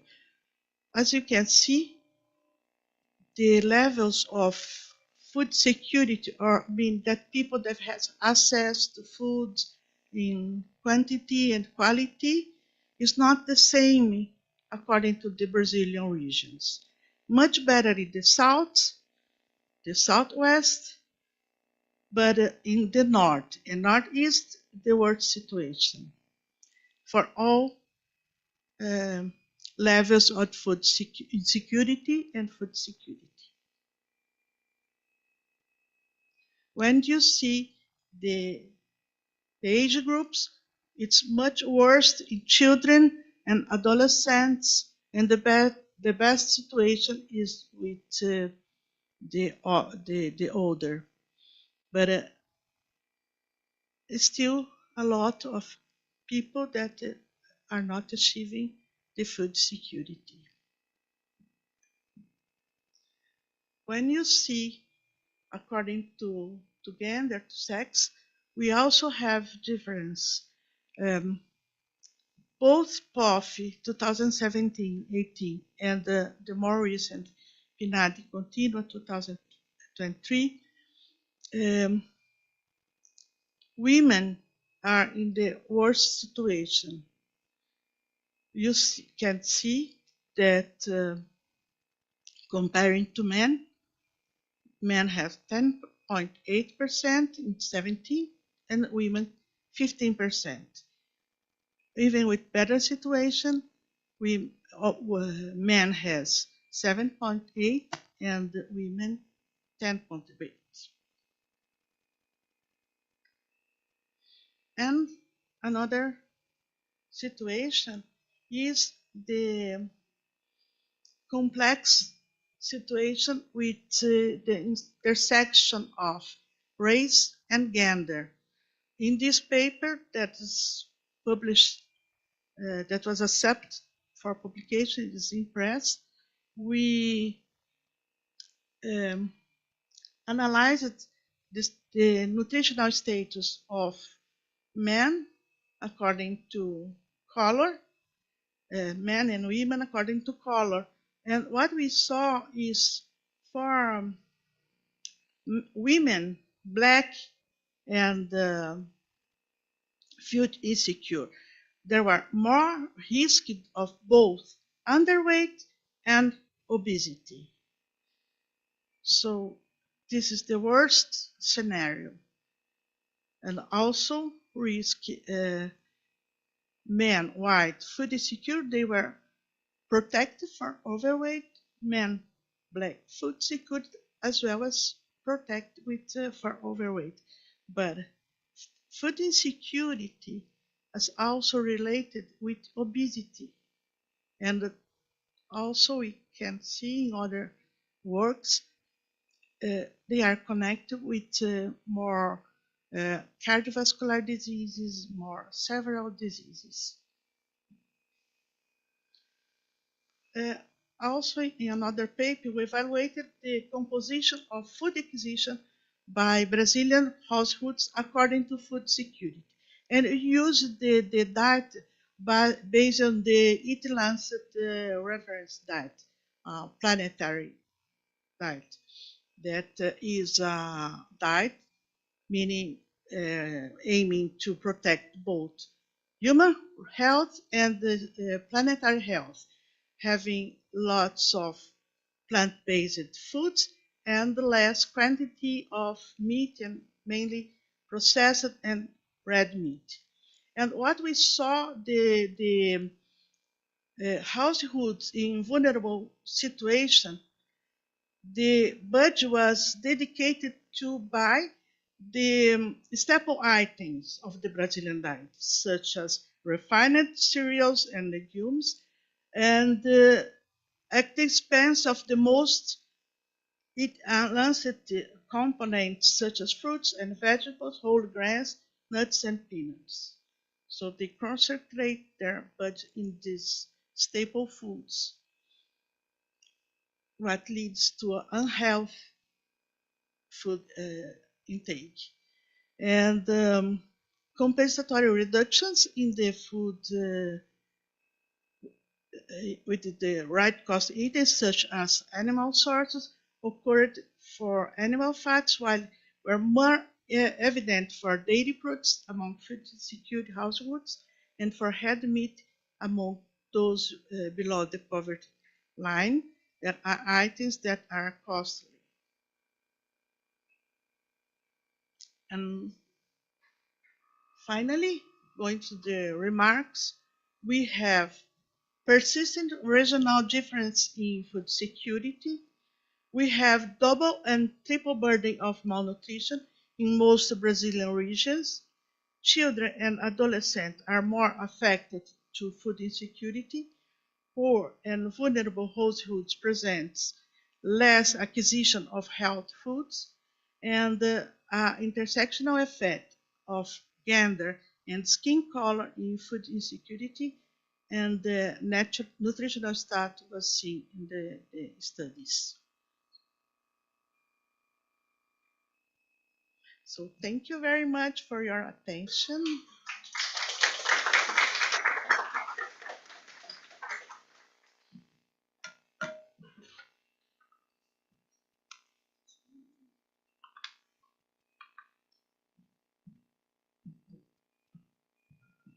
So, oh my God, so sorry. Now we have about 15 minutes to ask questions. Who want to start? Okay, Silvia, please. Thank you very much, Dirce, for your presentation. Very interesting, and actually I was shocked with the huge increase in the obesity ratio in between, I would say, 4 decades. And some years ago, I developed a study trying to connect the globalization process in international trade and also international investments. I was trying to connect with the obesity increase in Brazil, and because there are other countries where we have already proved it, there is this kind of link. What are the other reasons, or what could you say about why such a huge increase in this rate, this performance of this obesity in Brazil? Well, there is a nutritional transition change in the dietary habits in the last 50 years. With the urbanization, many people going to the cities and having to buy foods, and also with the industrialization, even for food. Today we call ultra-processed food that are cheap, that are tasteful, and has lots of marketing, advertisement of this food. So there's been a change in how people eat, because we have staple foods, rice and beans always being important for Brazil, but also people ate other kind of foods. Today still have rice and beans are important. They still have their place, but beans are slowly decreasing, and the intake of ultra-processed foods are rising. This connects with also less physical activity, more sedentary ways of life. Even the commuting is made by means that are not do not spend energy. So we have at the side, one side, eating more unhealthy foods, less exercise, eating more less fruits and vegetables. The intake of fruits and vegetables in Brazil is very low. There's a myth that we produce lots of biodiverse foods, but we don't eat them. Also, we are discussing today the commercial determinants of health. When we have stores, when you have trouble to find the natural items, the shelves are full of industrialized foods, so this has much more appeal with the women in the work market. Also, the need for foods that you have to prepare quickly at home. All this combined has led us to the situation. Also, we had economical progress. Also, this led to more intake of meat. We ate more or less 80% more than the recommendation. Even this is the more expensive item where people spend the budget. Even so, they are privileged as when they have to buy the basket food items for the family. Just another question. Do you have studies showing that considering each income category, the reasons differ?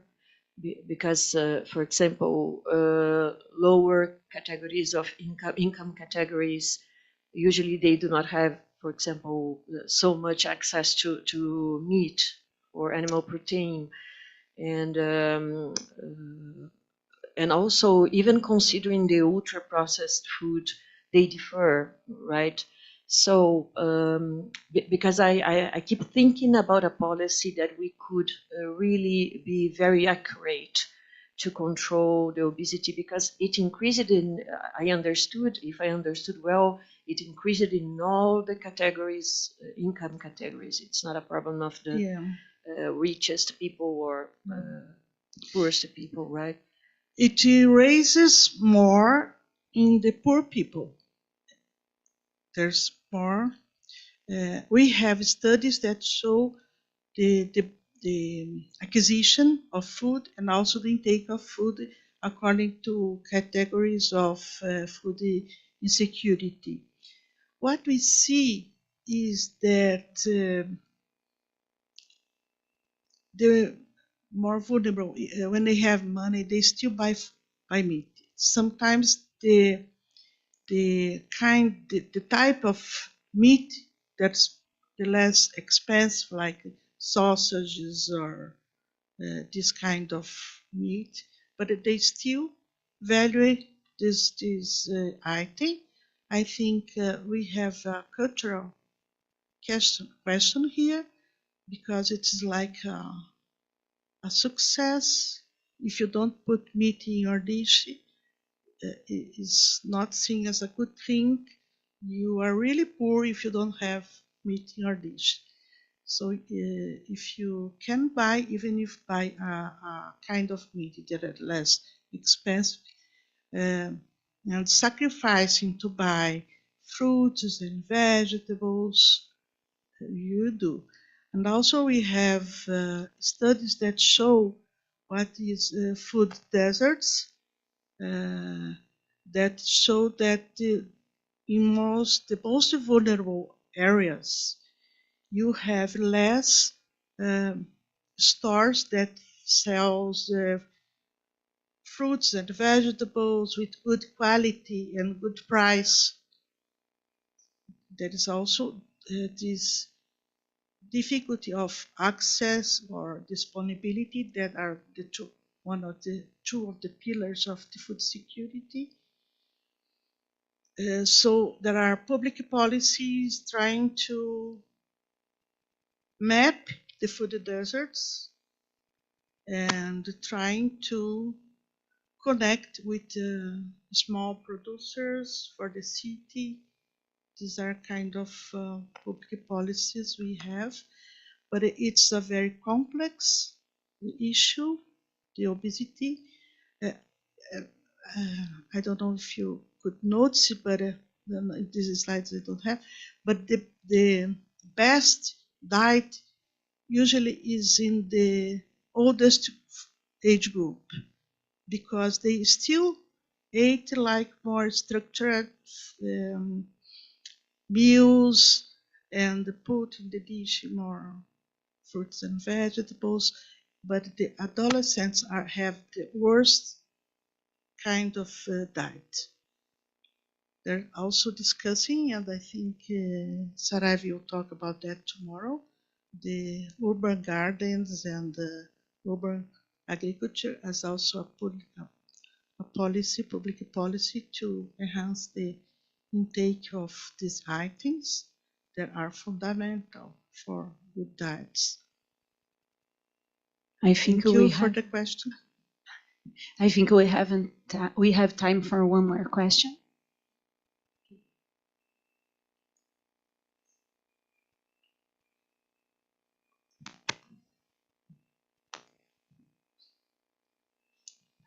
Thank you, Professor, for your presentation.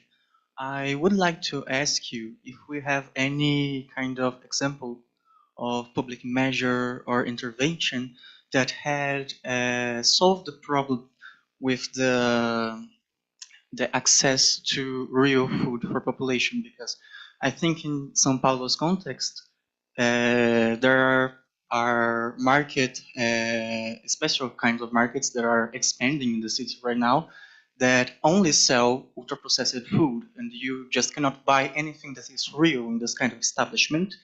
And it's even worse if you think that most of the real food that we consume in Brazil comes from familiar agriculture, which is difficult considering that most part of the land is in the hand of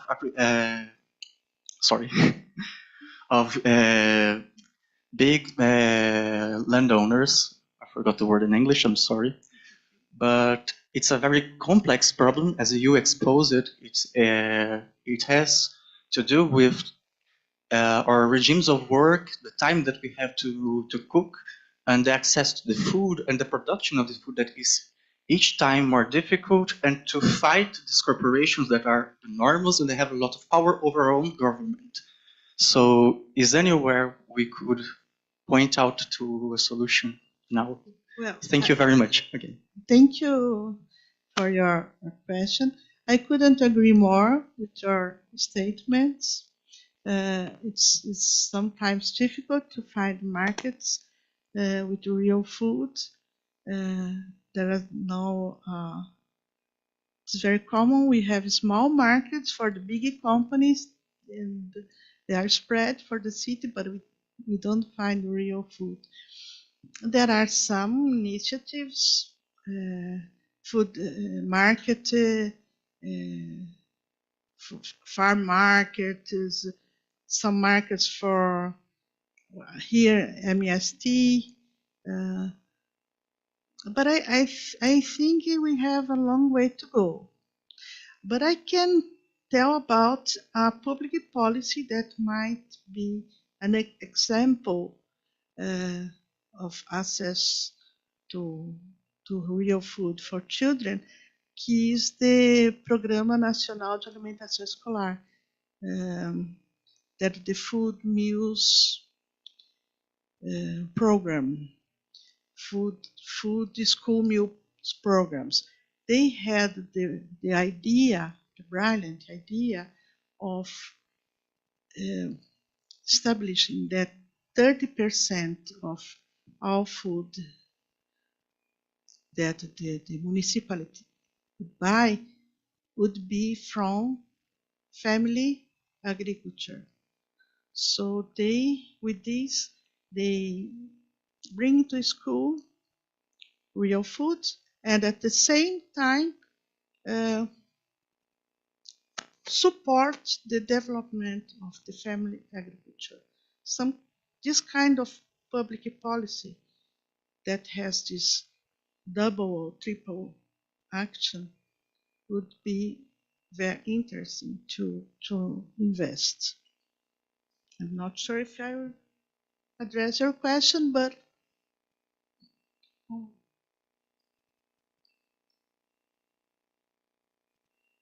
Can I ask a question? I don't know. You can go. You can go. Only if there's time, and I don't want to. Yeah. Yeah. Well, I think we listening. can be late 5 minutes. Okay. Thank Ask you. the boss. Yes, I was The looking boss. for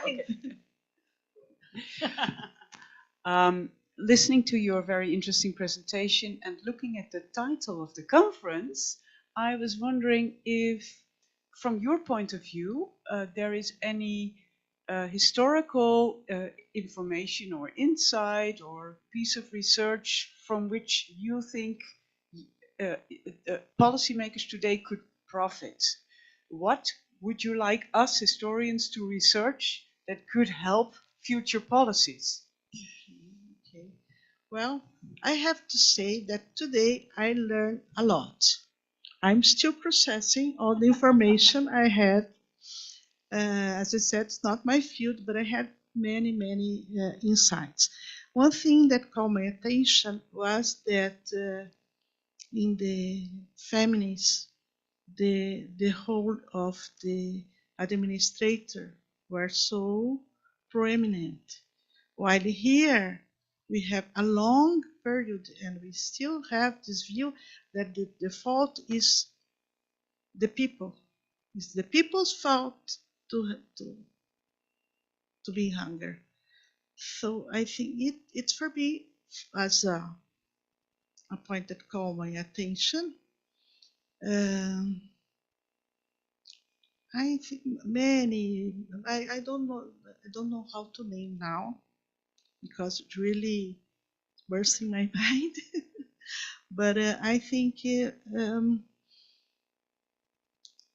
trying to understand all this situation before and looking at what's happening today, even if we not go so far as in the Brazilian history that is still with the same problem for almost 100 years would be valuable. Also, we had a short period in Brazil that we left the hunger map. So why it's not permanent. Why so quickly we return to the previous situation? I think the view of historians could help to understand that. Thank you very much for your question. Thank you, Professor Dirce. I think I need to end. No? Yeah. I have a lot of questions, but I will talk with you later. But I just have one that I always think about, because you showed us how elderly people have higher numbers of food insecurity. And in our project that we run in the suburbs of São Paulo, we noticed also this, because today we serve food mostly for elderly people. And I would like to know if you have a clue why this happened. Why older people are more protected? Have higher food insecurity levels. Well, I think it will depend. Also, it's not, first of all, I think it's not homogeneous. You have to look more carefully for the data, because some places they are more protected because they receive the pensão, retirement, for the retirement. So many times in some places they have the money of the family comes from the older. But also there are other situations that they have sometimes more difficulties to achieve the markets, to go buying if they don't have the retirement.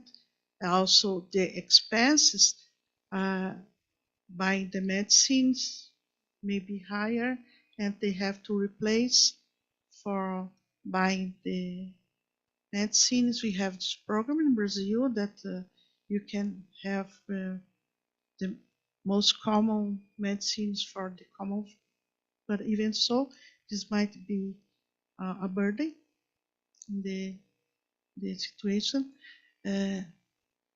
So I think they have to also, as the older, they are more prone of several diseases that sometimes they have to have special diets, and maybe sometimes they don't have the resources to buy the food they need.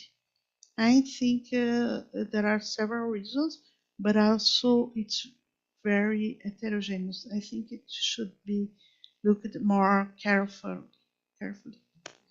Thank you, Professor Dirce, and also to bring Josué de Castro to our debate today. Thank you very much.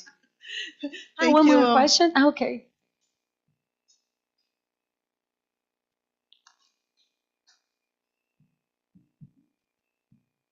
Thank you very much for your presentation. I'm very sorry if you have already answered my question, because I had to be absent for a little while. But my question is there any specific explanation for the disparity between men and women in the statistics that you presented? Because I've heard of malnutrition in women due to the fact that they're expected to prepare the food for other people, and that they themselves don't get to eat as much. So could that be the case here as well? Also, there are many explanations. This would be one of them. Women are the one that takes care of all the family. So first the family, and second her. But also in Brazil, there are many women that are chief of the household and are responsible all alone for all expenses of the family.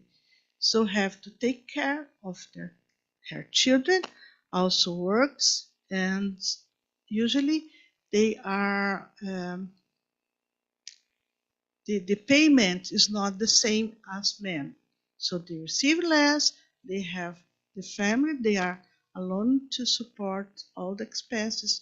There are electricity, the rent of place, and this also a burden. You see, this is words for Black women. So these are also, I brought only one paper, one example, but if you go to the literature, you see the worst situation is always women and Black. Are the most vulnerable situation. Okay, now I would like to stay more, but we need to finish. And now is the cough break, isn't it? Thank you very much for your attention. Sorry for the technical problems.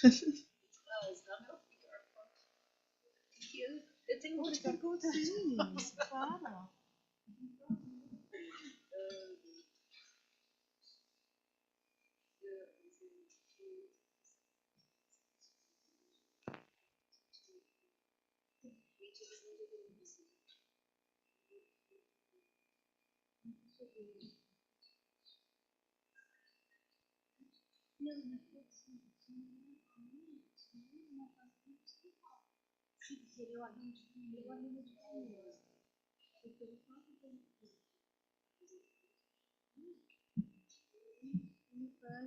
Is this yours or no? It's just blank paper.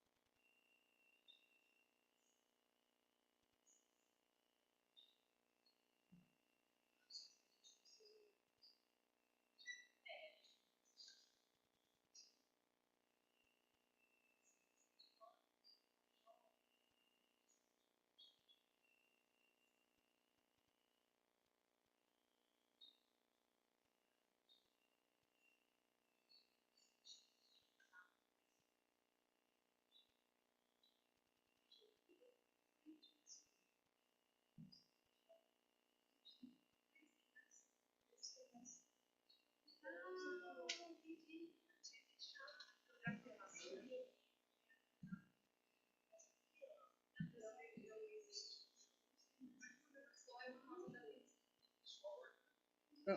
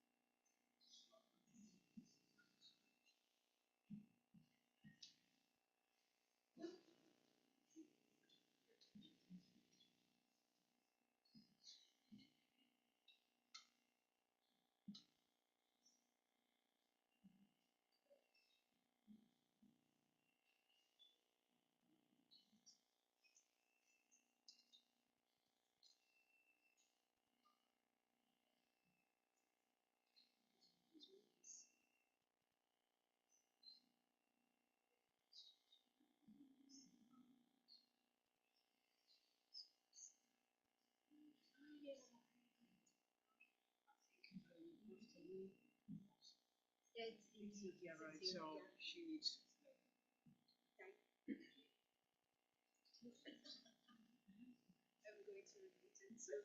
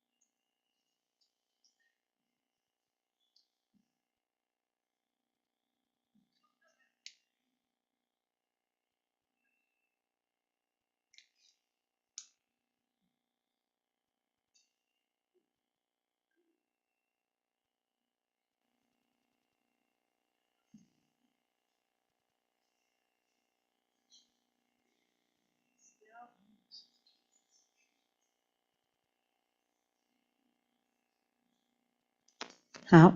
yes, yes. Hi everyone. Now we are going to listen Jessica Dijkman. Oh, thank you. Jessica is associate professor in economic history at the University of Utrecht. Oh, thank you.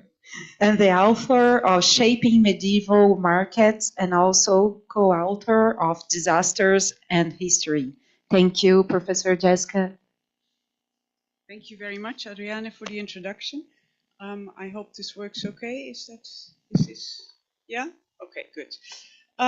Yes, from 21st century Brazil, we now go to the other side of the world, Holland, on the eve of the Dutch revolt. And for those of you that are not so well versed in Dutch history, we are talking about the 16th century. And also, perhaps I should point out to you that Holland, which we now basically use as a synonym for the Netherlands, is not the same thing. It's only the western part of what is now the Netherlands. Here on the map, the north is to the left, so it's turned on its side. It's the coastal region of what is now the Netherlands.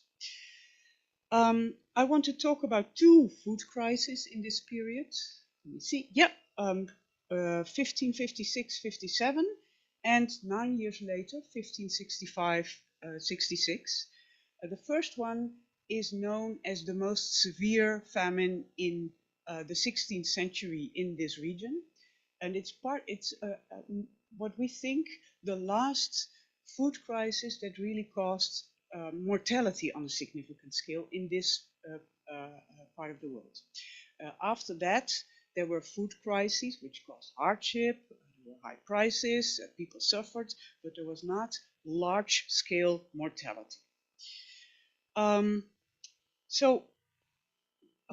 in the 16th century was actually a very advanced region. It was a commercialized region. The market was very important. It was highly urbanized. We'll come back to that later on. And what I want to find out in this presentation, what I try to put center stage, is how did this high degree of commercialization contribute to both the causes and also the consequences of these food crises. And I want to look at 4 different aspects. The backgrounds of the crisis in the sense of the conditions in which they took place. Then I want to look at the effects for living standards of the wage-dependent urban population. There was a large urban population which depended on wages for their living. They did not have access to land. I also want to look at the causes in the way they were perceived by the people at the time. And I want to look at the responses by the authorities, and I will focus there specifically on the authorities in the city of Amsterdam. Amsterdam at the time was already an important grain trade center, not just for the Low Countries, but actually for all of Europe. It was a grain depot, basically. And this is where we can expect those commercial interests to come to the fore and to also clash with the interests of local food provisioning. So that will be the last part of my talk. This, by the way, is a picture of Amsterdam at the time, and as you can see, even though it was an important grain trade center, it was not a big city. 30,000 inhabitants at the time. Something about the history of Holland in the 15th and 16th century. This is important by way of the conditions in which these crises took place. Since the early 15th century, grain cultivation, the cultivation of bread grains, had become very difficult in Holland. Holland was first reclaimed from the marshland that it basically was until the High Middle Ages in largely the 11th to 13th centuries. This is what it still looks like today, the rural part of Holland. These marshlands were drained by digging ditches, and the plots between the ditches were given out to the people who had been doing that work. They were free peasants. They owed taxation to the Count of Holland, but they did not owe any kind of servile labor services to a lord. And they farmed this land originally as grainland, but if you continue to drain peatland, because that is what it was, peatland subsides. And by the end of the 14th, beginning of the 15th century, it had subsided to a degree where the water table had risen so much in comparison to the land that bread grain cultivation was no longer possible. There were a few exceptions, a few regions within Holland where bread grain was cultivated, but the larger part of the country, this was no longer possible, and that basically triggered an entire transformation of the economy. So in the countryside, people changed from grain cultivation to dairying, because that was possible, is still possible. So a lot of cheese, this is where the Dutch cheese comes from, right? A lot of cheese and other dairy products, which were also exported. They also took up other kinds of activities such as peat digging for fuel, sea fishing, brick making, textile production, and those products were sold. But the grain was largely brought in from the outside. So in increasing quantities, grain had to be imported. At the same time, cities started to develop and to grow. So there were also urban industries, brewing, for instance, shipbuilding, textile industries, and those products were sold on the market, and in return, more grain had to be brought in. So originally this came from the neighboring regions, northern France, the German Rhineland, but in increasing quantities it came from the Baltic area, from the Baltic Sea area. By 1500, what we see is that a share of the population living in towns was about 45%, which is for that period very high. So this is basically the kind of situation that we encounter by the beginning of the 16th century. A country highly dependent on grain imports with a very versatile economy. So this had both, from the point of view of food provisioning, both advantages and disadvantages. It was a very versatile economy. Wages were relatively high, at least until the beginning of the 16th century. And it also enjoyed a very elaborate and well established trade network. There were many grain traders who were well aware of the places of origin where grain was to be had. They had good contacts there. So all of that was, from the point of view of food provisioning, beneficial, but there were also downsides. And in Dutch historiography, they're usually downplayed a bit. But if you look at it from the point of view of food security, to use that modern term, this increased dependency on imports obviously implied a risk of what would happen if there were harvest failures in the Baltic region and exports were halted, but also a risk on disturbances of trade because of war. And this is a picture that some of you may know. This is from the field of disaster studies. This is a model which is called the pressure and release model. This is only the pressure part. What it basically suggests is that if we look at vulnerability, we can distinguish between root causes, where structural, economic, social, and political situations induce vulnerability. And that is basically what I've just been explaining to you. This is the situation in Holland, root causes that made the country vulnerable. The next step is then dynamic pressure. There are developments which may be politically induced or financially or economically induced, which put pressure on the situation, which then lead to unsafe conditions, people living in unsafe conditions. And all of that would not be such a big problem, but what happens then is that there is a hazard, a nature-induced hazard, for instance, which then creates a disaster.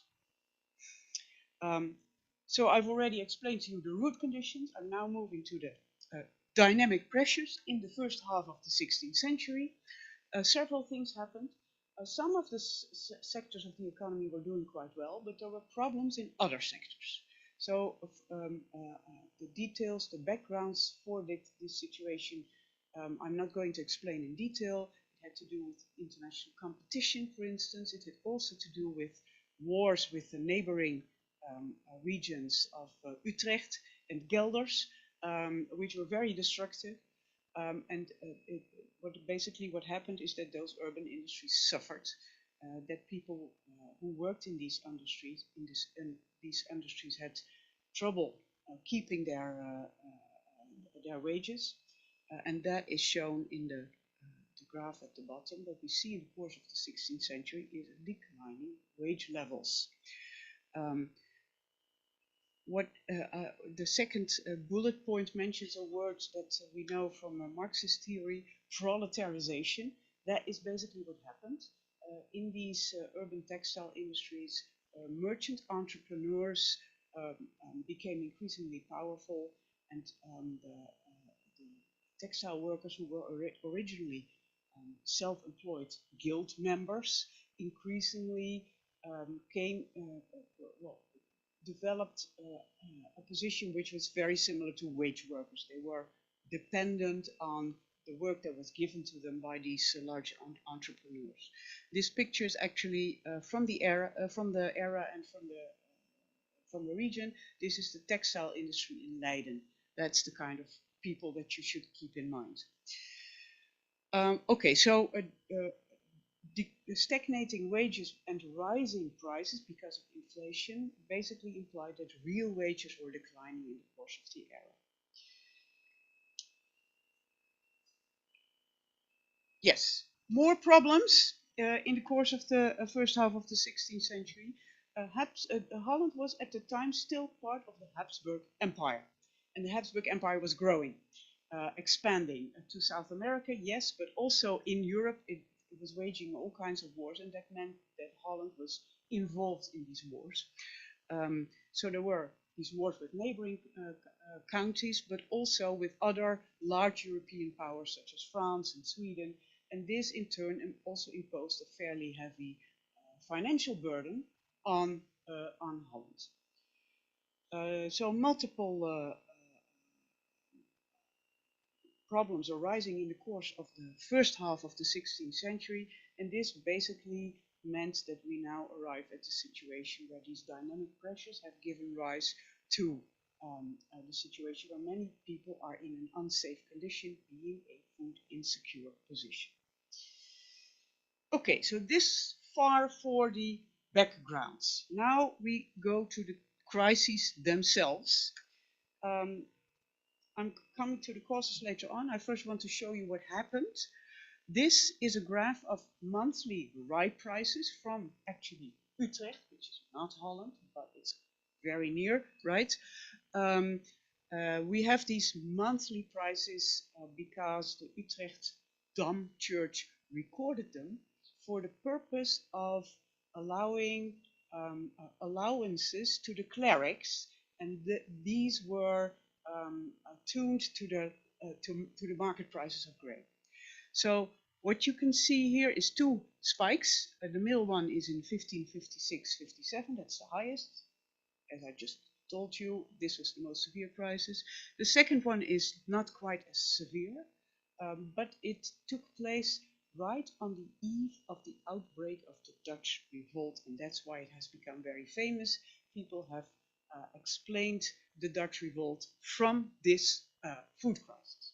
There's another one a little bit earlier in the 1445-46. It's a little bit lower, but also quite substantial.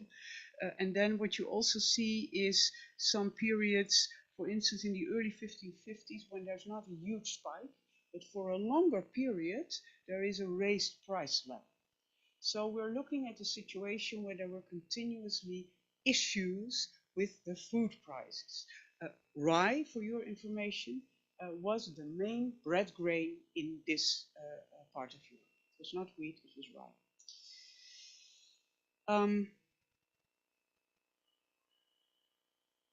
This is a table which has been, which I took from the work of Jan de Vries, a well-known book of a couple of years ago.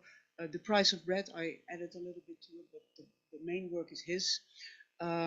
What this basically shows is, for two categories, unskilled laborers and skilled laborers, the share of their income which they needed to purchase 2.2 kilograms of bread, and that is the estimate for what a family would need on a daily basis, a family of four.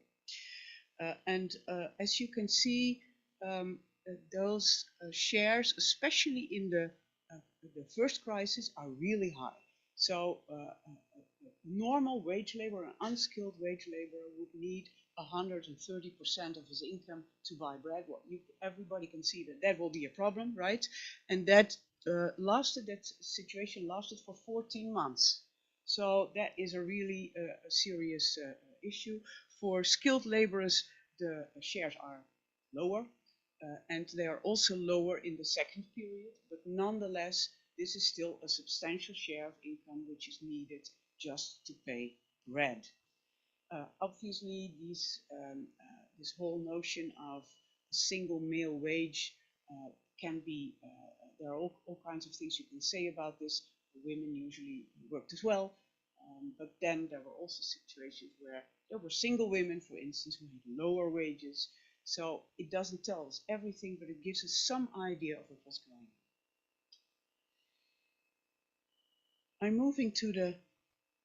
I'm trying to move to the causes of this situation. Yeah, okay. Let me first try to tell you the straightforward story about the external circumstances. So what happened in 1556-57 is a combination of two things: a bad harvest and war.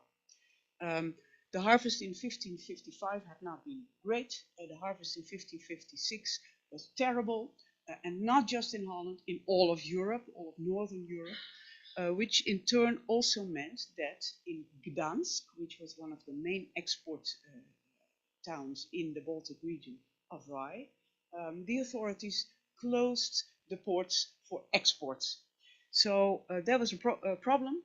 And then there was another problem, and that is that at this period, the war with France, which had been going on forever, was intensifying, and that there were a lot of pirates which prevented grain ships from coming into Dutch port towns. So a combination of two factors, and actually the situation in 1565-66 shows also a combination of the same two factors in a little bit different order. In May 1556, the Sound, which is the sea straits between Denmark and Sweden, was closed by the Danish king, who controlled this thoroughfare. And that was a problem because it meant that the grain could no longer get through. And why did he close it? Because he suspected the Dutch of provisioning his enemies, the Swedes. So other ships could go through, but the Dutch ships were stopped. That lasted for about 2 months, and then when the Sound was reopened, it became clear that the harvest of 1565 was not going to be good because the previous winter had been there had been very severe frosts, and by June people could more or less estimate what the harvest would be, and they were convinced that it would be bad.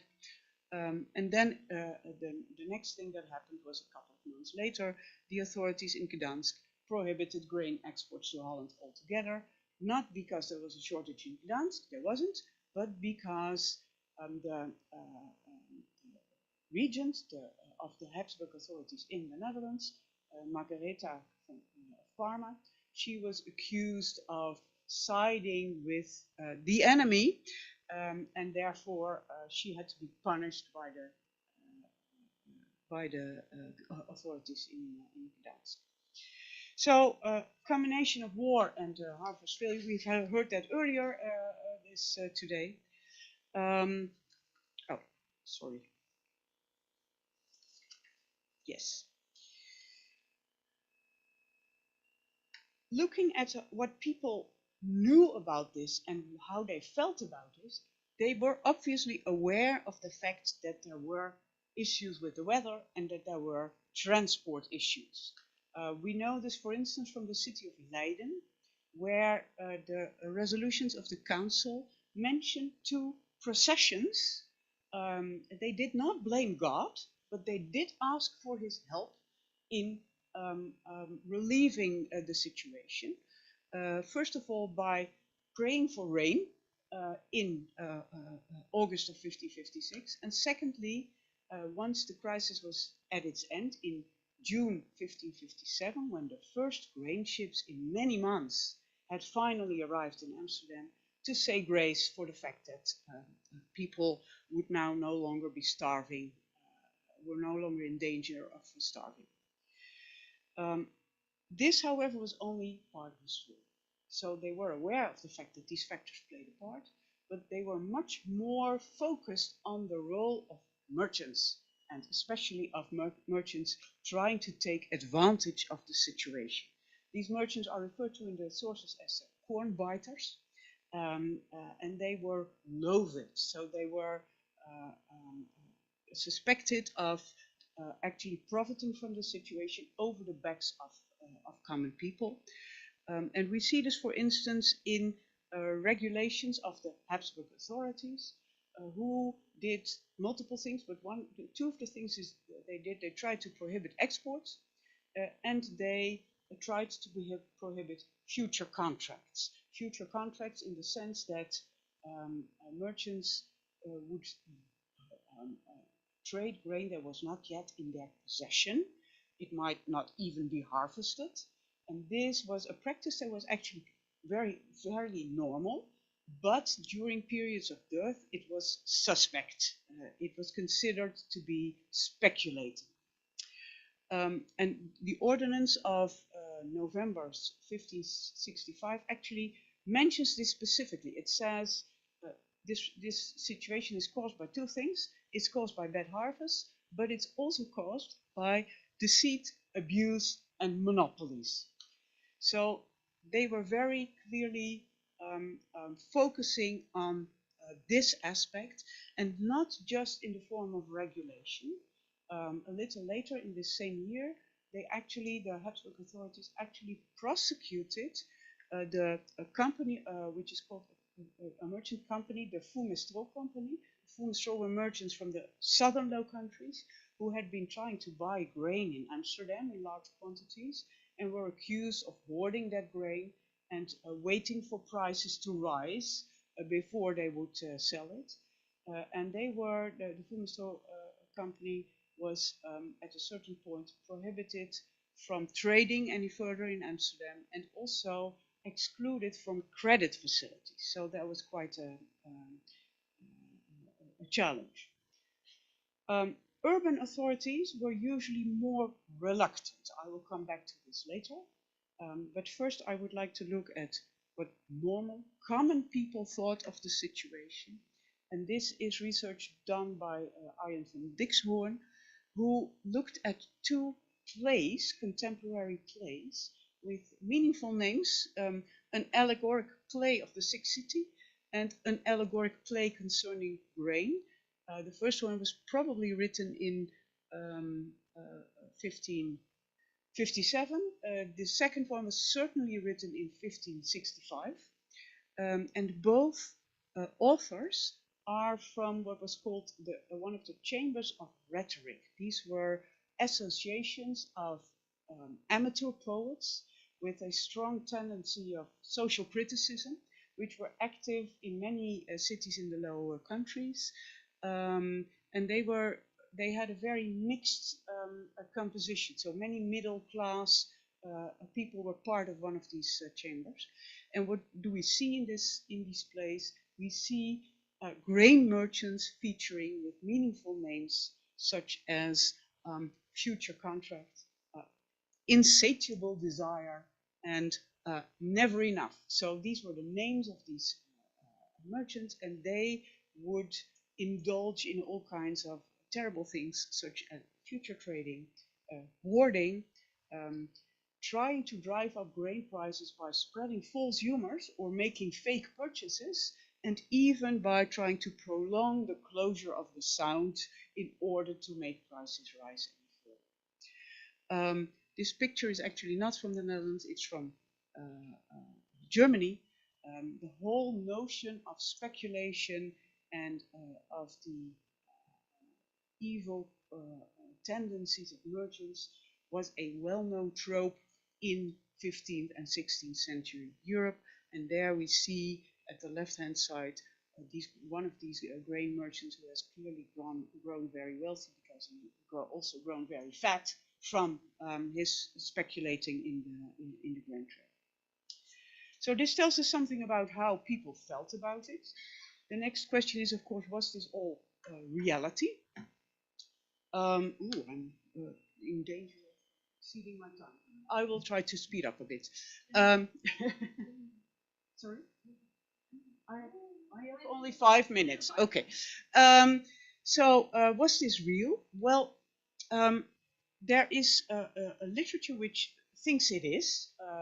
This is a book by Erich Kuttner, who wrote about the crisis of 1565-66, which he thinks was the trigger for the Dutch revolt, and he believes this. He says, yes, indeed, speculation by these grain merchants was the cause of all the unrest that came after. Milja van Tielhoff has a slightly more nuanced view. She thinks that the first crisis was caused by real shortages, whereas the second was indeed caused by speculation. I think this is a bit over, this contrast is too sharp. I think in both crises we see shortages, in both crises we also see we have concrete indications that there was also speculation going on, not just in the second but also in the first crisis.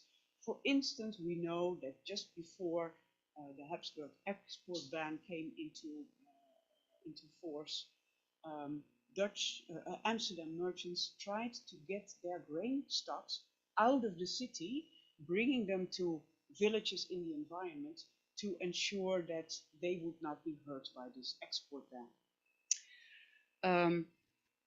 What we also need to keep in mind is that anxiety in itself can cause prices to rise, and that, of course, during the second crisis, the memory of the first crisis was still fresh. So people were really worried. Moving to the government responses. In the late Middle Ages, in many countries in Europe, we see a similar repertoire of interventions, government interventions, usually by urban governments, in response to grain shortages. They include, for instance, export bans, I already mentioned them, but also grain surveys, so attempts to get a better idea of how much grain is present, and also public grain purchases. So that kind of responses we see in many parts of Europe, but in Amsterdam they were no longer so self-evident because this was a grain trading city. The grain merchants insisted on free trade as much as possible, and they were well represented in the city government. So what I've tried to do is look at some of the resolutions of the Amsterdam Council to see how the conflict between, on the one hand, what the grain merchants wanted, and on the other hand, what the local population wanted, but also what the Habsburg authorities wanted, how that played out. And I've looked at three elements: export restrictions, price setting and enforced grain sales, and priority purchases in the sense that common consumers get priority, and public grain stocks. The city council, for your information, was an advisory body, 36 people, all male, of course, dominated by merchants. It was also a place where all these different interests would meet. And the resolutions have been preserved from the 1540s onwards. They usually do not give us a literal idea of what everybody has said, but they do mention the outcome and also the considerations that gave rise to the outcome. So, first, export bans. According to the literature, those were very rare, and full prohibitions even more so, but we nevertheless do see that Amsterdam, even though it was a protagonist of free exports, at times did impose export bans. The Amsterdam merchants argued against export bans, not by saying, which probably was the case, that it would damage their profits, but by bringing in an argument that appealed to the notion of the common good. What they said is, if we prohibit exports, merchants will no longer bring their grain to our city because it will mean the prices are lower here and they cannot freely export it to places where prices are higher. So this will mean that trade is diverted and that grain will no longer come to our country, which in the case of Holland is a huge problem because we are so dependent on imports. As I said, the actual situation was that the Habsburg authorities imposed export bans, and that Amsterdam in many cases actually supported them and also supplemented them with local export bans, which meant that grain was no longer allowed to go out of the city. What we do see is that some individual merchants do try to export. So they file requests asking the city authorities for permission to export grain to, for instance, the Brabantine cities, the cities in the southern Low Country. And they ask, they basically state, we have the support of the governor of the Low Countries and of the stadtholder, the government of Holland, to do this. And then there's another merchant, Antonius van Hoef, who says, I will export only bad wheat which is not fit for baking bread anyhow. And the council finds this very difficult. They at first refuse, and then after a while they compromise. And they do this because they say, we want to avoid indignation of the authorities in Brussels, the Habsburg authorities in Brussels. They don't want to get into a big argument. So they compromise, they allow small portions of grain to go out, not big portions. And Van Hoef, who wanted to export bad wheat, first had to bring his wheat to the officials who were in charge of the bread assize in Amsterdam to make sure that it was actually unfit for normal consumption. Similarly, in 1565-66, there are two other merchants who want to export grain, and what they say is, we will donate 1% of our total grain stock to the poor at no cost for the city if you allow us to export the rest of it. This is refused. the city doesn't want to do this. So here we see that they offer half-hearted support to the export bans. They're not, they don't go fully against them, but they also don't fully support them. On this field, price regulation and compulsory sales, they are much stricter. This is something that they don't want to do. This would detract from the freedom of the grain trade too much. So the Habsburg authorities want Amsterdam to impose price ceilings, and they flat out refuse. Basically with the same argument as they use for the export bans. If we do that, grain will no longer come to this city. They do consider sometimes, no, they don't consider in these 2 years the compulsory sale of commercial stocks. We know that this happened elsewhere in Europe. In Amsterdam, they don't want to consider it. There is a later occasion when they do consider it, 20 years later in 1587. But that is a situation where Antwerp had just fallen. There is a huge famine in the north of France. The Sound might be closed, and they actually fear that the city itself might be besieged. So that is an extraordinary situation. In normal years, they don't do that. Where they do show a much greater inclination to also think about the needs of the local population is in the field of, it should say, grain priority purchases and public grain stocks. So the priority purchases are the situation where when merchants sell grain to each other, individuals can cut in on the sale and demand a portion of that exchange for their own household at the price agreed on between the two merchants. And they are the Amsterdam authorities, this is a medieval tradition, they support it. It doesn't damage the merchants too much, and it does help the local population. Sometimes there is a little bit of discussion if this is a good measure, but on the whole they support it. And what they also do in basically all crises up until the late 17th century, they make purchases themselves, which is then grain purchases themselves, and which is then transferred to the population in the form of subsidized bread. So they sell the bread made from this grain for a lower price to the people that need it, and who are those people? Manual laborers, porters, fullers, weavers.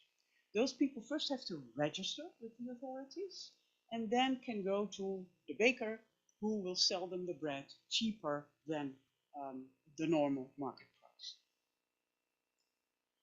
This system is actually not controversial. So they talk a lot about the details, how much grain to buy, when to sell it, what the price of that bread should be, but the system itself is above discussion. And it works. This is a table that shows the bread distributions in kilos per capita. And in the last column, it tells you which share of urban bread distribution, urban bread consumption is actually covered by this distributions. And for the two crises that I'm now talking about, 50-56, 57, and 50-65, 66, this was almost 50%. So it's quite a lot of urban consumption which is covered by this system. Moving to the conclusions. So commercialization, urbanization, and social polarization affected the causes and impact of the two crises in various ways. Vulnerability to price spikes was increased because of this increased dependency on imports in a unstable context, and also because of increased inequality, poverty, and economic instability. And what we then see on the other side is that the dominance of mercantile interests connected to the grain trade had positive effects in the sense of a good trade network, but it also eroded the whole system of traditional market regulation and allowed for all kinds of opportunities for profiteering. This was partly held in check both by the demands of the Habsburg authorities, but also by the need to prevent social unrest in the city itself. Thank you.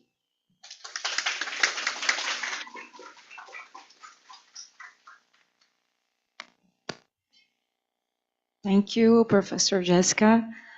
I think we have time for 2 questions. Who wants to start? Sylvia, please. Thank you so much. There are so many details, economic details, so I like it very much because it's not so different from what we do have now, yes. Right? Yeah. In some way. So going back to your question, I think it was your question to Dirce. I think this is the kind of reasoning that we could try to think now. What is going on for the future? Okay, but anyway, I have a doubt. When you say social polarization, it's a measure of inequality, or does it mean another? What is social polarization in history? Well, Thank you. What I mean in this situation is that there is a in the medieval situation, so 13th, 14th century, we see more a situation where in the towns many people are, as guild members, self-employed. So they have their own businesses and they can make their own choices. Whereas in the 16th century, in Holland at least, we see more a situation where they are dependent, where a large group of people has become dependent on others to employ them. So wage labor, but also forms of contracting where they are dependent on, especially in textile industries, on large entrepreneurs to give them work, right? So there is a bigger distinction between a group of an elite of entrepreneurs and merchants versus a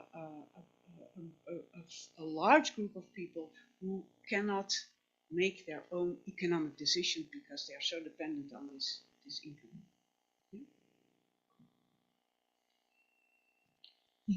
Thank you for your talk. Congratulations. As you thought, wow, this is what we can look what work at the time and see, because not many things, speculation and so on, are the same today. Yeah. And we see these examples with the event on Rio Grande do Sul that raised the price of rice because they are exporting, so on, so on. But what I'd like to ask you, in your presentation and others, I saw the role of war. Yes. And we are watching a very dramatic situation in Gaza, with food being used as a weapon. Yeah. As weapon, yes. Was the same at that time, because I saw shortage because of the war, but was it intended or a side effect, or this is instrumental? I mean, I'd like to hear you about this. Okay. Yeah, I think sometimes it was a side effect. So what sometimes happened is that armies just destroyed fields and farms, and then it was not so much intentional to prevent people from getting sufficient food. It just was a side effect of the war that was going on. But there are several instances where it was intentional. Sieges, for instance, are a good example. but also the whole idea of these French pirates trying to prevent Dutch grain ships from reaching the ports, that was intentional. They wanted to create problems for Holland. So they were not as effective as currently Israel is in Gaza. But they did have the same purpose of creating problems by way of keeping food away from the people. Thank you a lot for the interesting presentation. I was wondering about storage. So how common were storage facilities to them, given that they were so dependent on grain imports? And did they try to prevent these sort of food disasters by storing rye or other sorts of grains? Yeah, that's a good point. Well, we have to distinguish between private storage facilities. Merchants had storage facilities. They had warehouses where the grain was stored, and they got continuously better at preserving it for a long period, which in Holland is not that easy because it's a wet climate, so it easily spoils, but they got better at it. They had private storage facilities, but that was not because of to make sure that there was a buffer supply, but because these supplies were traded, right? So they were exported, re-exported to other places. Cities in this period only purchased grain when they saw a problem coming. Later on, they did try in the 17th century. Amsterdam, for about 80 years, had a permanent grain stock. It was too small when there was a serious problem, but at least it was something to get over the first couple of weeks until hopefully they could attract more grain from elsewhere. So yes, we do see that. We also see that it's a pity that Catherine Viollet has not been here, because she would be able to tell us more about it. This was fairly common in Mediterranean Europe, and I'm currently looking into Germany, where it was also fairly common. So there were indeed public grain stocks, which served as a buffer for exactly this kind of situation. Yeah. I have a very brief question, the last one. You just mentioned Professor Virlovet's presentation by proxy today's morning, and how unique Rome was in the Mediterranean late antique world. And the region that you showed us has a very high urbanization percentage of the population living in cities in these periods, and it's one of I think it's one of the regions that has the largest amount of huge export ports, of seaports in the region: Amsterdam, Rotterdam, and Antwerp. Yeah. So is it possible to think of Holland in these periods as an unique region that faces unique problems of such an urbanized and exporting region in comparison to other places in the Northern Europe at the time? Is it unique to speak of Holland? Yeah, it's always difficult to say this if you haven't researched all the other. But I think the fact that this highly densely populated, highly urbanized, even though they were not big cities, there were many small cities, that this functioned and was so dependent on these imports is indeed extraordinary. Yeah. This was a situation that had come into being. Nobody had, of course, designed this, but if you look at it from the outside, your first thought would be, those people are crazy. How can they, how can they risk this? How can they take this risk to be so dependent on grain that has to come from elsewhere? Actually, Holland is still very dependent on grain that has to come from elsewhere, but in this era, it's less of a problem, although it was in the Second World War. We'll hear more about that. Yeah, yeah. But I think unique is perhaps too much. There are no doubt other places with a similar situation, but it was special. Yeah. Thank you, Professor Jessica. It was a real pleasure to listen to you. Thank you.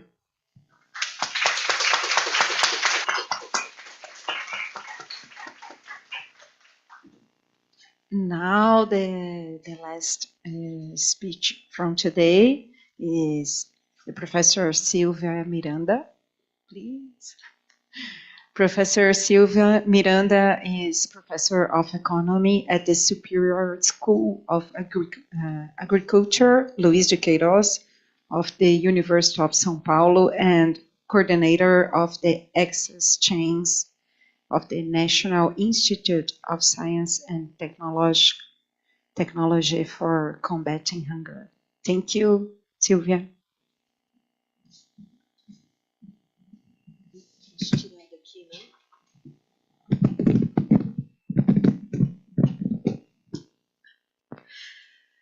Good afternoon.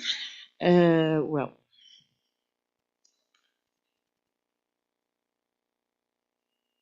okay. Well, it's a pleasure to be here.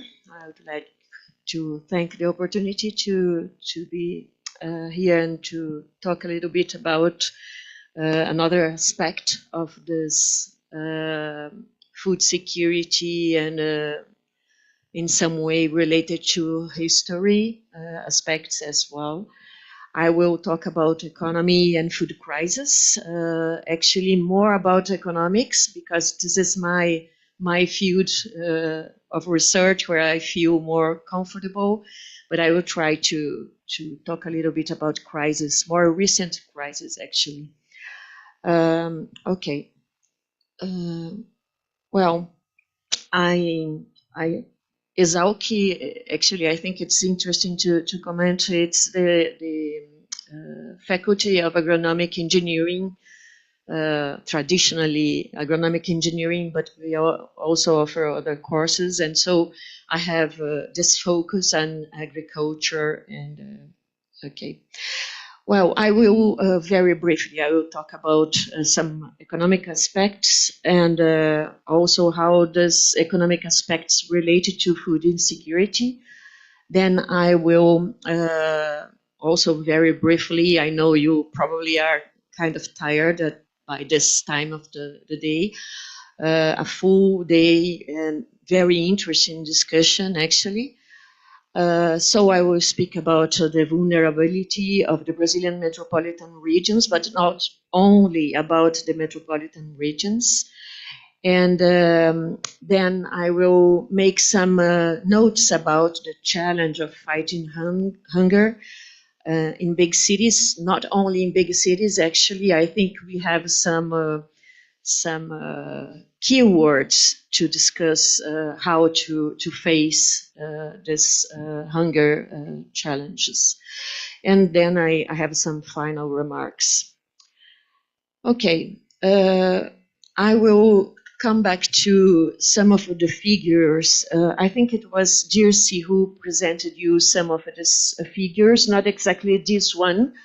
What I would like to no, here. No. Ah. Yeah. Wow, technology. Well, this is dangerous for me because I'm not that kind of person very into technology. But anyway, let's try. Okay, here we have this figure. Sergio, I will try to. I think it's okay. No, that's okay. Thank you. Okay, this picture shows us the percentage of the distribution of food security and food insecurity divided by urban and rural households. And why this is interesting to comment as an introduction, because actually you can see that food insecurity, it's common and it's present in Brazil in both households, rural and also urban. And I use it to think about this, how in Brazil with such a great production, agricultural production, we still have food insecurity in rural areas. And actually, it's very interesting when we start looking at more closely to these figures, because If we consider, for instance, São Paulo state and my town, for example, Piracicaba, it's 2 hours from here, very urbanized state, very industrial region.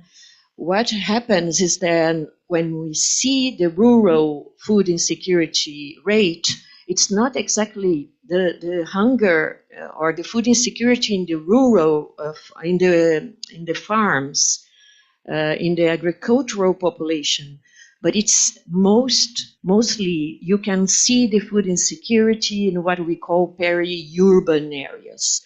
And so we have also these peri-urban areas in the metropolitan areas. And later I will show you some pictures of São Paulo metropolitan region, and you can see there are some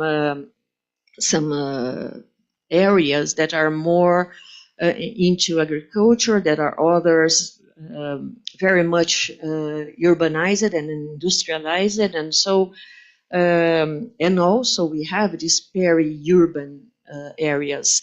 It's really interesting because we know that, for instance, in my town, for example, people are leaving the urban areas, people that are more vulnerable, they do not have jobs, and little by little they are being expelled to the periphery, and so they are going towards the peri-urban areas, and at the same time we can see that the farmers, small producers, suddenly the father dies, and then they divide the farms, and little by little people are coming to the direction of the urban areas, but they do not find jobs. And so you have all this area where we can see, for example, in some regions of São Paulo, the insecurity, food insecurity situation.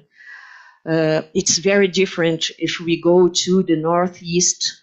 Klaus talked about the Northeast more ancient figures, but the point is, in the Northeast region of Brazil, then we can really see clearly the food insecurity in the rural areas, in the farms, because still because of the drought and all the restrictions we have to produce in those farms. But anyway, I thought it was interesting to start focusing a little bit on this point. I think this one Dirce showed to us. But anyway, just to emphasize again the heterogeneity we have in Brazil. So Brazil, it's very complicated to discuss food security policies, nutritional policies, and of course we also have, if you go and visit south of Brazil, for example, very south of Brazil, close to Argentina, then we can see the influence of the immigrants. A totally different way, the relation the farmers have in Rio Grande do Sul with the land, it's very different from the relationship we can see in São Paulo state or in the Amazonas state. So we have this heterogeneity, and this is very important to understand if we are discussing food insecurity and how to fight food insecurity. And also in terms of metropolitan areas, actually, I will show you some statistics, and you see that when we say metropolitan areas in north of Brazil, we face different challenges compared to when we talk and discuss about São Paulo or Rio de Janeiro. Okay. Earlier this afternoon, Dirce also commented about several studies we have, several research pointing to this knowledge. The probability of food insecurity, and in this particular case, I am quoting Josimar Jesus and Professor Hoffman. So the probability of food insecurity decreases with income growth, decreases with the increase of the educational level of the household reference person. So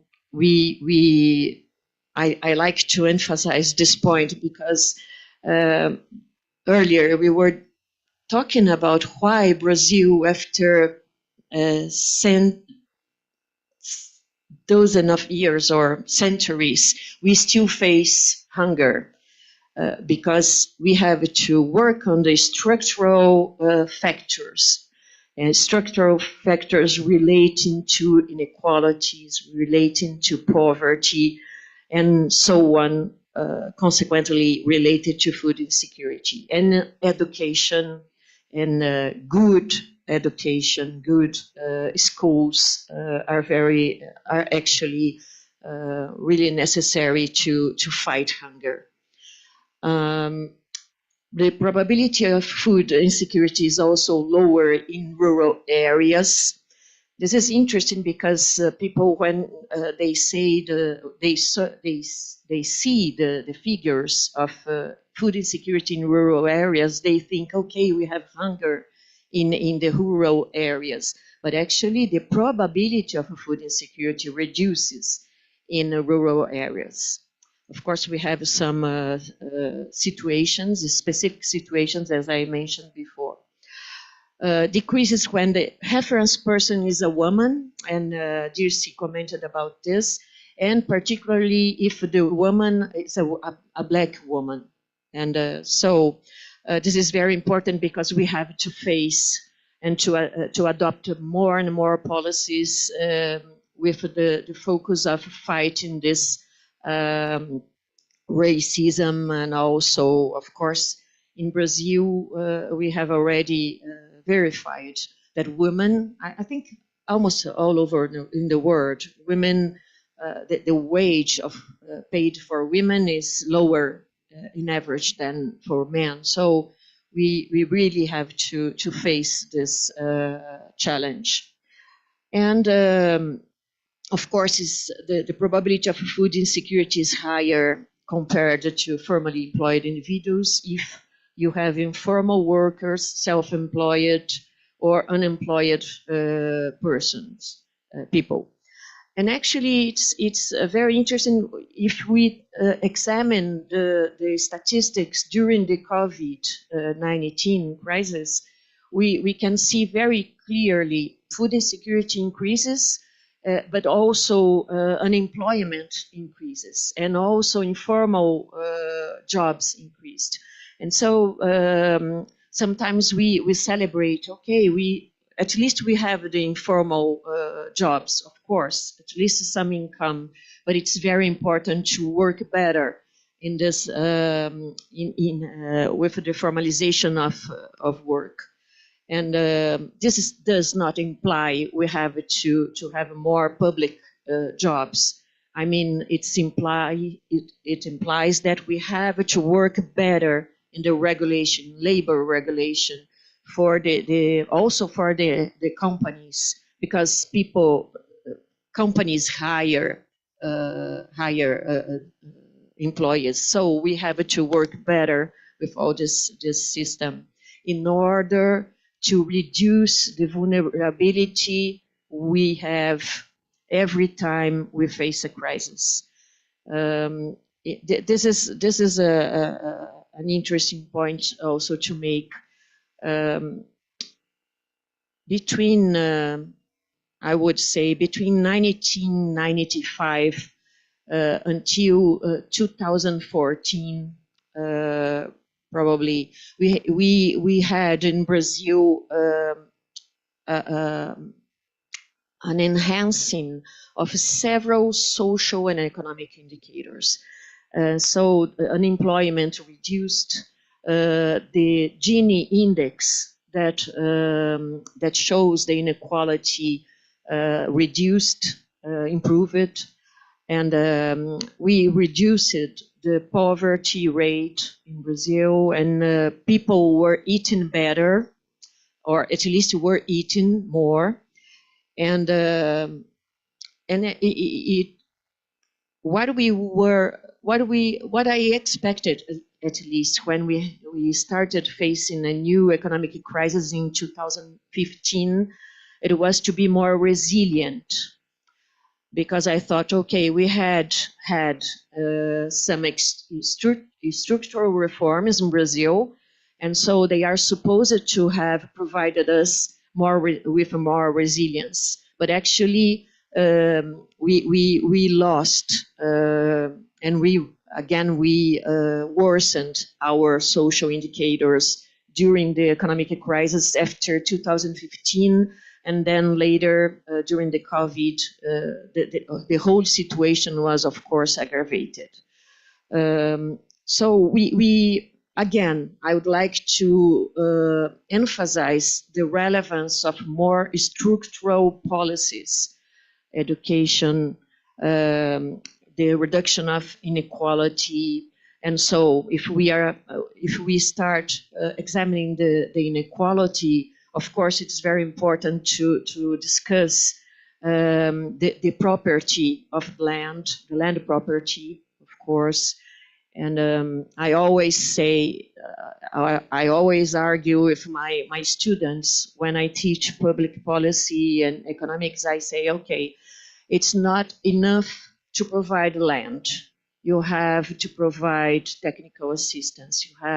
It's not enough to provide credit, because if you do not examine how you are giving credit and financing the crops, we will not really see what is going on, and that the producers, despite the fact that they have access, or formally they would have access to money to cultivate, sometimes they are not able to access effectively that money, because they have all the relationship with the banks, the financial system, with the banks, the guarantees, and so the liabilities. It's very important to take a very careful look into the implementation of all the set of policies. And that's, in my opinion, one of the reasons why, despite the fact that we have been adopting and proposing so interesting policy tools, we are always really late in advancing, or at least we are not advancing so fast as we would expect to do. Okay. Well, and still speaking about this more general and structural aspects, when we discuss food insecurity in Brazil, it's essential to pay attention to prices, inflation rates, prices, and real prices. And this is only well, this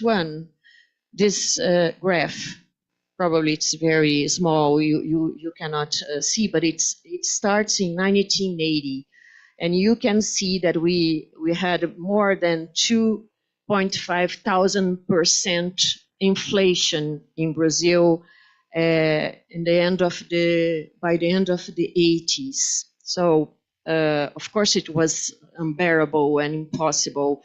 And in addition to that, younger people here would not remember, probably you have studied in history, but we also had our country very closed in terms of marketing with the other countries. So we really face it. When I was a child, we really faced a lot of scarcity, food scarcity, and very, very expensive, actually. Anyway, and in addition to that, rural migration, that of course aggravated the situation of food insecurity, because if you have more population living in the rural areas, they will be producing food. But if you are moving population from the cities to the from farms to cities to as labor, actually promoting this migration, because you have now industries and you need the labor for the industries, then of course you have to organize production systems and commercialization systems. So we had several factors pressing the prices, besides, of course, the oil crisis. So here, of course, we had a kind of chronic crisis in terms of food insecurity in Brazil, aggravated by a really very serious, grave situation in terms of inequality, social inequality. And then later, and here you can see this is when it starts, the Plano Real in 1995, and then we succeeded in controlling the inflation, and it coincides with the period where we had real gains in terms of wage, minimum wage. That was essential to improve the social indicators in Brazil. The reduction of poverty in Brazil was due not only to the transfer programs, but also the social programs, but mainly, actually, according to economists, mainly due to the inflation control we had after this period. Okay, well, I sometimes my economists, my students complain, Professor, you are always insisting that the formal definition of inflation is a continuous process of increasing prices, and not only one price, it's a general process. And so when of course, in the media and not as an economist, when I see this period from 2006 to 2007, and then we can see the huge food inflation, my students and everybody would say, oh, we had a food inflation. Of course, but it's a kind of food inflation, but in a strict way, this would be a moment of disruption in the trend of these prices. This is not a real process of inflation.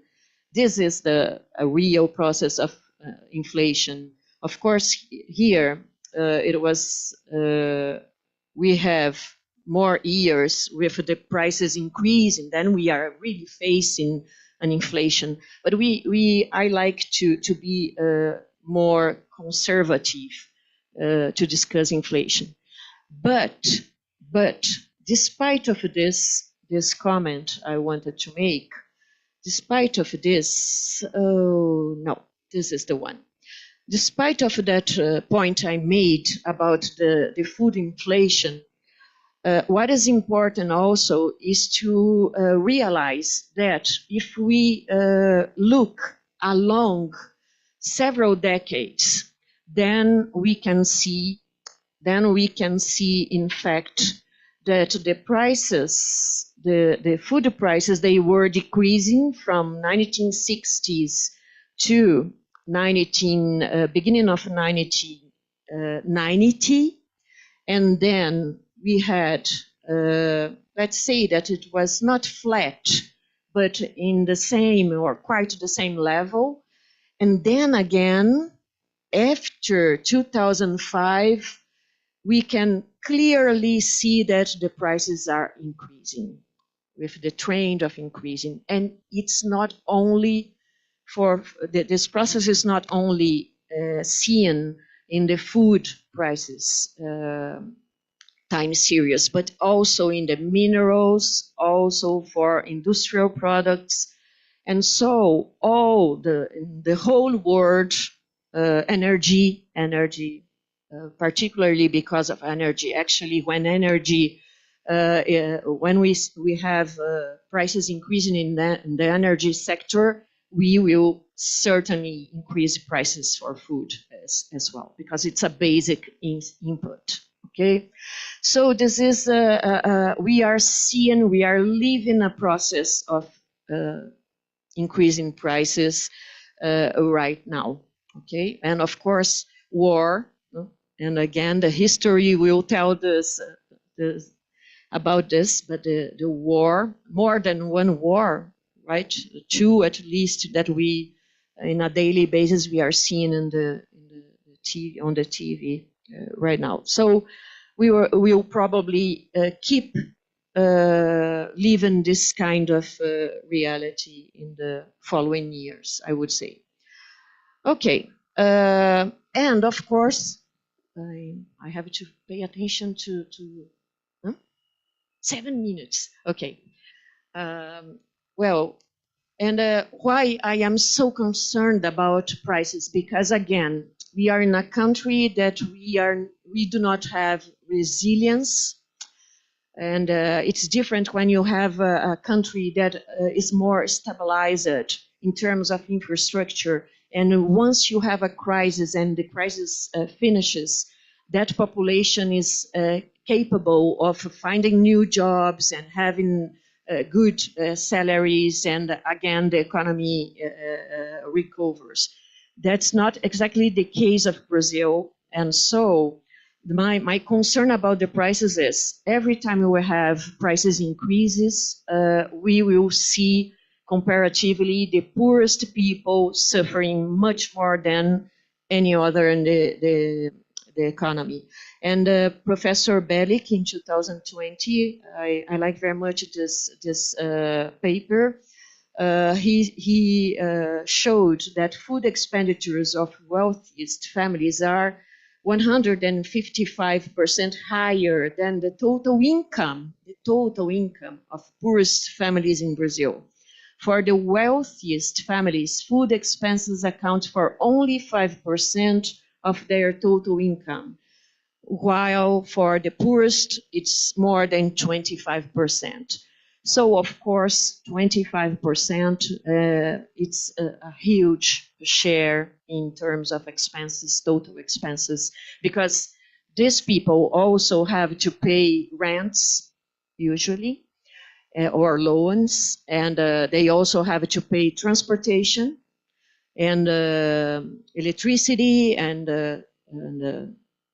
other basic products.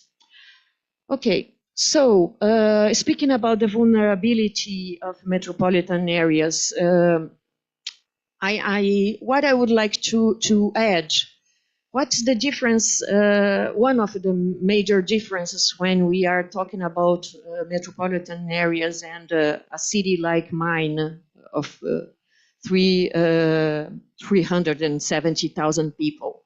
The point is, this is the São Paulo metropolitan region, and then we have a serious problem, not only in São Paulo metropolitan area, but also in Salvador metropolitan area, Rio de Janeiro, Belo Horizonte, all the capitals, and also Campinas. Campinas, it's close to São Paulo, and we also have a kind of metropolitan area of Campinas. And the problem is that usually people are being expelled to the periphery, and then we can see the slums, and the social problem, the social situation becomes more serious than we would see in general when we are in smaller towns and more rural or in the countryside. Okay, and so all the scale of problems when you have the metropolitan area is, of course, very critical. And then I have a student of mine now that is comparing. She took the São Paulo metropolitan region, and she is now looking at the mobility and how mobility, the time that people take moving from their houses to their jobs, how much time it takes from that for them, and also if they are going too far to buy food. And of course, this has a lot to do with also the food deserts studies, because of course, if you do not have places where you can buy affordable food and food of quality, of course, people who compromises 25% of their budget to buy food, of course, they will have to select food using other criteria that not nutritional aspects, unfortunately. So this is really something important when we are considering the metropolitan areas. This study, this map, it was organized by another researcher who worked with me, Joyce Gomes, a postdoctoral researcher. She works with more spatial modeling, and it's interesting. This is the Islam occupation in 2010 in hectares. So the darker the colors, the highest the area of occupied with slums. Okay, so, and this is central of São Paulo. And the next map A and B, it's we tried to organize, we tried to put together several indicators from the supply side and from the demand side, exactly in order to find out what is going on in terms of deserts, food deserts, but also trying to analyze where is the food coming from. And so it's really interesting. So far, we have evolved with this urban vulnerability index to food insecurity. This index comprises two others. We have a food access indicator and another one that is infrastructure of a food security indicator. And so we evolved a little bit better with the supply side of the indicator, and now we are trying to evolve a little bit with the demand side. And it's very interesting, this case of the São Paulo metropolitan area, because we have some of the towns surrounding São Paulo that are more into agriculture. And actually we have what we call the green belt close to São Paulo. But we have other municipalities, smaller municipality, not so small. Actually, they have a large area, but they do not cultivate. So we think that this kind of analysis might help policymakers to plan how to deal with the organization of food supply and commercialization. And actually, I will have to skip. I'll have to skip this other one. It's also about the favelas, the population in high vulnerability areas within the favelas.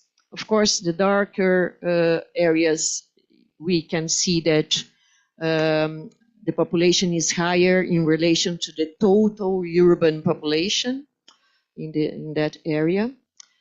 Here, that's the point I was trying to make also in this paper. We tried to analyze the distance. So this is the percentage of population at the extremes in terms of our vulnerability index.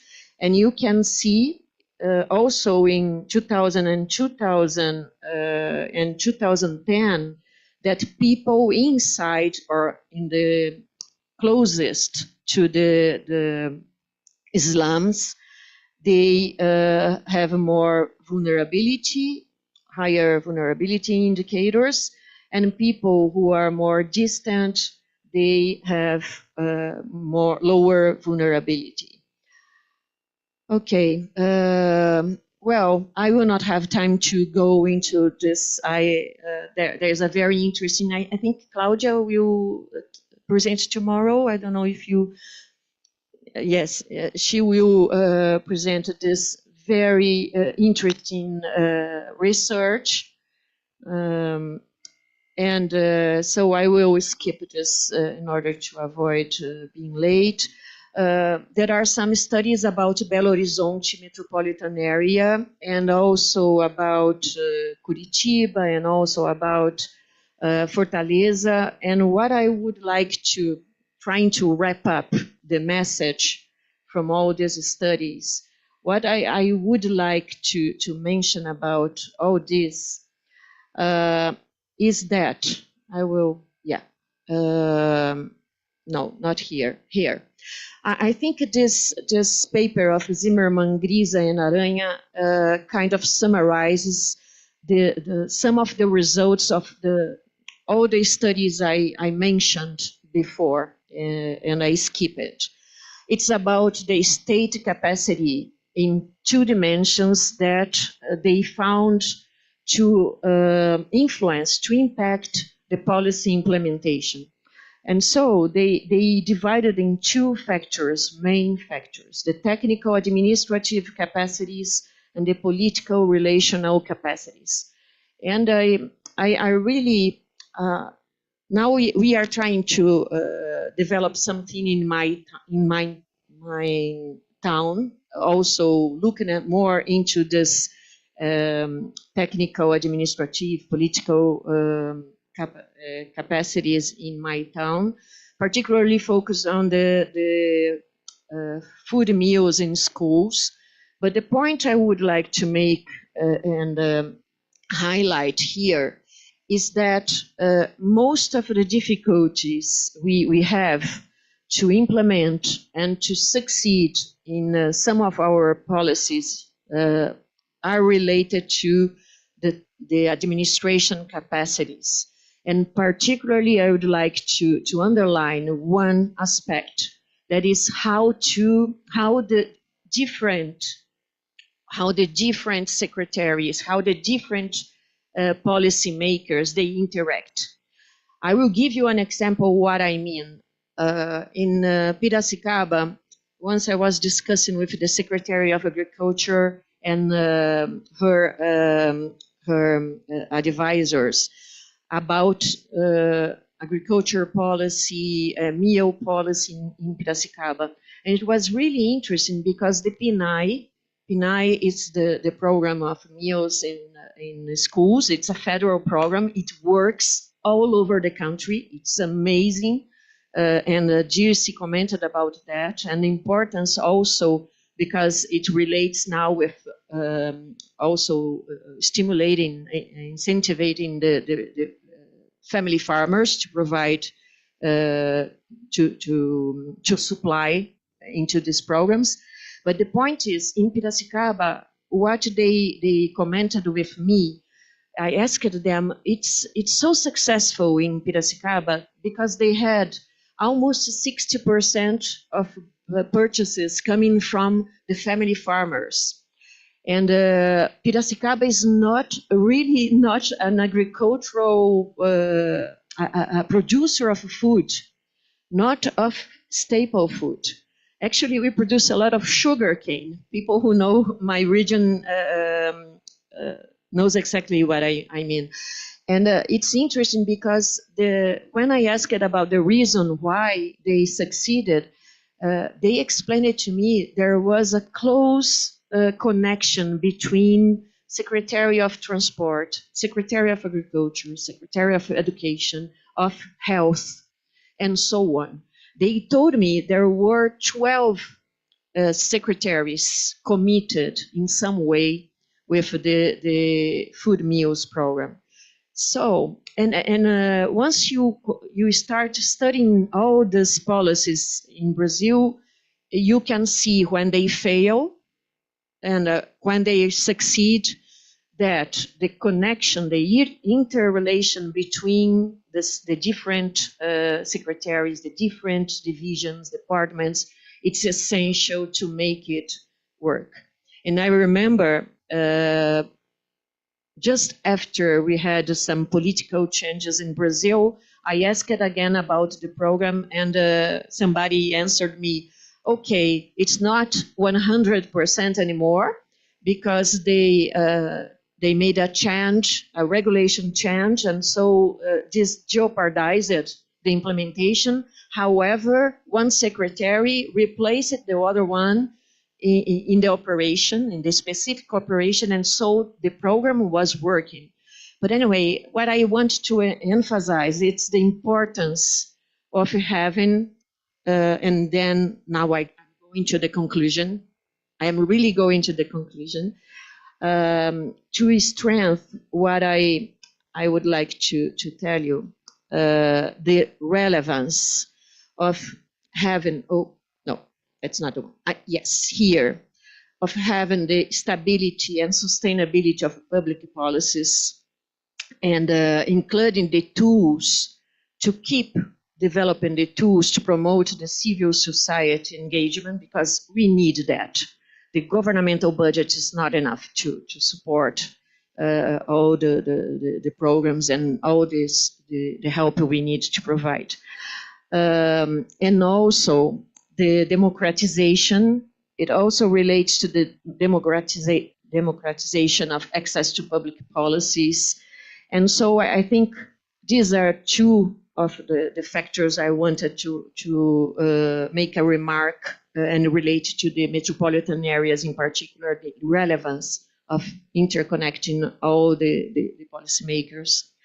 And okay, I will stop here, and thank you so much.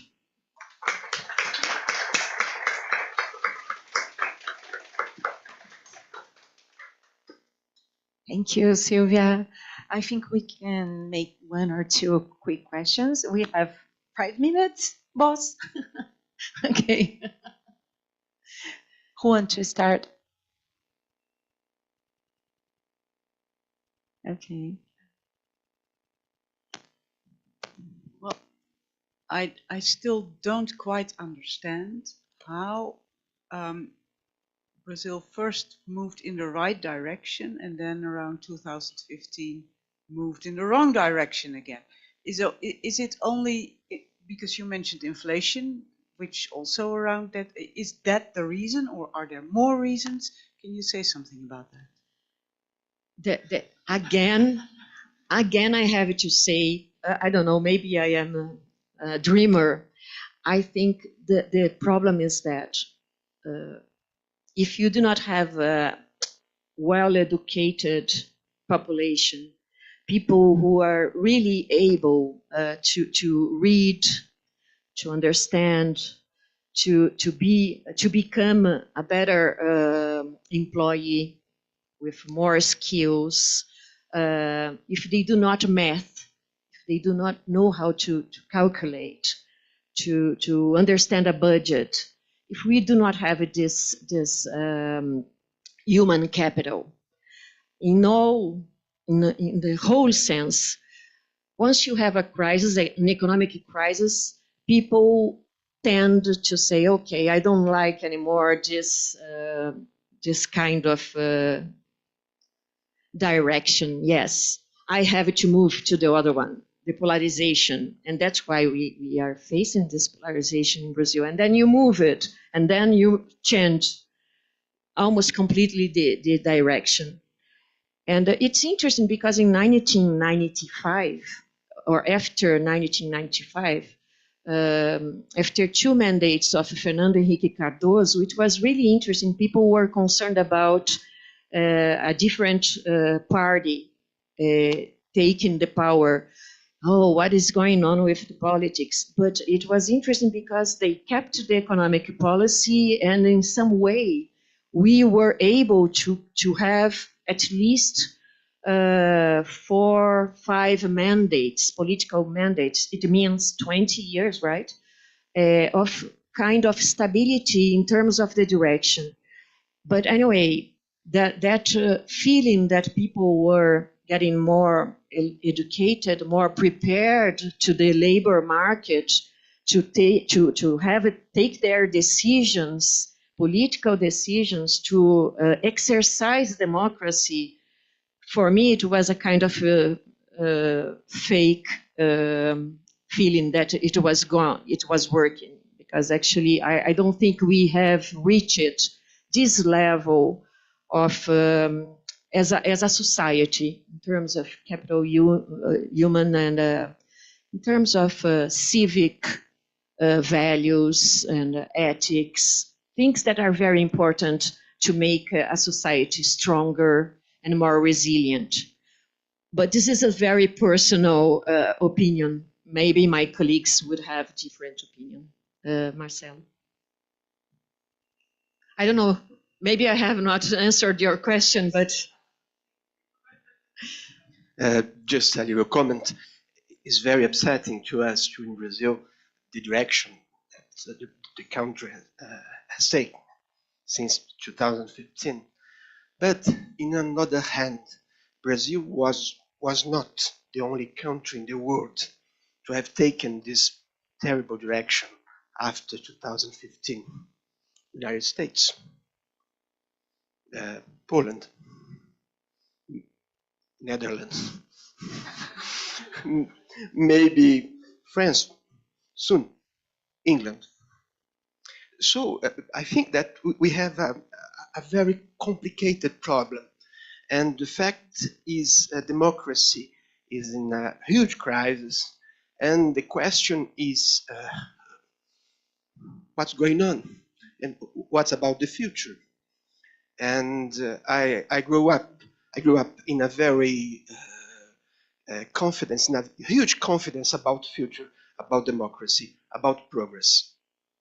But since 2015, and above all after 2019, we realized that things can be worse and worse. And so I don't have an answer to the question, but I'm not so confident about the idea of well-educated people can be made good decisions. Very, very educated people can make very bad decisions, as in Germany in 1933. But the question is how kind of democracy, what kind of democracy you are trying to build. And I think that it's impossible to build a solid democracy with inequality. This inequality, it's a very huge problem to our democracy. We must solve this problem in order to consolidate our democracy and our conscience of society, because this is the problem. Sometimes we have the impression that we are not a society. This conception, we have a very a great amount of different societies in one country. You saw yesterday the inequality, different people in different neighborhoods. So the question is, we must fabricate a society. We don't have a society, I think. I'm very pessimistic, but after all, I am optimistic too. But I have to argue with you. Schooling is very important, but good schooling, math and Portuguese, the alphabetization, because we need to improve the labor productivity in Brazil. We have to get these people prepared to move, to keep moving from the rural areas where we have the mechanization and go into services, for example. We have to improve labor.